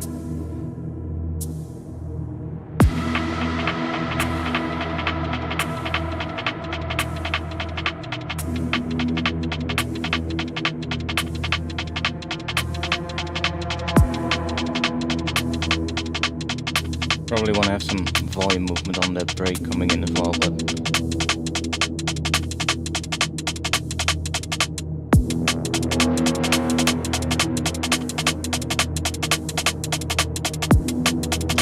I'm not entirely liking that background pad combination thing. It doesn't have the right tone, the right thing, but I'm not gonna redo it now. Now the break can get high passed at the end here, or at least a bit. I mean, it came from being high passed, but can kind of go.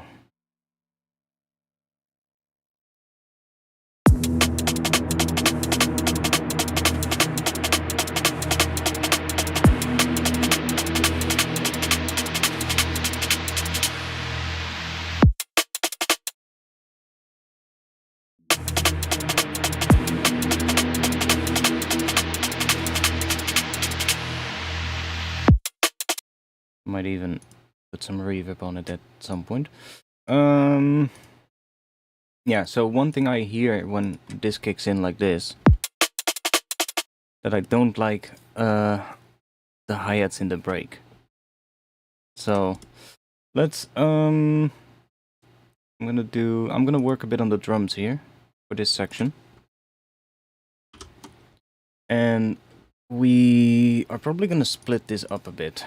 So let me duplicate this. Let's save as well. And I'm going to, let's minimize that a bit. Do the same here. I'm gonna go and take all of this processing, all of that, and I'm going to move that to a group. So we're gonna group this. Then we're gonna take all of that. I'm gonna move that to here. And then we can get rid of everything here. So that we don't have multiple instances of every bit of processing. We just have it once. Save a bit of CPU. And I might even, because it's kind of nice to be able to edit the MIDI like this, so I might even create a MIDI track here. Put that at the top and just put all the MIDI right here. Then we can get rid of this. And then on this MIDI track, I'll just create a bunch of chains here that basically send MIDI. So we'll just do this. And then in here I can put an external instrument. Or we just chuck that here, and then we need to make an instrument rack. There we go. Like that. And then we can send that to... Hey, we cannot send that to the break? Okay, well then we need to do it a different way. This is also possible. Doesn't matter. We do this. And then we... let's see...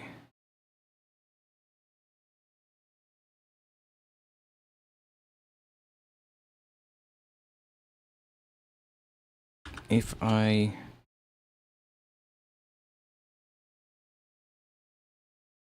do this and create a chain with, I don't know, probably has to be something in here, but let's just do that so that not really doing anything, but let's just do that. Can I then select that right here?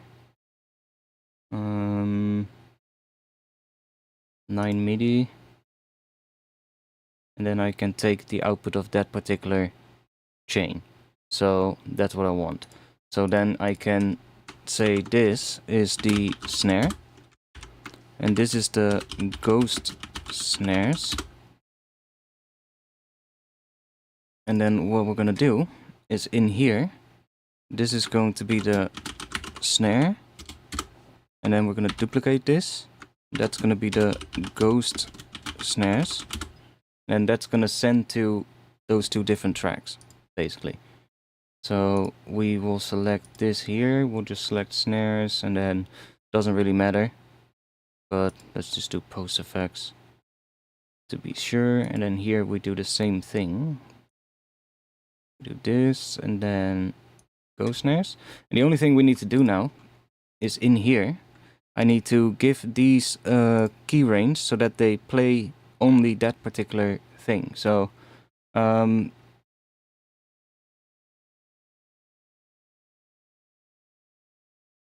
are going to be multiple snares, and we probably need to set these to in as well.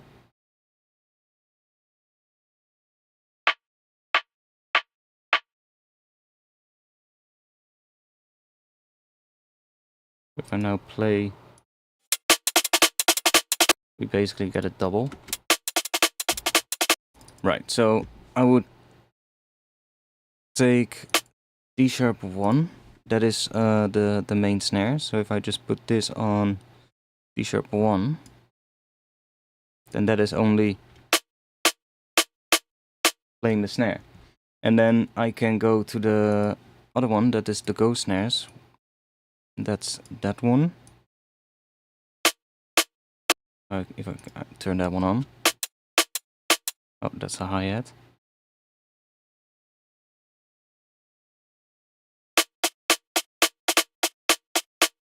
Okay, but there's another one, right? So I would probably just leave this whole range like that. And then in here just make a little thing where I select the ones that I need. So I can just do, which one is it?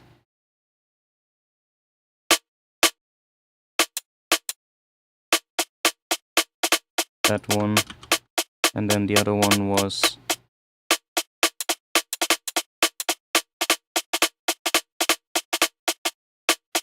there we go. And then there was one more, which is that one, D2. So just duplicate that one more time. Put that on D2. Now we basically have all the Go snares in here. Now I could, if I wanted, get the hi-hats from here as well, but I honestly don't really like the hats in that break. I mean, it's probably wise to just add them for now. I can always take them out. So let's do hats. The only thing is you have to, you know, create these little racks for it to work, but it's fine. Hats, as soon as you've set it up, then basically you've got like everything working. So what was the first hat? We have this one, E1, and F#1. So let's do E1 and F#1. There we go. And then this one is gonna listen to hats, post effects. And that one is Go snares, post effects, and that one is kicks or snare post effects. There's also kick in the break, so if I wanted to, I could grab that one as well, but not really needed. It's sidechained out anyway. See, but now we basically have the entire break again. But because I now have them separate, I can be like, okay, that snare needs some work, right? I can be like, okay, I need that snare needs to be transient shaped a little bit or EQ'd different. So you have a bit more freedom now to work on this. And this will just be the break MIDI.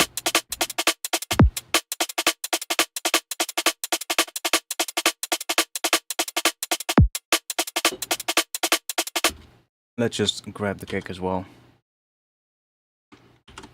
Even though it's sidechained out, it will probably still add a little bit of noise. So let's go in the break MIDI track again and just do that. And then we just, in this one we can just have one chain here, doesn't really matter.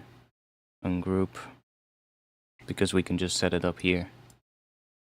Because it's only one sample. Which is that one, I think.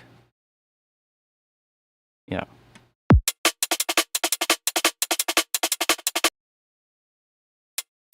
And then here we just select this one. Then let me rename it to kick. See, we're not even hearing that. It just adds a tiny bit of noise.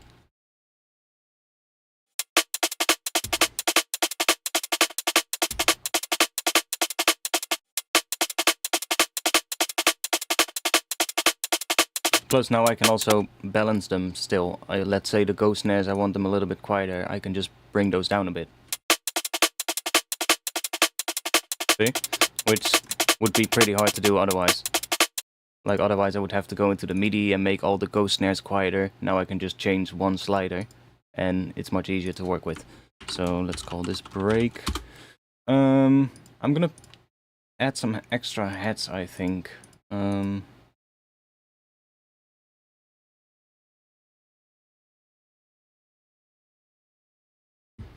we do that with addictive drums?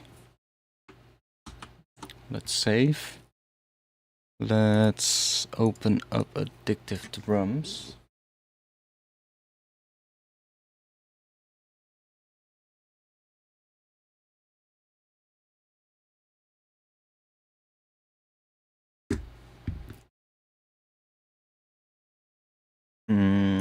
Bring that down to the center. And then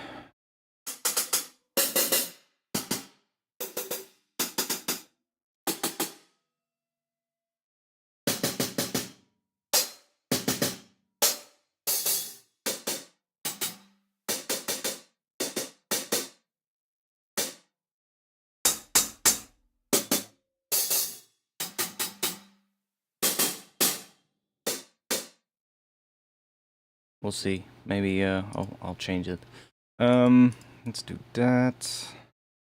Let's give this a little bit of some heads. So the one on the kick is probably going to be a bit more open than the ones that hit afterwards. So where are you?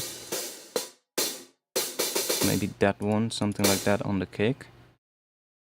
Let's bring this up a bit.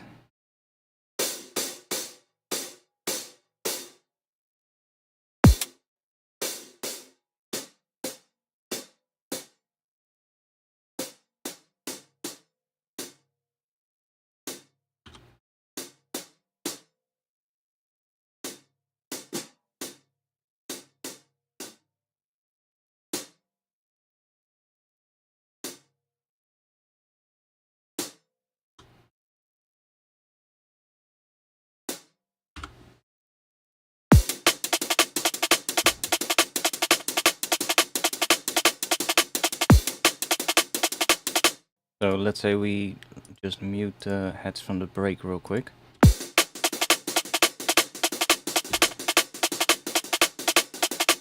So that we can work on these ones. Maybe pitch them up a bit.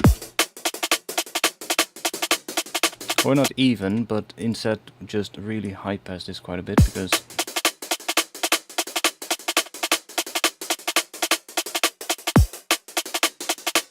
let's try a couple of different ones.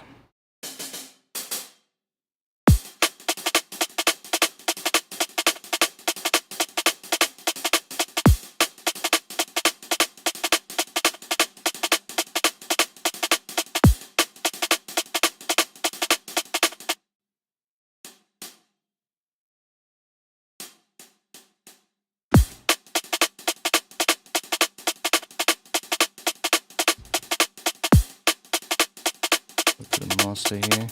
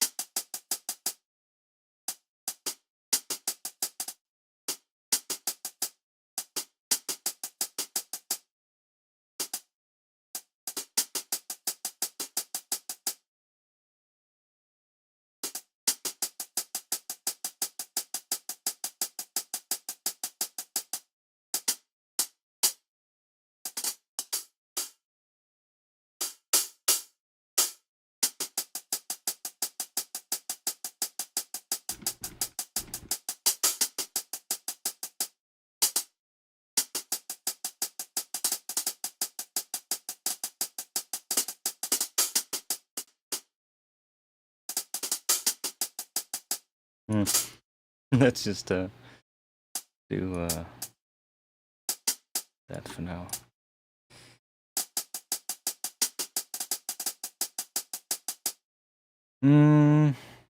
Let's see. I want these to sound a bit different.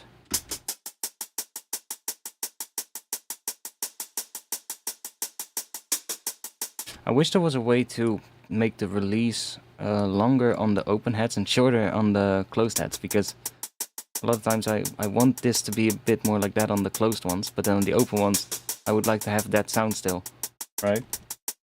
It's a bit of a shame you can't really do that. Let's just do that.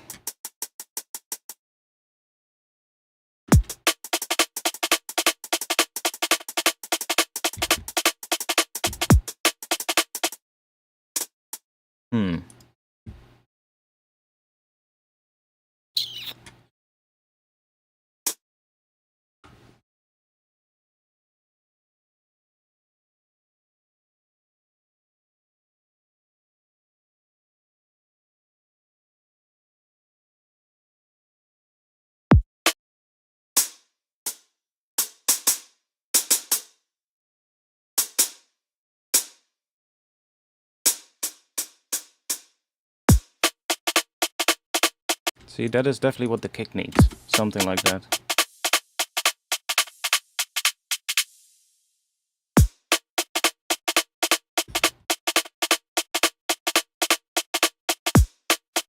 Something like that, definitely.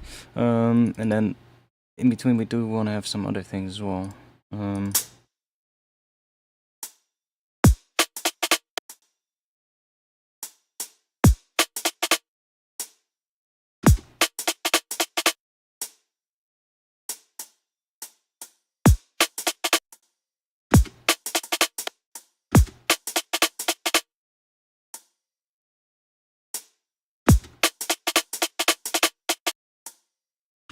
But maybe I'll just use this layer for only that one, and then maybe we can bring these back as well. Then we just need to make this one better. So, let's go and start with adding a little bit of soothe.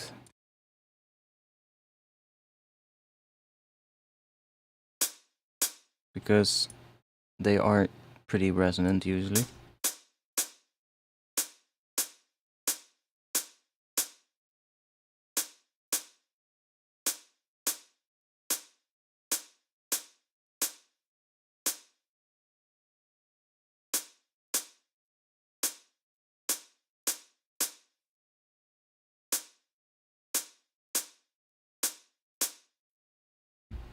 That is usually more what we need. It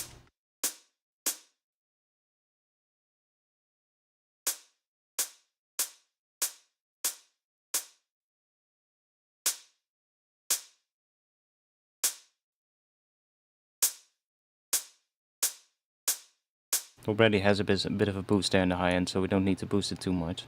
Just a little bit maybe. It is quite wide, but that's fine.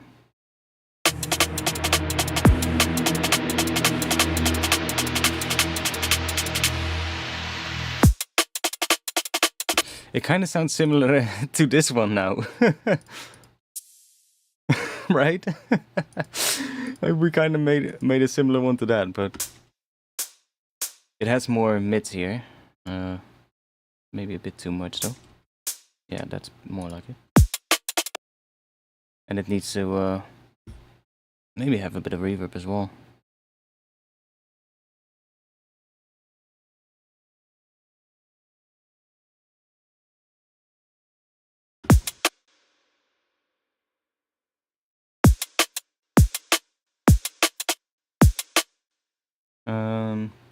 Let's do Valhalla Room instead.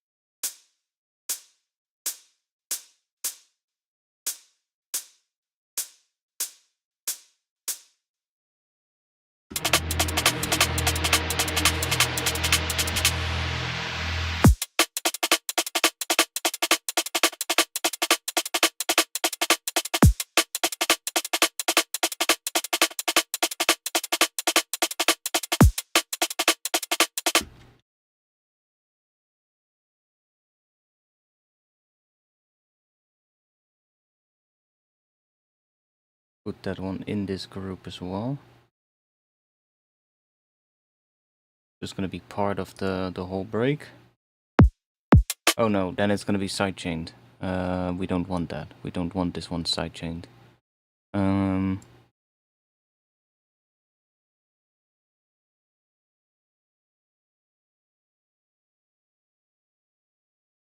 Let's put it outside of the group.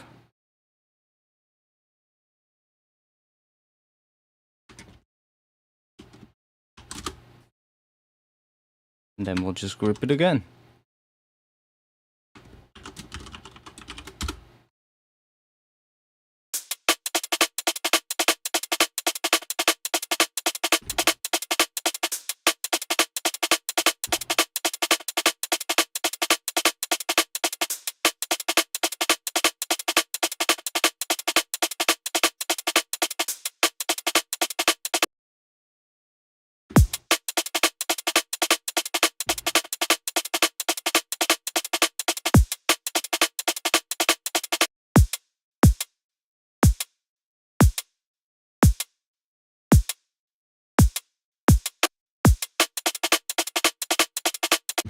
Could also go for a completely different kind of kick though.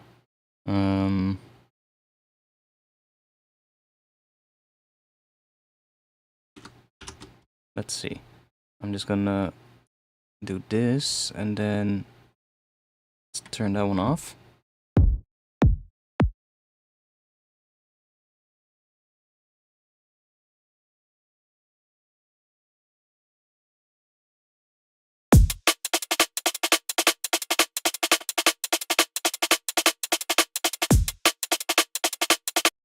Maybe a bit too much.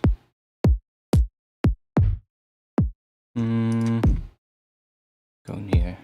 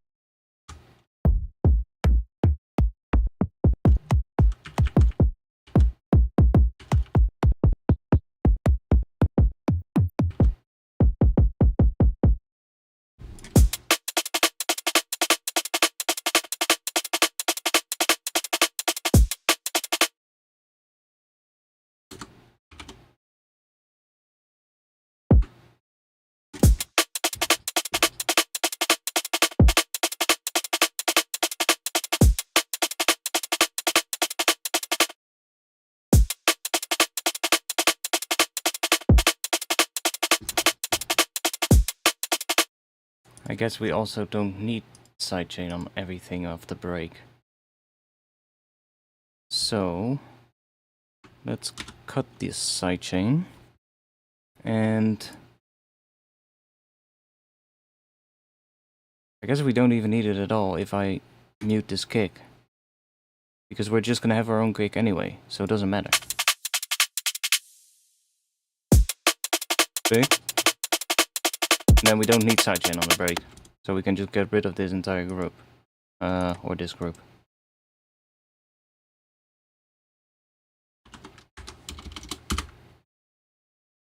Would you recommend the Kilohertz suite or minimal audio suite at this point? I mean, they're both good, you know? They both have their own sort of like advantages. What I like from minimal audio current is that the synth itself is a bit more sort of like laid out in terms of a certain routing, certain structure, which makes setting up patches quicker than Faceblend. Like Faceblend has the advantage that it allows you basically to do almost anything. And the downside of it is that setting up a patch takes a bit longer time, and it also has a much steeper learning curve because, you know, whereas like with the minimal audio stuff, like their effects, for instance, they're effects that have like 100 features, for instance. There are maybe 100 different knobs in all of these effects. Like there's different modes, different all kinds of knobs to mess with what the effect does. Whereas in the kilohertz stuff, all of the effects are actually on their own are pretty basic and pretty simplified. But it is the combination of all the effects and how you combine them with the stuff like multipass and snap heap. That is where the complexity comes from. So it is a different way of working, and it is a different workflow that in the end allows you to do more. But it is because of that, it's also harder to get into. So, you know, both are great. But I guess mostly it depends on your workflow as well, like what you're looking for in terms of that. Like Current has the advantage that, you know, you don't have the complete freedom in routing and all that kind of stuff, which can be a downside, right? But a lot of times it can also be a positive because it just allows you to work quicker and, you know, that kind of stuff. Which, yeah, it's a tough choice, honestly, and it's not something that I can make. For me, like, I enjoy both. You know, that's the thing. I enjoy both. So for me, it really doesn't matter. Um,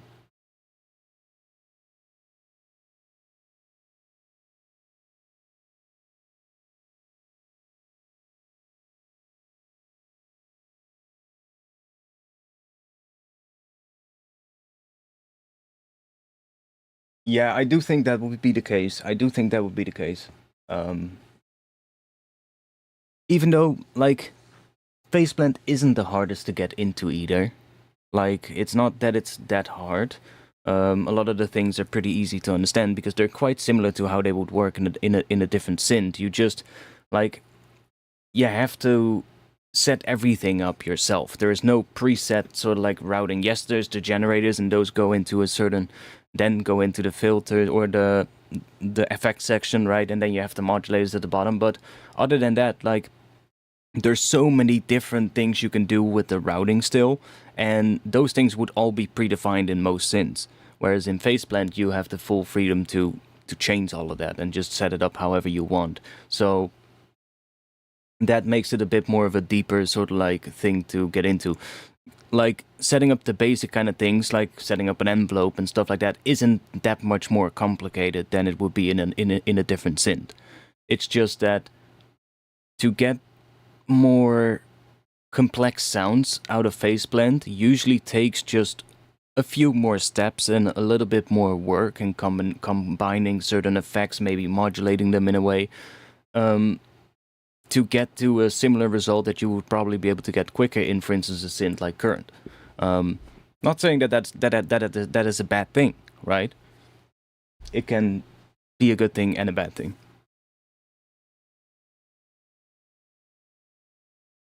Like if you really want to get super deep into sound design and have a mad experiment with that going on, Faceplant is probably your best option because you can do basically almost anything. So yeah, but it's not to say you can't do crazy sound design stuff with Current, right? It's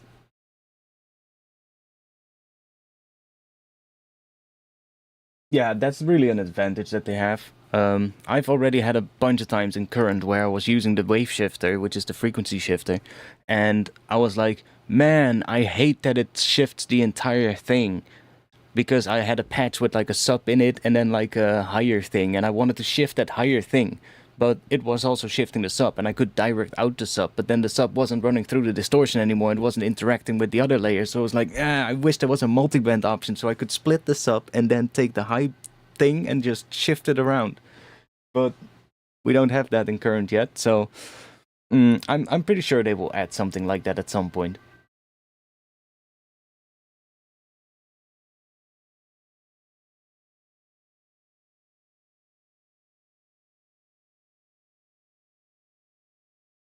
Hey Art, when you draw the line between making the same track and having your own style, what do you mean with that? Like when you're remaking a track or something for practice. That's what you mean?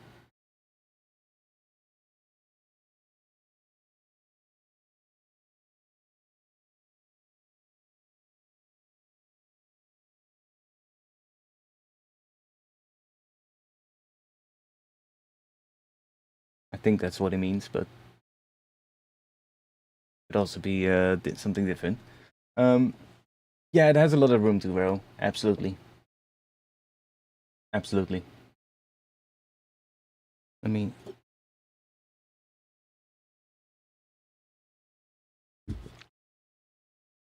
in the case if you're like copying a track or just remaking a track to practice, you know, at some point, at least when I do that, which isn't a lot, but when I would do that, then most of the time along the way, I would come across something or something happens and it turns into its own thing anyway. So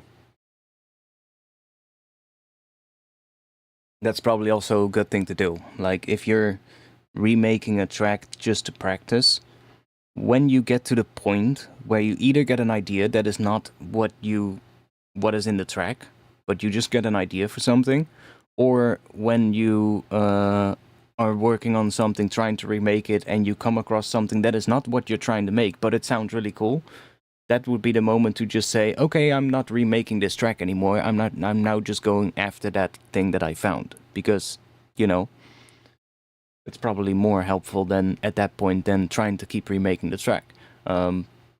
You can always still go back to that, right? Just save it under a new version name, and just do that, you know, and go your own way. And that's how you would end up with something that might be inspired from something else. Initially, you were remaking it, but because you found something along the way, it turns into its own thing. But if you try and stop that, then you're like, oh no, I need to try and remake this exactly how it sounds. Then you'll never get to your own thing. You'll always just be, you'll learn something from it, but I wouldn't release that track.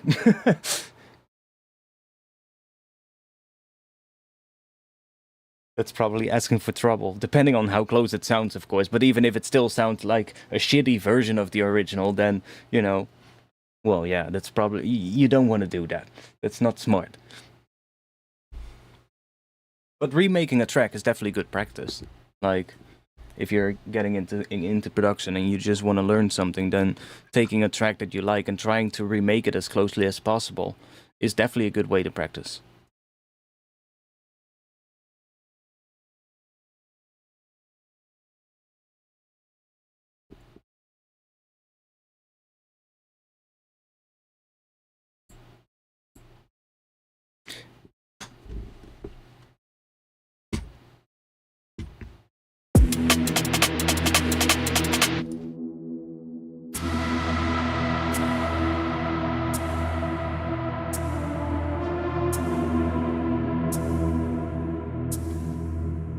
And later, Akash, I'm gonna stop soon as well. It's almost 2 a.m.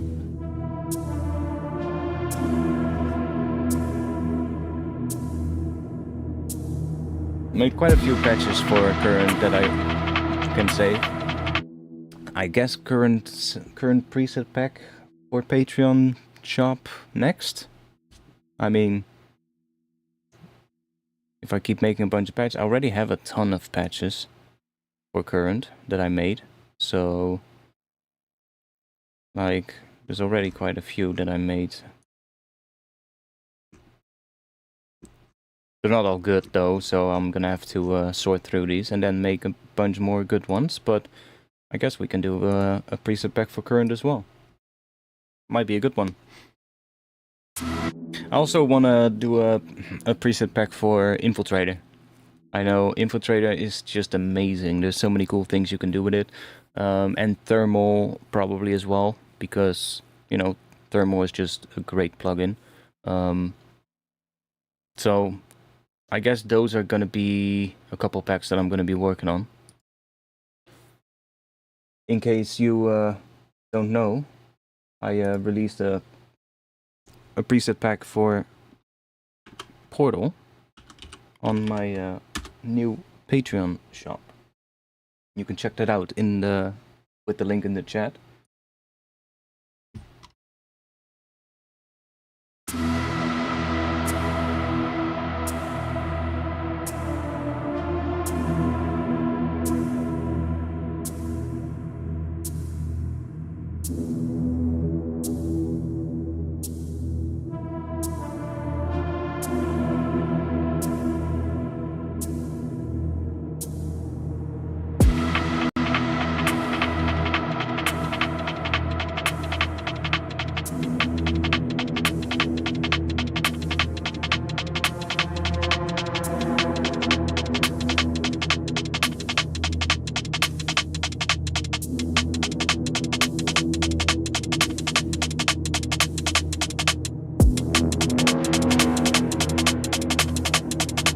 Yeah, definitely need something else here, but don't know what.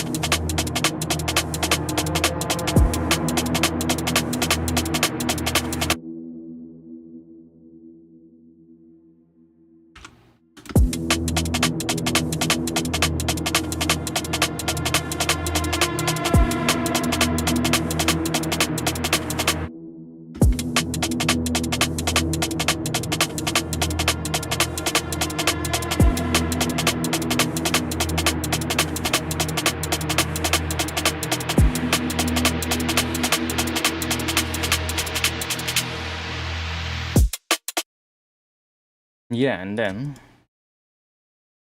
should I check you here?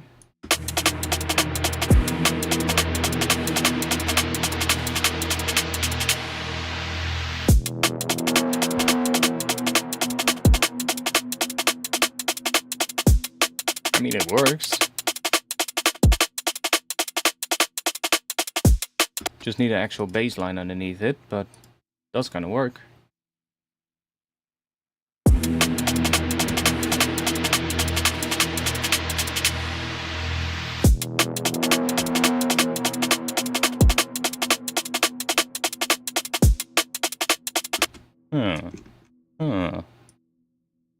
Maybe we're not done. Maybe we're not done yet. Are we gonna go to past 2 a.m. then? Kinda have to now. Let's grab this one.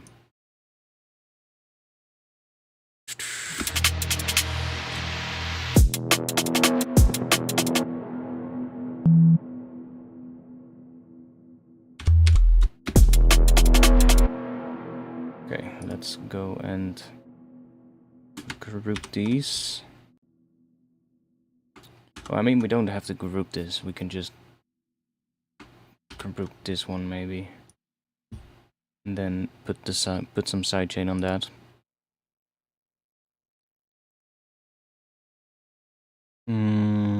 Let's grab this one.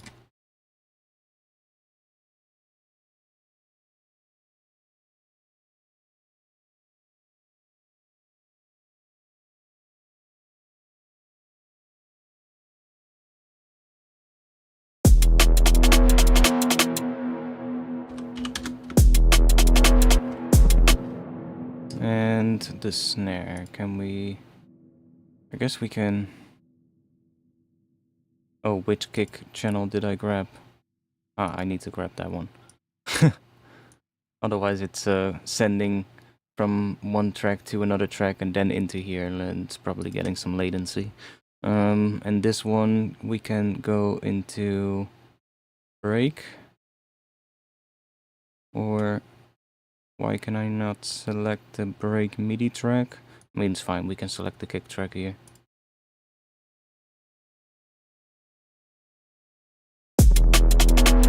Or the snare, I mean, snare.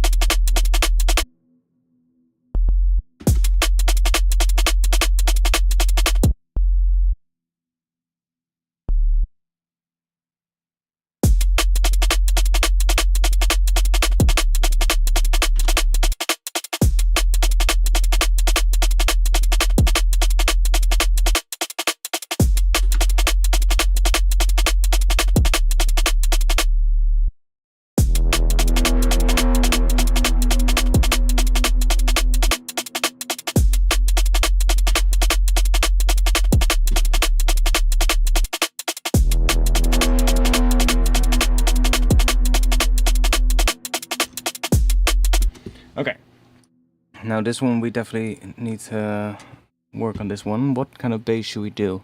I mean, we could make it a bit of an 808 style bass. That's probably good for this because that will gel well with that. Or we could make it something else. Let's try that real quick.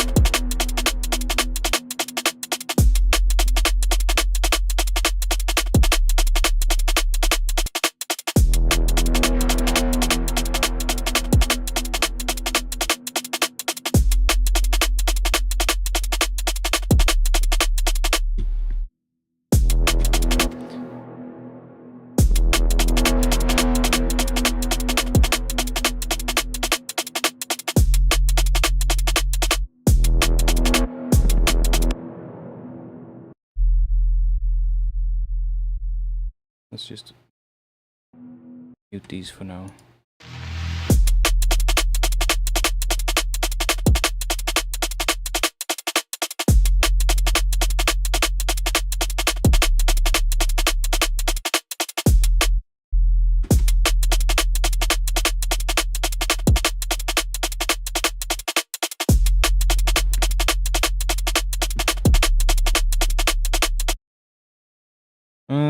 Let's find a cool wavetable here. Maybe something spectral. Shuffle it.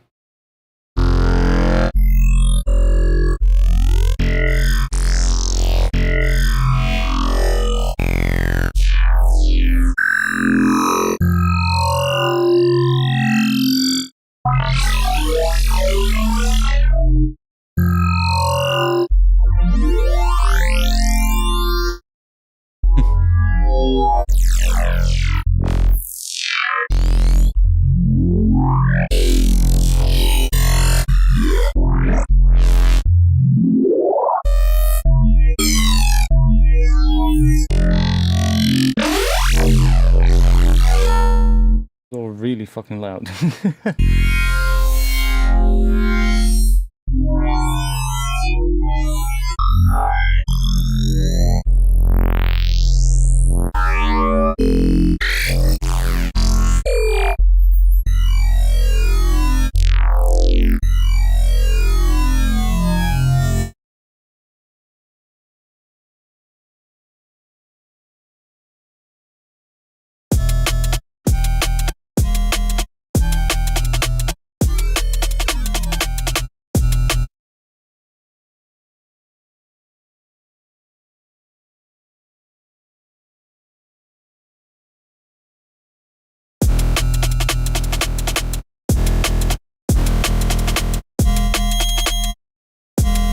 Ow, my ears. Let's go.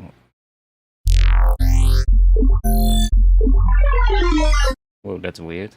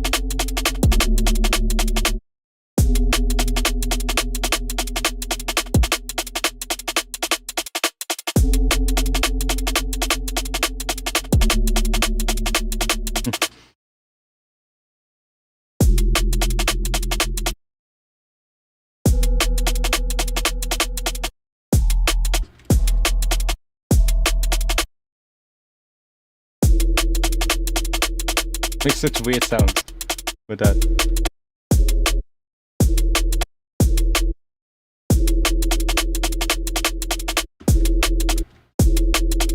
It's actually a really weird sound.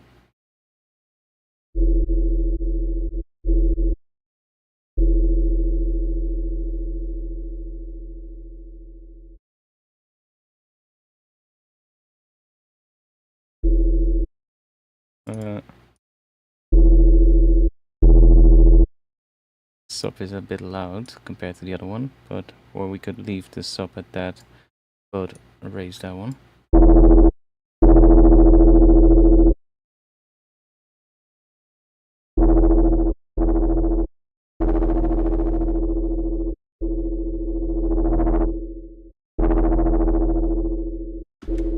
But just that tone as well is really interesting. Almost like a weird organ sort of like layer on top of it. Ooh. Also interesting.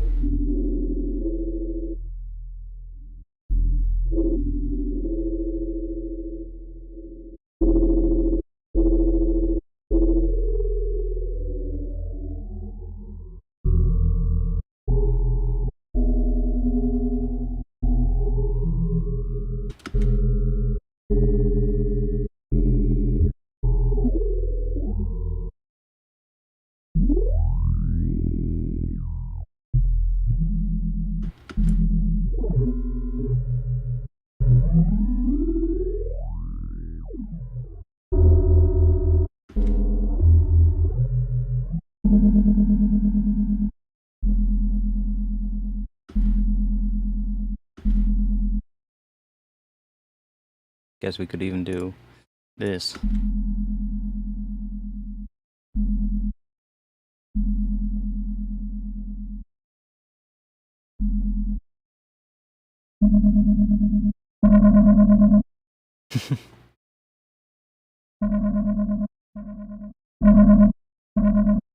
Oh, we can do this, of course.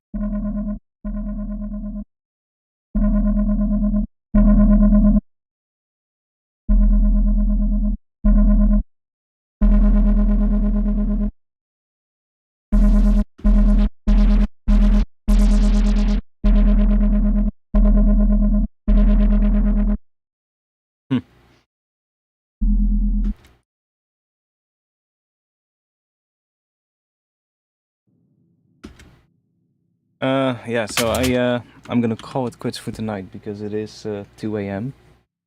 Thanks for being here, though. Like I said, the first preset pack is up on Patreon.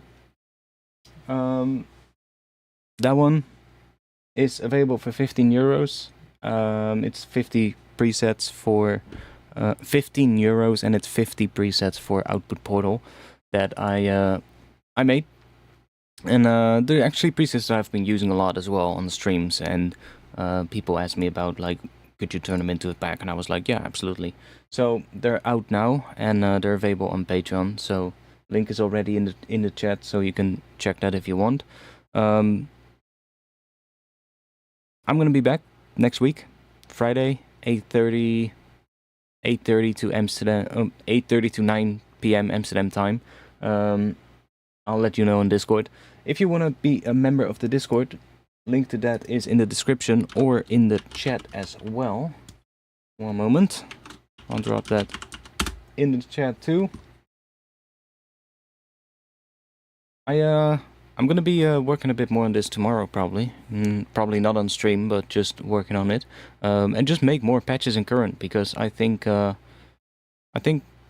Current is a pretty decent synth from what we did today, and I just need to make more patches with it because I like it. So thanks for being here. I hope to see you all again next week. I'll be in the Discord afterwards, so if you have any more questions, just come to the Discord and drop them there, and I'll see if I can answer them. So thanks, and I'll see you all in the next one. Peace.